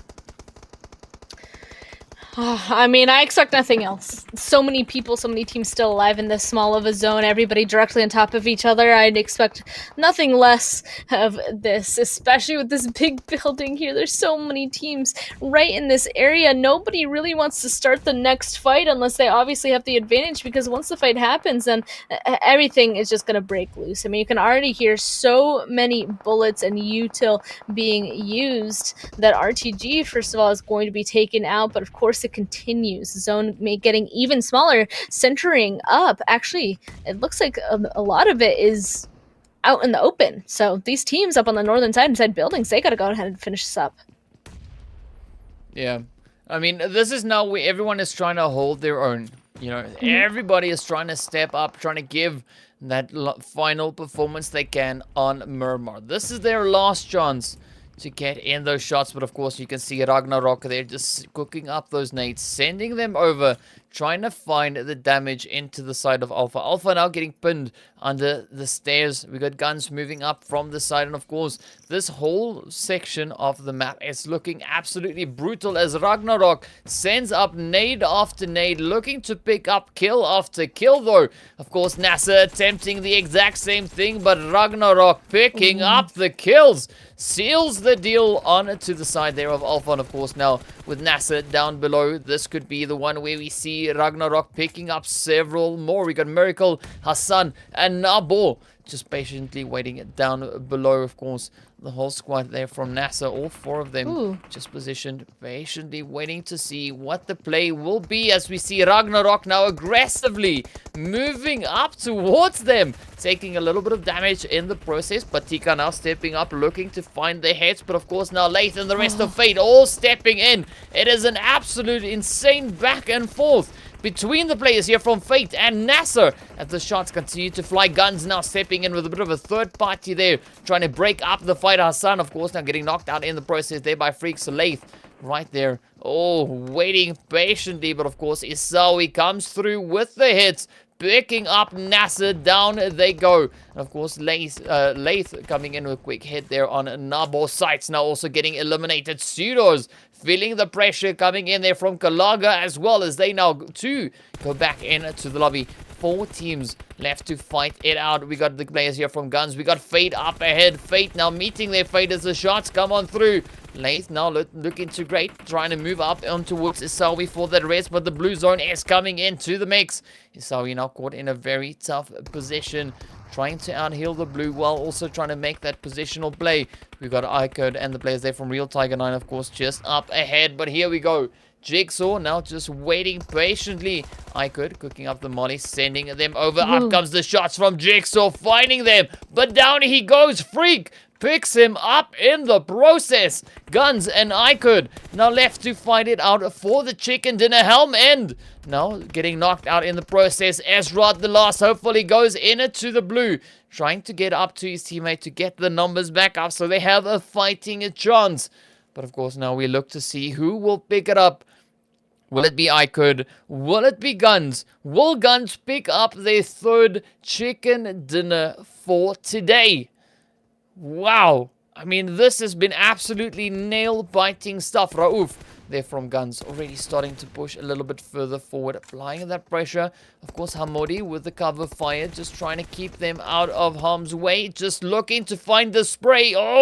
Hamodi quickly ducking down, not before putting up quite a bit of damage in towards Esrod. Helm End now getting knocked out by the blue zone, so this could be the final play here as Freak now steps on in, looking to see if he can find the shots in towards Esrod. Esrod so low on health, but here we go. Freak comes running in. They find the hits and down they go. GUNZ claim their 3rd chicken dinner for the day. Absolutely insane plays coming in, and of course finishing off on 8 kills. Absolutely phenomenal stuff.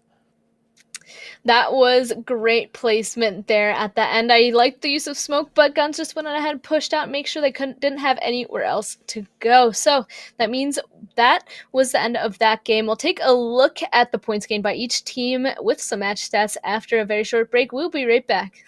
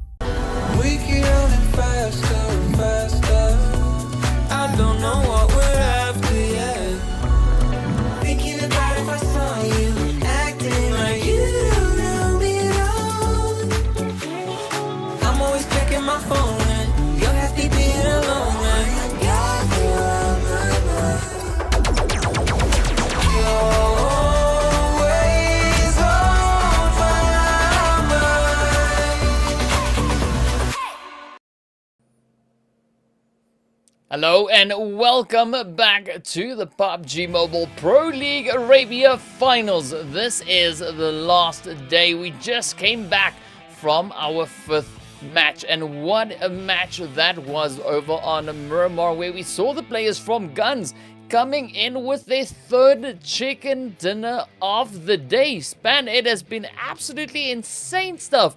And of course, well, we also have the stats, the match breakdown. Yeah, and there they are. GUNZ Esports all the way at the top, 15 place, 8 kill points for a total of 23 points. iKURD, meanwhile, grabbing that 2nd place spot with 18, actually tied with Real Tiger 9 in terms of total points, 18 as well. YaLLa Esports in 4th with 16 total points. NASR Esports in 5th with 8. SUDOR Esports in 6th with 7. And then SCYTES and RTG Esports in 7th and 8th place, each being able to pick up at least 6 total points within that Miramar match. There was so many interesting fights that happened all throughout that, especially inside Los Leones, that ending there. But then YaLLa Esports, it looks like they were also able to pick up kill points too. So 9th with 5, Ra'ad in 10th with 5, Alpha Legends in 11 as well. Yeah. Then Galaxy Racer, HOTLINE Esports, Falcons Esports, RICO Infinity Team, and the Snipers. But the main thing I want to point out is that, you know, our first Miramar game that was difficult like that, basically the whole second half of that board didn't have any kills, but this one does. Yeah, it's definitely looking a bit up, but of course not. Just to look at how difficult this match was, you know, we've got the highlights coming in here, and man, it was a pretty rough and rocky start. As you can see, of course, now just a beautiful exchange between the players here from Snipers and Ra'ad in that early parts of the game, but of course, some beautiful sprays there from Mana as well, over on towards Razur from the sides. Getting in that consistent shot, of course, following all the way on through. But of course, the zone leading all the way back up in towards Los Leones once again for yet another absolutely crazy finish. Especially with how many teams were inside of the one building at one time. It looked like so many, but I feel like maybe it was just two. But there's so many teams right on top of each other that it looked unreal. But I mean, that's just what happens towards that end there. And even the team that went on ahead grabbed that second place spot, iKURD. They were fighting all the way until the end, but that meant that GUNZ Esports, they were able to go on ahead and just set themselves up to hold them out for the rest of the game. Yeah, but we saw some really impressive plays coming in here. I mean, the teams that finished in the top 5 spots for this match, you know, they all picked up either 8 or 6 kills. So some really strong consistency coming in across the board. And what a nade that was from Ragnar to seal the fate for the players from Alpha. Absolutely on point with the aim there. But of course, you know, as I've said before, this is exactly what we see in the Arabia region. These teams are just absolutely brutal with those utils. And now some easy pickings coming in there for Lathan. Of course, well spotted play there coming in from Kalaga, just seeing the feet. But that is all you need. You just need to shoot someone in the toe, and that is enough to send them back up into the lobby. And of course, get those squad wipes. But here we go now, GUNZ pushing in for that final play, gets the head in on towards iKURD. Absolutely phenomenal things. Of course, now GUNZ have already had two back-to-back chicken dinners, which of course puts them on a total of 3 for the day. So that's not a turkey just yet, right, Span? Because they didn't get, it's not 3 back-to-back chickens. It's not back-to-back. Yeah, I would have had to be back-to-back to be a turkey. But I mean, they still got 3 wins, so that is that's a lot. Yep, that is definitely quite a bit. Now, sorry, I was just going through the stats of the other maps, and I thought I saw 3, but it's pretty close, And of course, speaking about it being pretty close, we're gonna hop on over towards the overall standings to see where the teams are currently positioned. Of course, GUNZ sitting there with 4 chicken dinners in total on 227 points. We got RICO Infinity Team in a second place on 3 chicken dinners, almost 50 points behind them. Of course, the players there from NASR over in the 3rd place on 155. We've got Fade in 4th on 141. We've got SUDOR in 5th there on 139. The players from Galaxy Racer over in 6th place on 136. iKURD in 7th on 134. And of course, the players from SCYTES up in 8th place on 125. But of course, just looking at the kills up on this page, absolutely insane amount of kills being done. I mean, aside from GUNZ with a very impressive kill count there, we see the players from SUDOR and RICO Infinity, both teams with the same amount of kills. Of course, now SUDOR's just one-upping, well, sorry, rather RICO Infinity, just one-bettering them there with, about 30 more points with regards to placement. And as we move onto the second page, we see the players here from YaLLa Esports, of course, over in 9th place with 1 chicken on 125. Real Tiger in 10th with 2 chickens and 111 points. Ra'ad in 11th with 1 over on 110 points. Then, of course, we've got a HOTLINE in 12th place there, 109. Falcons in 13th, 104. Alpha Legends in 14th on 92. Of course, RTG then sitting in 15th place, bringing themselves in 79 points. And then, of course, the Snipers sitting at the bottom of the leaderboard. So really tough day as we've been seeing so far. But, of course, we've got one more map to go. The next one up is going to be Sanhok.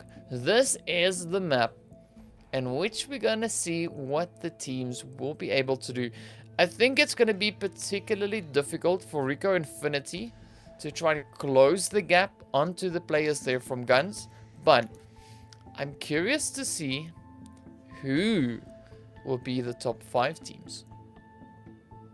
Yeah, I don't think RICO Infinity, I don't think they definitely can't go on ahead and jump that gap at this point. It's like, what, like 60 points or something away? But yeah, but you said the top 5. I mean, even from 5 to 6, SUDOR and Galaxy Racers, they're just 3 points away from each other. So really, this last game really is going to be explosive. No other better term for it. All these teams, like, still just... everything is inside of this last game, and I mean that's usual. Kind of expected that situation. It does look like GUNZ are definitely safe. I feel like our top 3 are safe, but maybe 4 and 5 aren't. So as of right now, 4 and 5 is Fate and SUDOR. Will those go on ahead and be switched out with some of those teams below them? We'll just have to wait and see, nail-bitingly, for this next game to really start. Yeah, so from what we just saw on the standings is, you know, the top spot is pretty secured so far, right? Like we've established now, it's going to be pretty difficult. It's going to take a lot of hard work for RICO Infinity to move all the way up, you know, to get that chicken dinner, as well as then sufficient amount of kills to catch up and try and surpass the players from GUNZ. That's of course hoping, you know, for the side of RICO Infinity, that if they do attempt that GUNZ don't acquire any points whatsoever in the next match, you know. So it's really, I don't know if it's going to be something that is too feasible at the current moment, but now we can turn our attention a little bit elsewhere, looking at, you know, as you've mentioned, you know, 5th and 6th place being pretty neck in neck. Of course, we also see the players from iKURD still pretty close. SCYTES and YaLLa hard on their heels. So there's a lot of potential for the teams in the top 5 to still change in this final match. But of course, the question is then, who will be the team to step up and secure themselves that spot in that top 5? Because I also think RICO Infinity, they look to be pretty safe in their own spot. NASR also, I think they're pretty confident. So I think the main fight is going to be between 4th and 5th place. Who's going to be the team to secure that slot? Yeah, and we'll be able to keep a close eye onto each of those teams that are right on that edge, you know, the 4th and 5th, and the couple below them that are seriously only a couple points away from them. So, I mean, there could be some sort of huge game coming through from one of the teams even a little bit further below as well. So, I mean, I already said it. I think the best description is this last game is going to be explosive. So, if to see what chaos is going to go on ahead and be created, you know, like each of these teams definitely going to be playing to the best of their abilities, but I am assuming that everybody is going to be putting on their A game for this one. They know how important this last match is, because it is just down to this one left. Nobody is safe in that area, so it's going to be a difficult one. So some of these teams, even if they might have been consistent for a while, if they're not consistent in this one, they might not make it. Yeah, I mean, like I said, you know, like the only, okay, looking back at the results, I think maybe only the 2 top teams are pretty secure in their spots. Yeah. But definitely it's going to be quite interesting to see exactly how the teams are going to go about this map. Because, you know, like we've established now, you know, aside from the prize money that's at stake as well, they are fighting for that slot, you know, up in towards the EMEA. So definitely there's quite a bit on the line here. So this is the final dance, the final show, the last tango for the teams to go through to get up into that leaderboard, improve their standings, and just show us what they've got, what they're made of, and of course just how aggressive they can get on that Sanhok map. So expecting to see an absolutely phenomenal play as we get ready to move closer and closer to that final match.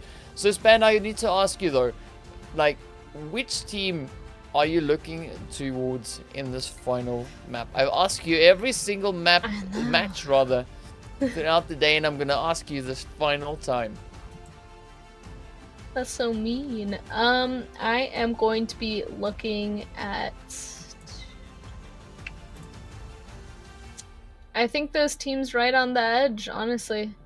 I'm gonna be looking specifically. I mean, you know what? I'm gonna choose SUDOR Esports again because they're the ones I chose day one of finals of being one that I think is going to be. You know, we created our faux top fives, like what we think's gonna be up there, and I was just like, I feel like SUDOR's gonna be up there, so I'm gonna choose them. I think that right now they're in fifth, and I think they're either gonna take it or go further potentially. So we'll see what happens because they're right on that line. Yeah. Well, yeah. Well, in that case, I'll still stay with Fate, you know, because I've been, I've selected Fate as one of the teams that I'll be keeping an eye on. So hopefully we'll see that performance come in from them in the next match. Looking to see how things will go and, you know, just who will be the team to come in with an absolutely beast mode performance, bring in an exceptional play in the final show here today. But of course, you know, it has been quite a journey. You know, we've said the number of games the teams have played. Yes, 92 done. This is number 93. But of course, aside from that, it has been an absolute blast just looking, watching, you know, observing these teams go through this. Just go through the paces, playing it all the way from the league days into the first Super Week, and then the second week, the third week, leading all the way up in towards the finals. It has been such a journey, such a long road these teams have been on. And of course, you know, they've also been on such an exceptional journey before even coming into the PUBG Mobile Pro League Arabia. So really, really impressed with what we are seeing here. But of course, now we're going to be heading on over into the final map, which of course will be Sanhok. So quite a bit of excitement, a bit of anticipation, maybe even a little bit of angst on my side to see how the teams are going to be performing in this final map. And of course, we look at where that first zone is going to be popping. Of course, the flight path not being too crucial, too essential, but it is a nice one nonetheless, cutting through pretty much the half of the map. So still making, you know, pretty much all the drop spots relatively accessible for the teams.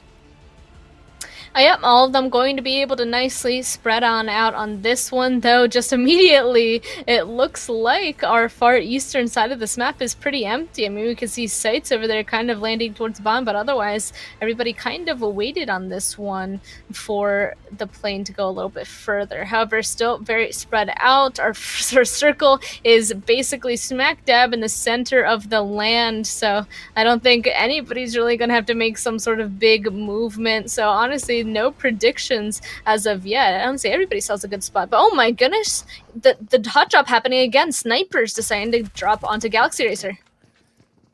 There we go. Well, if you want to do it, you know, if you want to bring in the upset, the last match is the one to do. And of course, Snipers now challenging the players here. Galaxy Racer up in towards Bootcamp. We still have the players from YaLLa also just positioned up on to the north of their position. So definitely an interesting place for the teams to give their final show. But let's see who will make it out of Bootcamp alive. Will it be Snipers? Will it be Galaxy Racer? Will it be YaLLa? It can be any of these three teams, as the shots now already start to find their way up on towards RICO Infinity, as iKURD comes pushing up on it towards them, picking up NASR in the process. Of course, now Helm and the rest of the crew here from iKURD. We've seen them drop up on this hill time and time again. Of course, now Prestige just patiently waiting, looking for a potential opening onto the side there of iKURD. Any additional points will greatly benefit whoever gains them. So let's see now, will Prestige be able to make that play? As of right now, being sneaky is the way to go. And a little bit of a replay of the thing happening directly to the northern side. It looks like, oh my goodness, almost got the knock into one of the Snipers members, but instead, a member of Galaxy Racer is going to go down. There's still 3 of them left, but all 4 of Snipers are still alive as well. We know how important this game is to Galaxy Racer. They're one of the edge teams. Snipers a little bit too far down. They're not going to go ahead and make it up into the top 5, but it looks like they wanted to go on ahead and have a little bit of fun, a little bit stirring of the pot by dropping onto this situation. So far, they at least have 1 down and out, which is making it spicy. YaLLa Esports, I'm sure when they find an opening, they're also going to go on ahead and get heavily involved. It's kudos to the snipers. I mean, it's still coming up, you know, just making that final play, that final dash, just bringing in whatever they can, you know, not going out without a fight. Absolutely phenomenal stuff. So a lot of respect for the snipers here. But of course, we look to see who's going to be able to hold their own over in towards bootcamp. We still have 3 teams positioned here. This is, of course, the snipers, Galaxy Racer, and the side of YaLLa. You can see a few utils now getting sent on over, but of course iKURD and RICO Infinity still battling it out as NASR now just got picked up. Prestige, oh, gets spotted, gets found out, and up comes Kalaga to knock him right back down. And of course now the fight is still continuing onwards as Galaxy Racer get eliminated. Wow, the first team back into the lobby. What is going on here? That is definitely upsetting. That could potentially go on ahead and drop them out of that top 5, but obviously we'll have to see how everybody above and right below them will perform in this. But also, YaLLa finally taking this as their time to get involved in Nade, taking out another member of Snipers. One of the YaLLa members was knocked, but now all pushing together, they find the last one, and Snipers are eliminated right after taking out Galaxy Racer. So it looks like one after the other. YaLLa all 4 up after getting this res on the Bandar. They have won boot camp, and I mean, right above them, iKURD is still set up and waiting. Are they going to do another situation where they stand at that roof and start taking shots? Well, we'll find out soon enough. Of course, now things are heating up all across the map, as we can see RICO Infinity, Ragnar just tapping away steady over towards the players here from HOTLINE, looking for those hits. We can see Mumbai and Molto now making that rotation away, but Ragnar venturing a little bit further down the hill, looking for the loot crate. But of course now he needs to be careful because the players there from RTG just on the side. But of course now right back up in towards bootcamp. YaLLa as well as iKURD just playing the position here. Helm End just waiting up on that roof, looking to see if anyone's going to come into the scope here. Will he be able to pick that up in the process? But of course, it is going to be pretty tough. Either way, it is quite the range, quite the distance. But SUDOR now pushing across the waterway here, using the crossroad section up in Painan to push up on it towards the players here from RICO Infinity. But of course, QTEL just down below. Here we go, track 2 now getting ready to push on in, apply the pressure, apply the aggression. Will he be able to pick it up though? Just a little bit of back and forth between both sides. Will they get the shots? Oh, QTEL starting it off there with a Vector in a hot pursuit of Saif. We've got Hidan and Esketon just on the opposite end there. Also now looking to just provide that extra little bit of cover for the teammates, that extra layer of support. But of course now QTEL sneaks on and finds the head with the molly up on towards track 2. Saif and Ko now trying to hold on QTEL and Ragnar. Oh, trying to make the play. QTEL gets picked up in the process. Now it is up to Ragnar to make the final stand, the final play for RICO Infinity. Will we see them last through the zone? Or will they get sent back into the lobby? Well, SUDOR is definitely going to try and make this the last play for them. As we see now, HOTLINE also just rotating up ahead. Well, we see those shots come in. SUDOR now just clearing out building by building, compound by compound as they push through, looking for the final player from RICO Infinity. Ooh, I mean, he's just chilling right now. He knows he needs to go ahead and hide, but right when he hears those feet, he's going to start pulling that pin of the nade. If he's able to at least get one with that, that's going to be huge, but oh, just a little bit of damage, but unfortunately not enough for the knock, so it really is still going to be him versus a 1v3. The other one across the water, that does a ton of damage, down to around 1. Uh-oh, just one more bullet, but he gets the knock on the safe instead! What a play that was, though. I mean, that was a good show. A good little bit of a dance coming in there. And of course, what a stylish way to finish off the match there as RICO Infinity gets sent back into the lobby. But of course, kudos to them. Well done.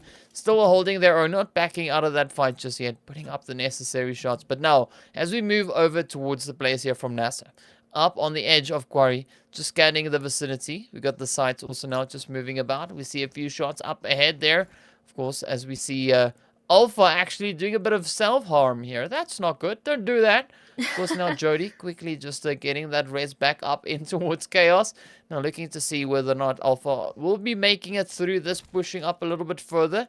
Still looking for a good position to move into.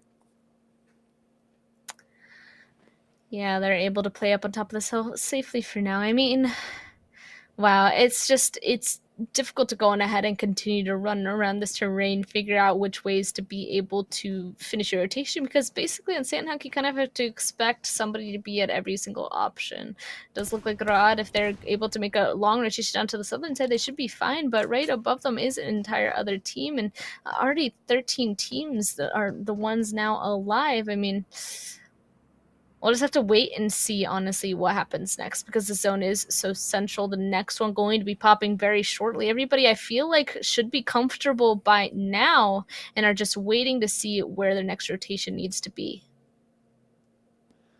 Yeah, and of course, as we've seen time and time and time again, that positional play is absolutely crucial. It is absolutely essential if the teams are looking to be picking up some strong points. But of course, looking at the current spread of the zone, the teams are still having a little bit of distance between them, but there is a slight bit of a congregation of teams towards that more centralized portion of the zone. Of course, we see that zone shift now just closing in on itself. So again, not a lot of crazy rotations expected to come in from the teams here, as a lot of them are already secure within it. But of course, now we'll be seeing whether or not the players are satisfied with their positions, and if they think they could maybe strengthen that in some way, shape, or form. But of course, we're still waiting to see where Real Tiger 9 and RTG are going to be rotating on up into, as we see the players here from Raad now just moving across the bridge.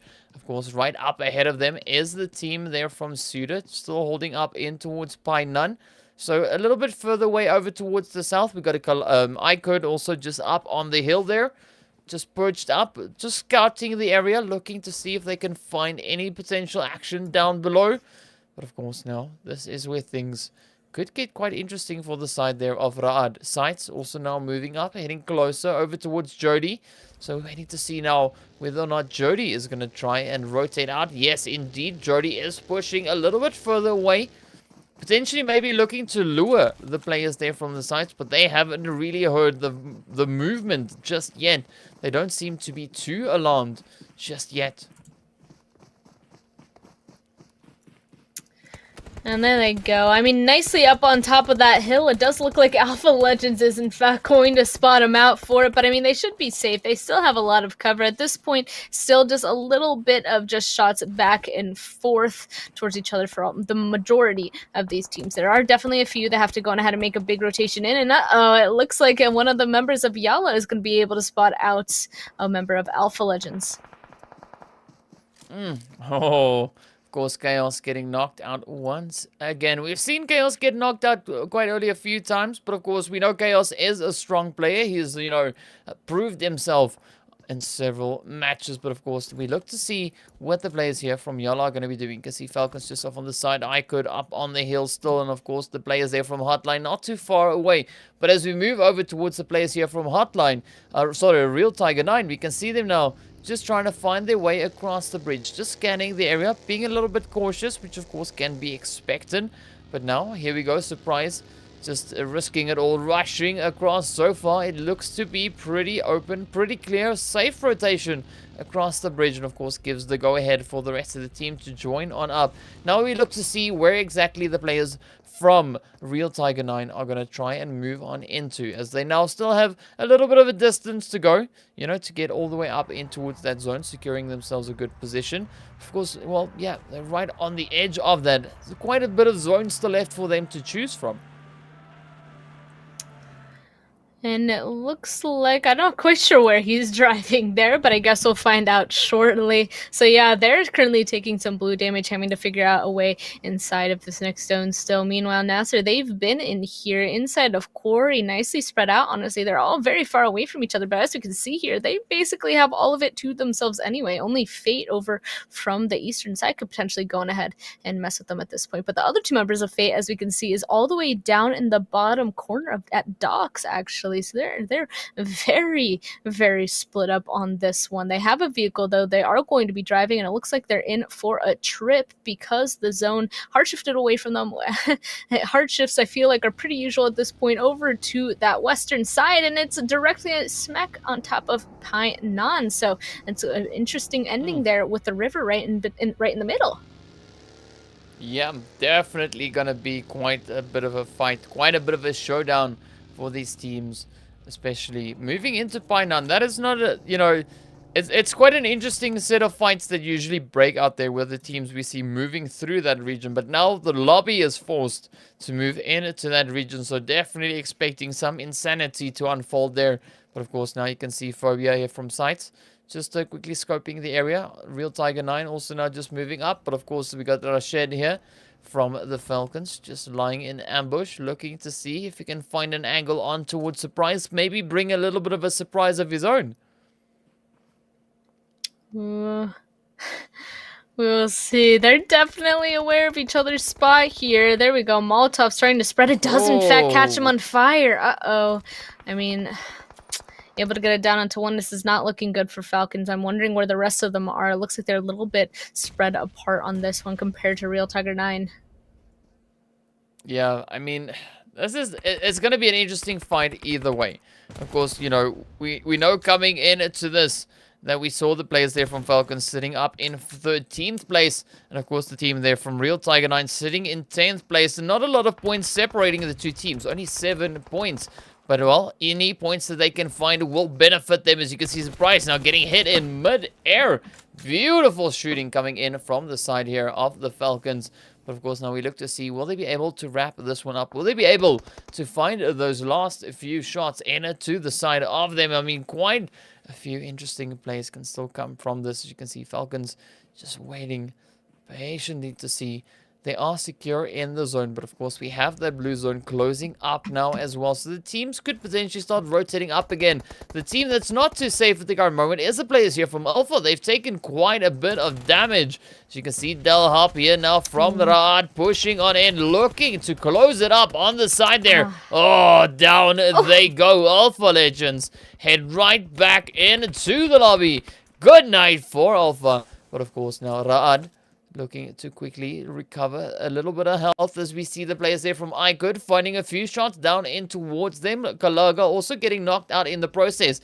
But YaLLa looking strong though, sitting already on 6 kills.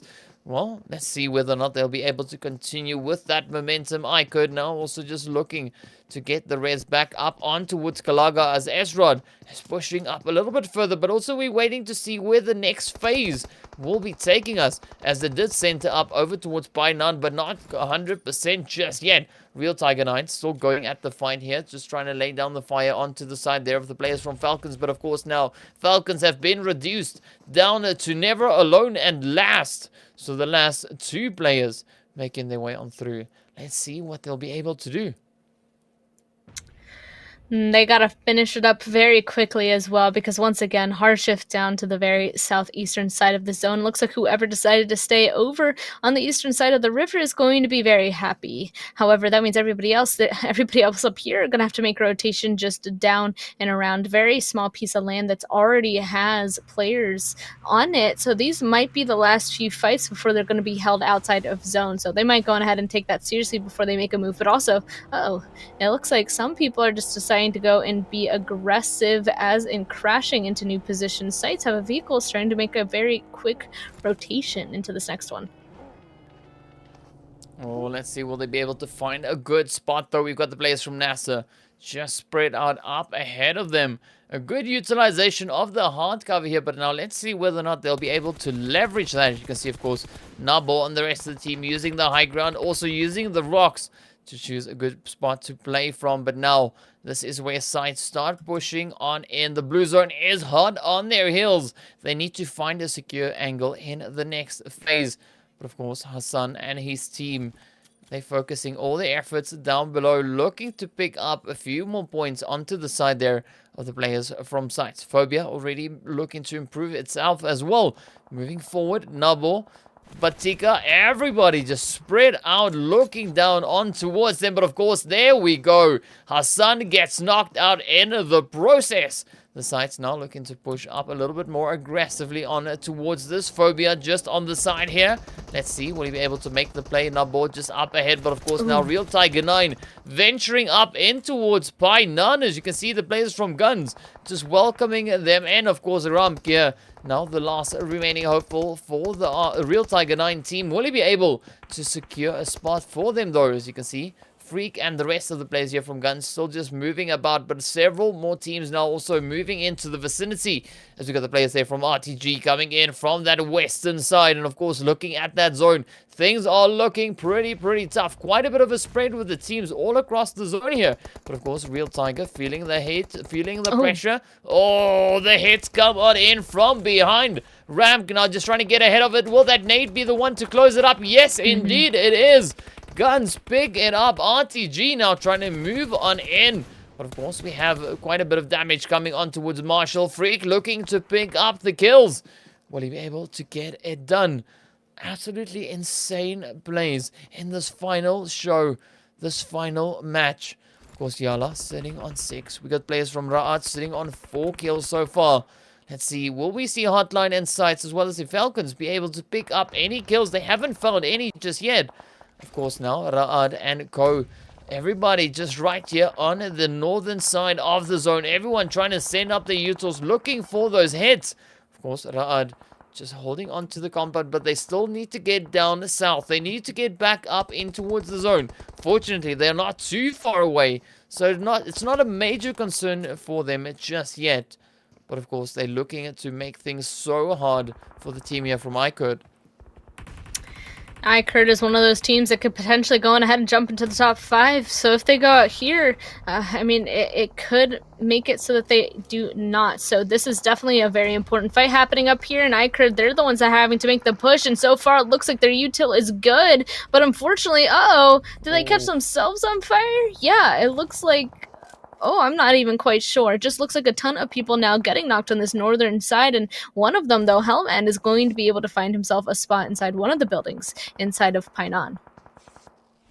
Wow, yeah, we saw that Molly come in from the iKURD side, but of course now we're looking to see what is going to happen. We got Fate right up ahead, SUDOR right there with them as well. Well, Fate rather on the far opposite end. We see a HOTLINE now getting picked up in the process. We got NASR and YaLLa pushing in from that eastern side.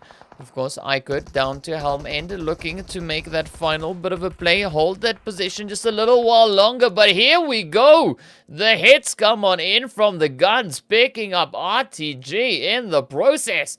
Beautifully done, beautifully shot, and of course now 8 teams remain. YaLLa and NASR side by side, up on that northeastern part of the map. Let's see who will be the team to reign supreme up in the northeast. Of course, now Fate just down below. As you can see, Miracle razoring down with the hits on Tarif. But of course, Yamaz focusing his attention down over towards everyone down below. Of course, now Miracle managing to find a little bit more. Let's see now, will the shots find their way on through? Yes, Lath gets picked up in the process. Miracle, now the last remaining hopeful for the team. They're trying to make a quick play. YaLLa now, of course, getting spotted on the hill as they push on in. Track 2, picking up knock after knock after knock, though. NASR get eliminated. Of course, now SUDOR keeping a very watchful eye, already sitting on 6 kills. YaLLa get picked on up as well. Down they go. SUDOR now just up here alongside the team from GUNZ. Nice 2-2 split coming in from SUDOR. It could be quite a beneficial play for them. Of course, Desha from Ra'ad trying to get up in towards Painan as well, trying to secure an angle in the zone. 10 players remain, 5 teams. SUDOR still sitting on an absolute full squad. Really great stuff from them so far, but of course Fate just up ahead is Sawi that we saw just getting knocked out. Ragnarok just off in the distance. They're trying to make a play. As you can see now, Falcons on 1, Ra'ad on 1, Fate on 2, GUNZ on 2. Ooh, Ra'ad now on 1. SUDOR sitting on 4 players, just holding on to those numbers. I really like the split that they've been holding this entire time. You said it, the 2-2 up on the northern southern side of Painan. From there, they were just able to hold out everybody that was having to make a push towards them. There's nobody in the very center of this circle whatsoever. They've been able to hold everybody out as of so far. My only concern would have been is if enough teams somehow pushed close enough towards them, if they really were going to take that as a potential 2-4 fight. But as you can see here, that is not the case whatsoever. We still have 5 teams left, and all of them are up. And wow, a lot of those nades doing a bunch of damage, but SUDOR, so far they're just being able to hold everybody out because of it. Yeah, SUDOR really bringing their A game in this final match, and what an impressive show it is so far. I mean, Fate, Ragnarok just trying to out-heal in that blue zone. GUNZ sitting on 7 kills, down to 1. Rauf being their last remaining hopeful, also caught out in the blue zone. But of course, then we got last there from Falcons. Just trying to hold up alongside the players here from SUDOR, who's already also sitting on 7 kills. They're looking to pick up one more potential kill on the side here of Falcon.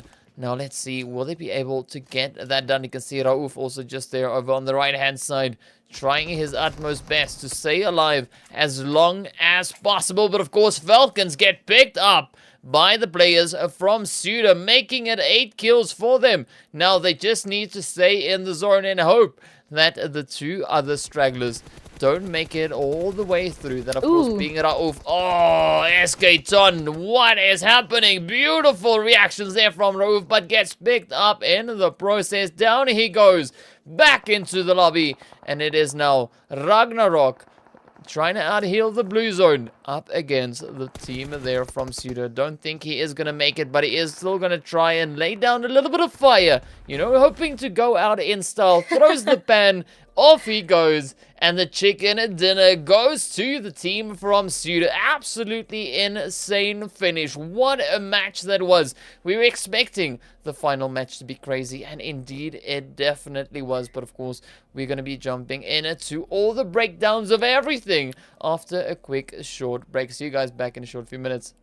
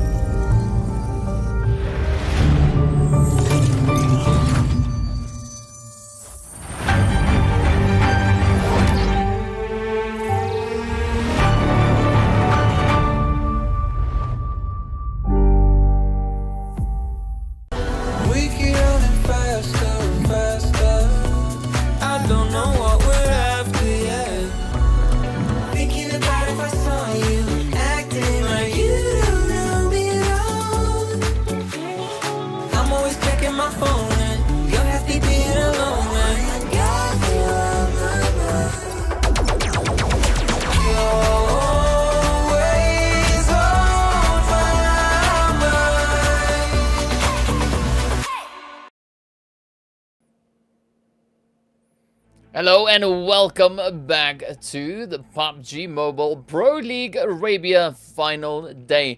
We just came back from our last match of the day, Game 6 on day 3. That, of course, is the 18th game for the finals, bringing us right to the end. And, of course, we saw the players from SUDOR playing an absolutely phenomenal positional play in that final zone, which of course, well, granted them that chicken dinner. So absolutely amazing stuff. Well done. And now, of course, this is where we kind of, get to see what the final results would be. But of course, before we get into any of those things, we are going to be going through the match results just to see where the teams ended up. And man, Span, this was a really tough game. I mean, the zone wasn't too brutal. The flight path, it was a flight path. But just the way the teams went through, I mean, it's Sanhok, the flight path, like, what's that even, right? But yeah, just the way the teams stepped up in this final match. I mean, SUDOR, they just came to the party. They just stepped up, they brought it, they went absolute ham. They just went crazy. But of course, let's look at the match stats just to see how ham the teams went. It looks like SUDOR Esports set herself going ham, grabbing the first place spot with a total of 23 total points, and second will be GUNZ with 18. YaLLa Esports in third, picking up 14 kills and only 2 placement points with 16 total points. Fate Esports in fourth with 13 points. Raad in fifth with 11. FalconsEsport in sixth with 10. iKURD Esports grabbing that 7th place spot with 8, and NASR Esports also in 8th place, grabbing a big 6 points as well. I mean, that's absolutely insane. The YaLLa and Fate stats. YaLLa, their stats was mainly kills, while Fate, they were able to go on ahead and stay alive and grab that 3rd place placement points. Yeah, some really interesting things that we see coming in here. And of course, this comes to show, if you bring in a quite aggressive game, it doesn't really matter where you finish. I mean, and that has been pretty evident here for the players from YaLLa. I mean, sneaking up into that 3rd place, really strong performance coming in from them. And of course, they went out in 7th, but they ended up in 3rd place in the overall match rankings. That is just absolutely phenomenal stuff. So well done, well played. Really good showing by the teams. But of course, it's been an absolutely interesting day. Just looking at the level of gameplay, the aggression, the strats the teams have been applying throughout the day. Really impressed with what we've been seeing. I am super impressed. And yeah, even just that Let's game itself, we already touched on it a little bit. I feel like, I was expecting a pure chaos, really. Like, the zone really had the opportunity to do whatever it wanted, and it kept centering. I mean, Painan is, not the center compound, but it was very close to each other. That, everybody did start having those nice rotations in, but it still seems like everybody ended up catching each other, trying to make those run-on ins to get further inside of it. I mean, just the cliffs around Painan are actually really difficult. That's why for a while we saw like a ring of teams around Painan and then some inside of it, because everybody on the outskirts, they can't just run up to Painan because it's kind of out in the open. So that's why we saw like 2 levels of fighting, right? Everybody fighting on those outskirts trying to find their way in, and then everybody in Painan just making sure that they're definitely not going to make it towards Painan. So that's where the main conflict came from. But then the end really just came down to who really was able to make it inside of Painan to begin with. But it is now the moment we've all been waiting for, DK. Very shortly, we're going to be taking a look at that overall leaderboard. And as we know, the top 5 are going to go on ahead and continue. Actually, there it is going on ahead showing itself. GUNZ Esports will end off with that 1st place spot, 4 chickens and a total of 245 points. RICO Infinity Team in 2nd with 3 chickens, 172 points. SUDOR Esports are jumping up 2 spaces, grabbing that 3rd place spot, 3 chickens, 162 points. NASR Esports grabbing 4th with a chicken, 161 total points. Fate Esports in 5th as well with 161 points. that is our top 5, and of course everybody else. I mean, we'll just read off everybody else as well, because I mean they did so well. I mean, 5th Fate, 6th iKURD Esports, YaLLa Esports in 7th, Galaxy Racer take 8th place, SCYTES in 9th, Raad in 10th, Real Tiger 9 in 11th, FalconsEsport in 12th, HOTLINE Esports in 13th, Alpha Legends 14th, RTG Esports in 15th, and then the Snipers coming up in 16th place. I mean, just big congratulations, and honestly, like big GGs to all those teams. That was amazing games, weren't they? Yeah, it was really impressive stuff. And of course, you know, looking at the difference between 5th and 6th place, it was such a close call. I mean, only an 8-point difference coming in between the players from Fate and iKURD. So really down to the wire. All right, and of course, looking at, you know, the teams, the top 5 teams there, we see a strong chicken dinner distribution coming in there. Of course, GUNZ sitting on 4, RICO Infinity on 3, SUDOR sitting on 3, and then of course NASR and Fate, both teams also being able to pick up those chicken dinners. But a surprising performance though, because I mean, Real Tiger 9, they found 2 chicken dinners through the finals here. I'm surprised that their points weren't any higher. But of course, you know, looking at the level of competition, things have been pretty tough. So you could probably argue that it is kind of, you know, it is one of those things, you know. We've seen it also going through the league play days, going through the super weekends, teams with chicken dinners not finding themselves in the positions they would like it to be. But of course, you know, one of the things we're going to be looking at as well is our top 5 players. Of course, this is throughout the day. As you can see, we got a Hamori coming in there with a good amount of damage, 466, picking up 2 kills. We got Hidan coming in with 375. We got Galaga, of course, sitting on 382. Lord coming in on 325, and Rauf on 297, but with the longest survival time. So we got 2 players from GUNZ, 1 from iKURD, 1 from SUDOR. In fact, sorry, 3 players from GUNZ, all up in the top 5. So they're all, of course, in the running, I assume, then for that MVP award. So that is also one of the announcements we're looking to be making here today. So quite a bit of excitement, you know, waiting to see who is the player, who is the one that's going to be crowned MVP for the PUBG Mobile Pro League Arabia 2021 Spring Split. So quite a bit of a play there. I mean, several players to be contending with. So I think that is quite the accomplishment in and of itself. So really some exciting things that we could be seeing there. But of course, now if we look at today's matches, just how these teams have been playing. I mean, the amount of kills that have been done. We see, you know, of course, the players from GUNZ bringing in 110 kill points. We got the players from SUDOR finishing off exceptionally strong on 87 in total. That is quite a bit of damage, quite a bit of kills that have been, you know, brought in through the games here. And I mean, this is just insane. This is only over 18 games. Yeah, it really is. Only over 18 games, being able to go on ahead and achieve that many points to pull yourself into those top spots, that's absolutely insane. I mean, we already talked about it. A bunch of these teams are capable. It really just comes down to consistency and just being able to take a look at those points that each of those teams were able to put up. It really is impressive that they were able to go on ahead and continue to perform the way that they did throughout this entire final series. Yeah, I mean, just especially even over the finals here, right? So they had 6 games per day. Now that really tests the players, tests, you know, their perseverance, because I mean, concentrating that hard, staying focused for 6 games, that is quite the bit of a challenge in and of itself as well.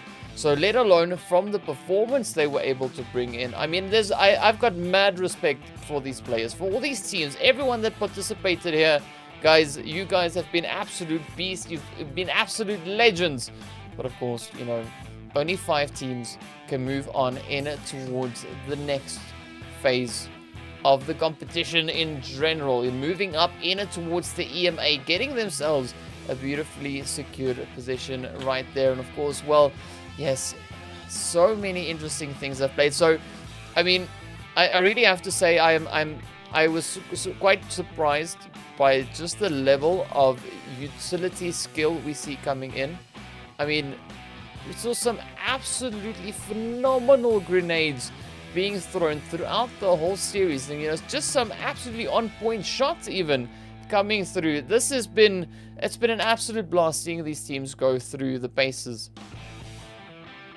It really has. I feel like every single day as well, every single map ended up throwing a different challenge to each of these teams, and it was really great to go on ahead and see how they approached it in the first place, tackled it, and some of them succeed in each of the challenges that was provided to them. I'm very happy with what we were able to show off their capabilities for each of the situations that these final games have given us. So I do believe that these games were really, really well done, and these teams were able to go on ahead and show exactly why they are the top 16 Arabia teams. Yeah, a really good representation that we had, of course, coming in here. But was there any match in particular today that stood out for you, that was that was just an absolutely amazing one? Ooh.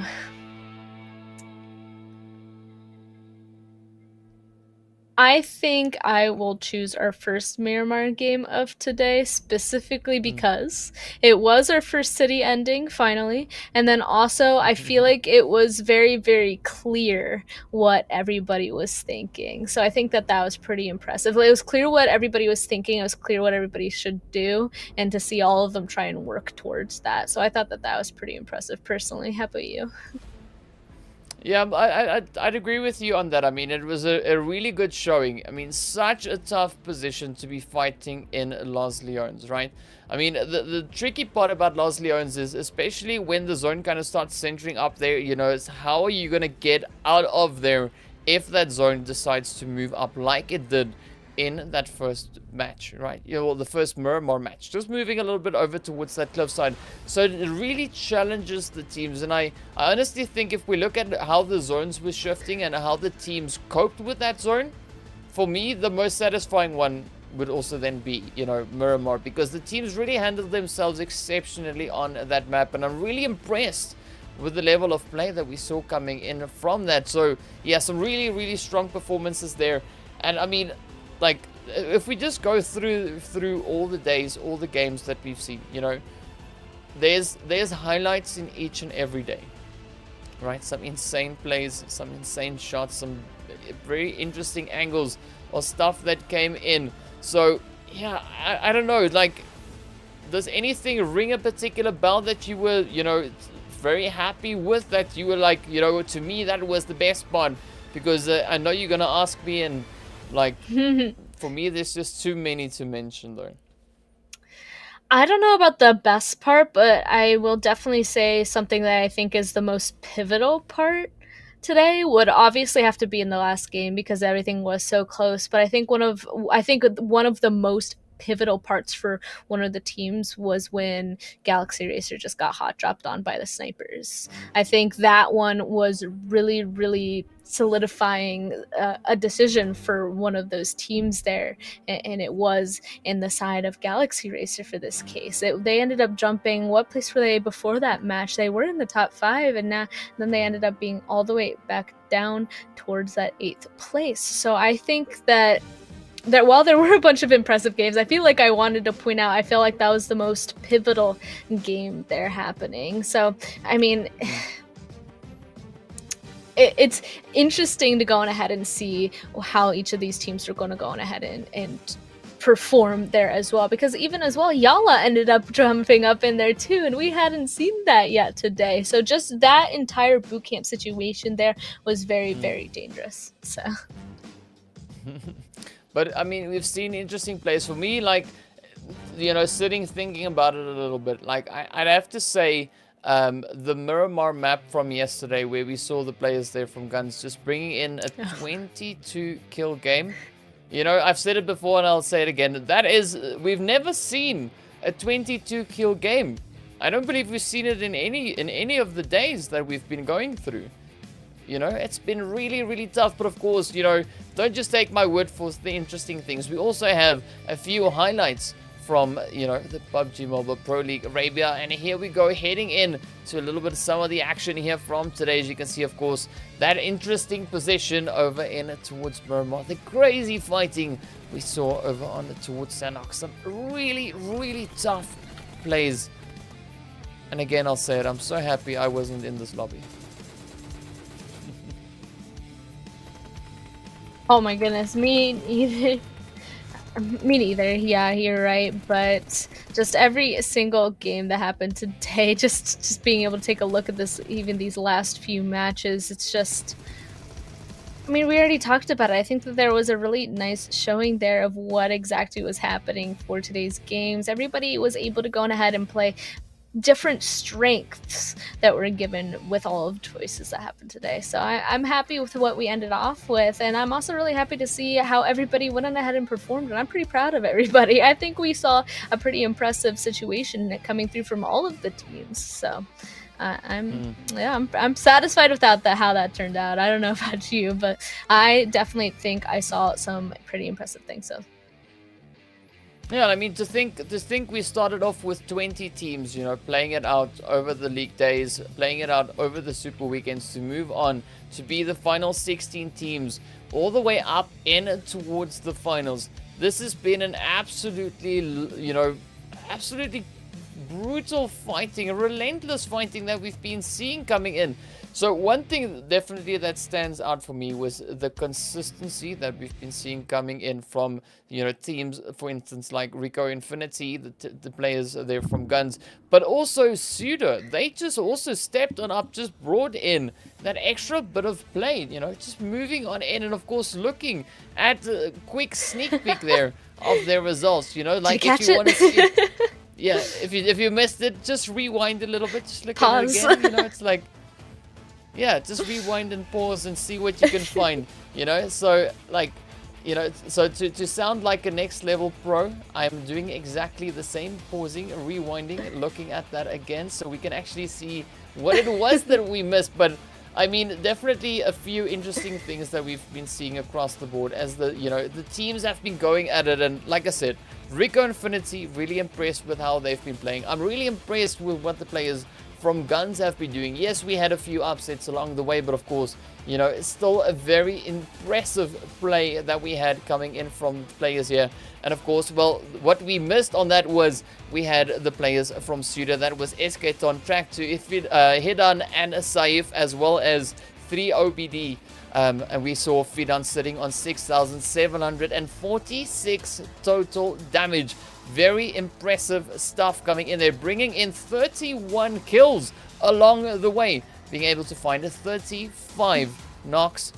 Yeah, some really, really strong stats. So the rewind and pause, it works wonders. You can see all the stuff exactly where it needs to be. But of course, yeah, so I got to give it out to those teams. Really impressed with how they've been playing. And I mean, I'm curious to see when we get into the fall split. So this was the spring split. I'm curious to see what the fall split is going to look like. And of course, which of these teams we'll be seeing back once again when we get in to the next edition. I mean, I'm pretty sure there's going to be a lot of growth, a lot of development coming in from the team. So the next one span, it is going to be pretty hot and heated. I do not disagree, especially this is, season 1 PMPL Arabia situation here. I believe this is probably a really great, I mean, every single league or tournament each team plays is a great learning opportunity. I mean, there's always something to go on ahead and learn and make better. So if anything, this was definitely a great opportunity to go on ahead and use their skills, show why they deserve to be here, use it as a little bit of learning experience. And I already said it. We definitely saw it happening throughout all those games. So taking this one, moving into the second one, as you said, I'm interested to see if we're going to see something even more. Like, is something else going to go on ahead to develop? I'm sure that there's going to be a lot of VOD review and practice coming after this one. Yeah, because as we know, of course, some of the teams will be moving on through up in towards the EMAs. And then, of course, we have teams again playing in the national cups, playing in, you know, the campus championship as well. We also have teams then participating in the you know, the PMCO, the PUBG Mobile Club Open, and then finally from there we'll see teams moving all the way up in towards the PUBG Mobile Pro, you know, Pro League Arabia once again. So quite an exciting road for the teams to go through and go on as they progress upwards and onwards, and definitely hoping that we see a lot of the teams that we had right now in the spring split back again joining us for that fall split. But of course, you know, the teams will take that comparison of the teams in the spring split, looking at their stats, of course, happening over in the fall split, and then from there on be determining who will be moving on from that point on as well. Of course, from there on it is on in towards the PUBG Mobile. I believe that is the global challenge, if I'm not wrong, something like that, or the World League. You know, it's quite a big competition to be playing in. So yeah, there's definitely a very interesting road still ahead for a lot of these teams.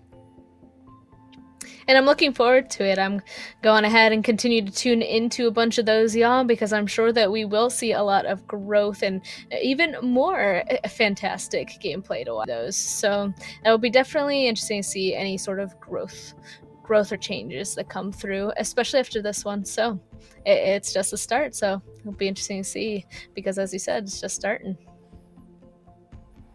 Yeah, it's definitely going to be a pretty long, interesting road for the players to go on. So yeah, what I'm keen to see is, as I said, you know, who we'll see back. But aside from the teams ending up at the top, right, is there a particular team that you were particularly impressed with how they were performing throughout the Pro League?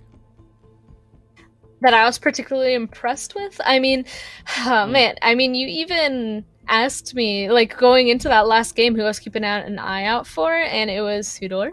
And I'm gonna keep one of them is definitely them, because they only got into 2 super weekends throughout the main part of the league. But you just taking a look at their stats and what they're able to accomplish just in 2, I was like, oh, that's pretty good, you know? So they were able to go ahead and do really well in this one, which I'm not surprised about. But then, of course, have to shout out all those teams that were able to go ahead and be continually consistent or had impressive plays as well. So honestly, too many to name in my opinion. But definitely all of them. Yeah, that's one of them. Yeah. But there we go. Of course, you know, I want to give a big shout out to all the teams, all the players. You guys have been absolutely amazing. And now, of course, we want to thank the viewers as well. Thank you so much for tuning in. I hope you guys enjoyed it as much as we did. Also want to give a big shout out to Professor Tarzan and, of course, Highland Wolf. They were also assisting us when we were sharing the roles with casting and, you know, telling the story of the PUBG Mobile Pro League Arabia. And what a story it was. So big shout out, lots of love going to both of them there. But of course, that is going to bring us to the end for the PUBG Mobile Pro League Arabia Spring Split 2021. I hope you guys have a fantastic time. Look forward to see you back in the next one. Stay safe and good night. Bye, y'all.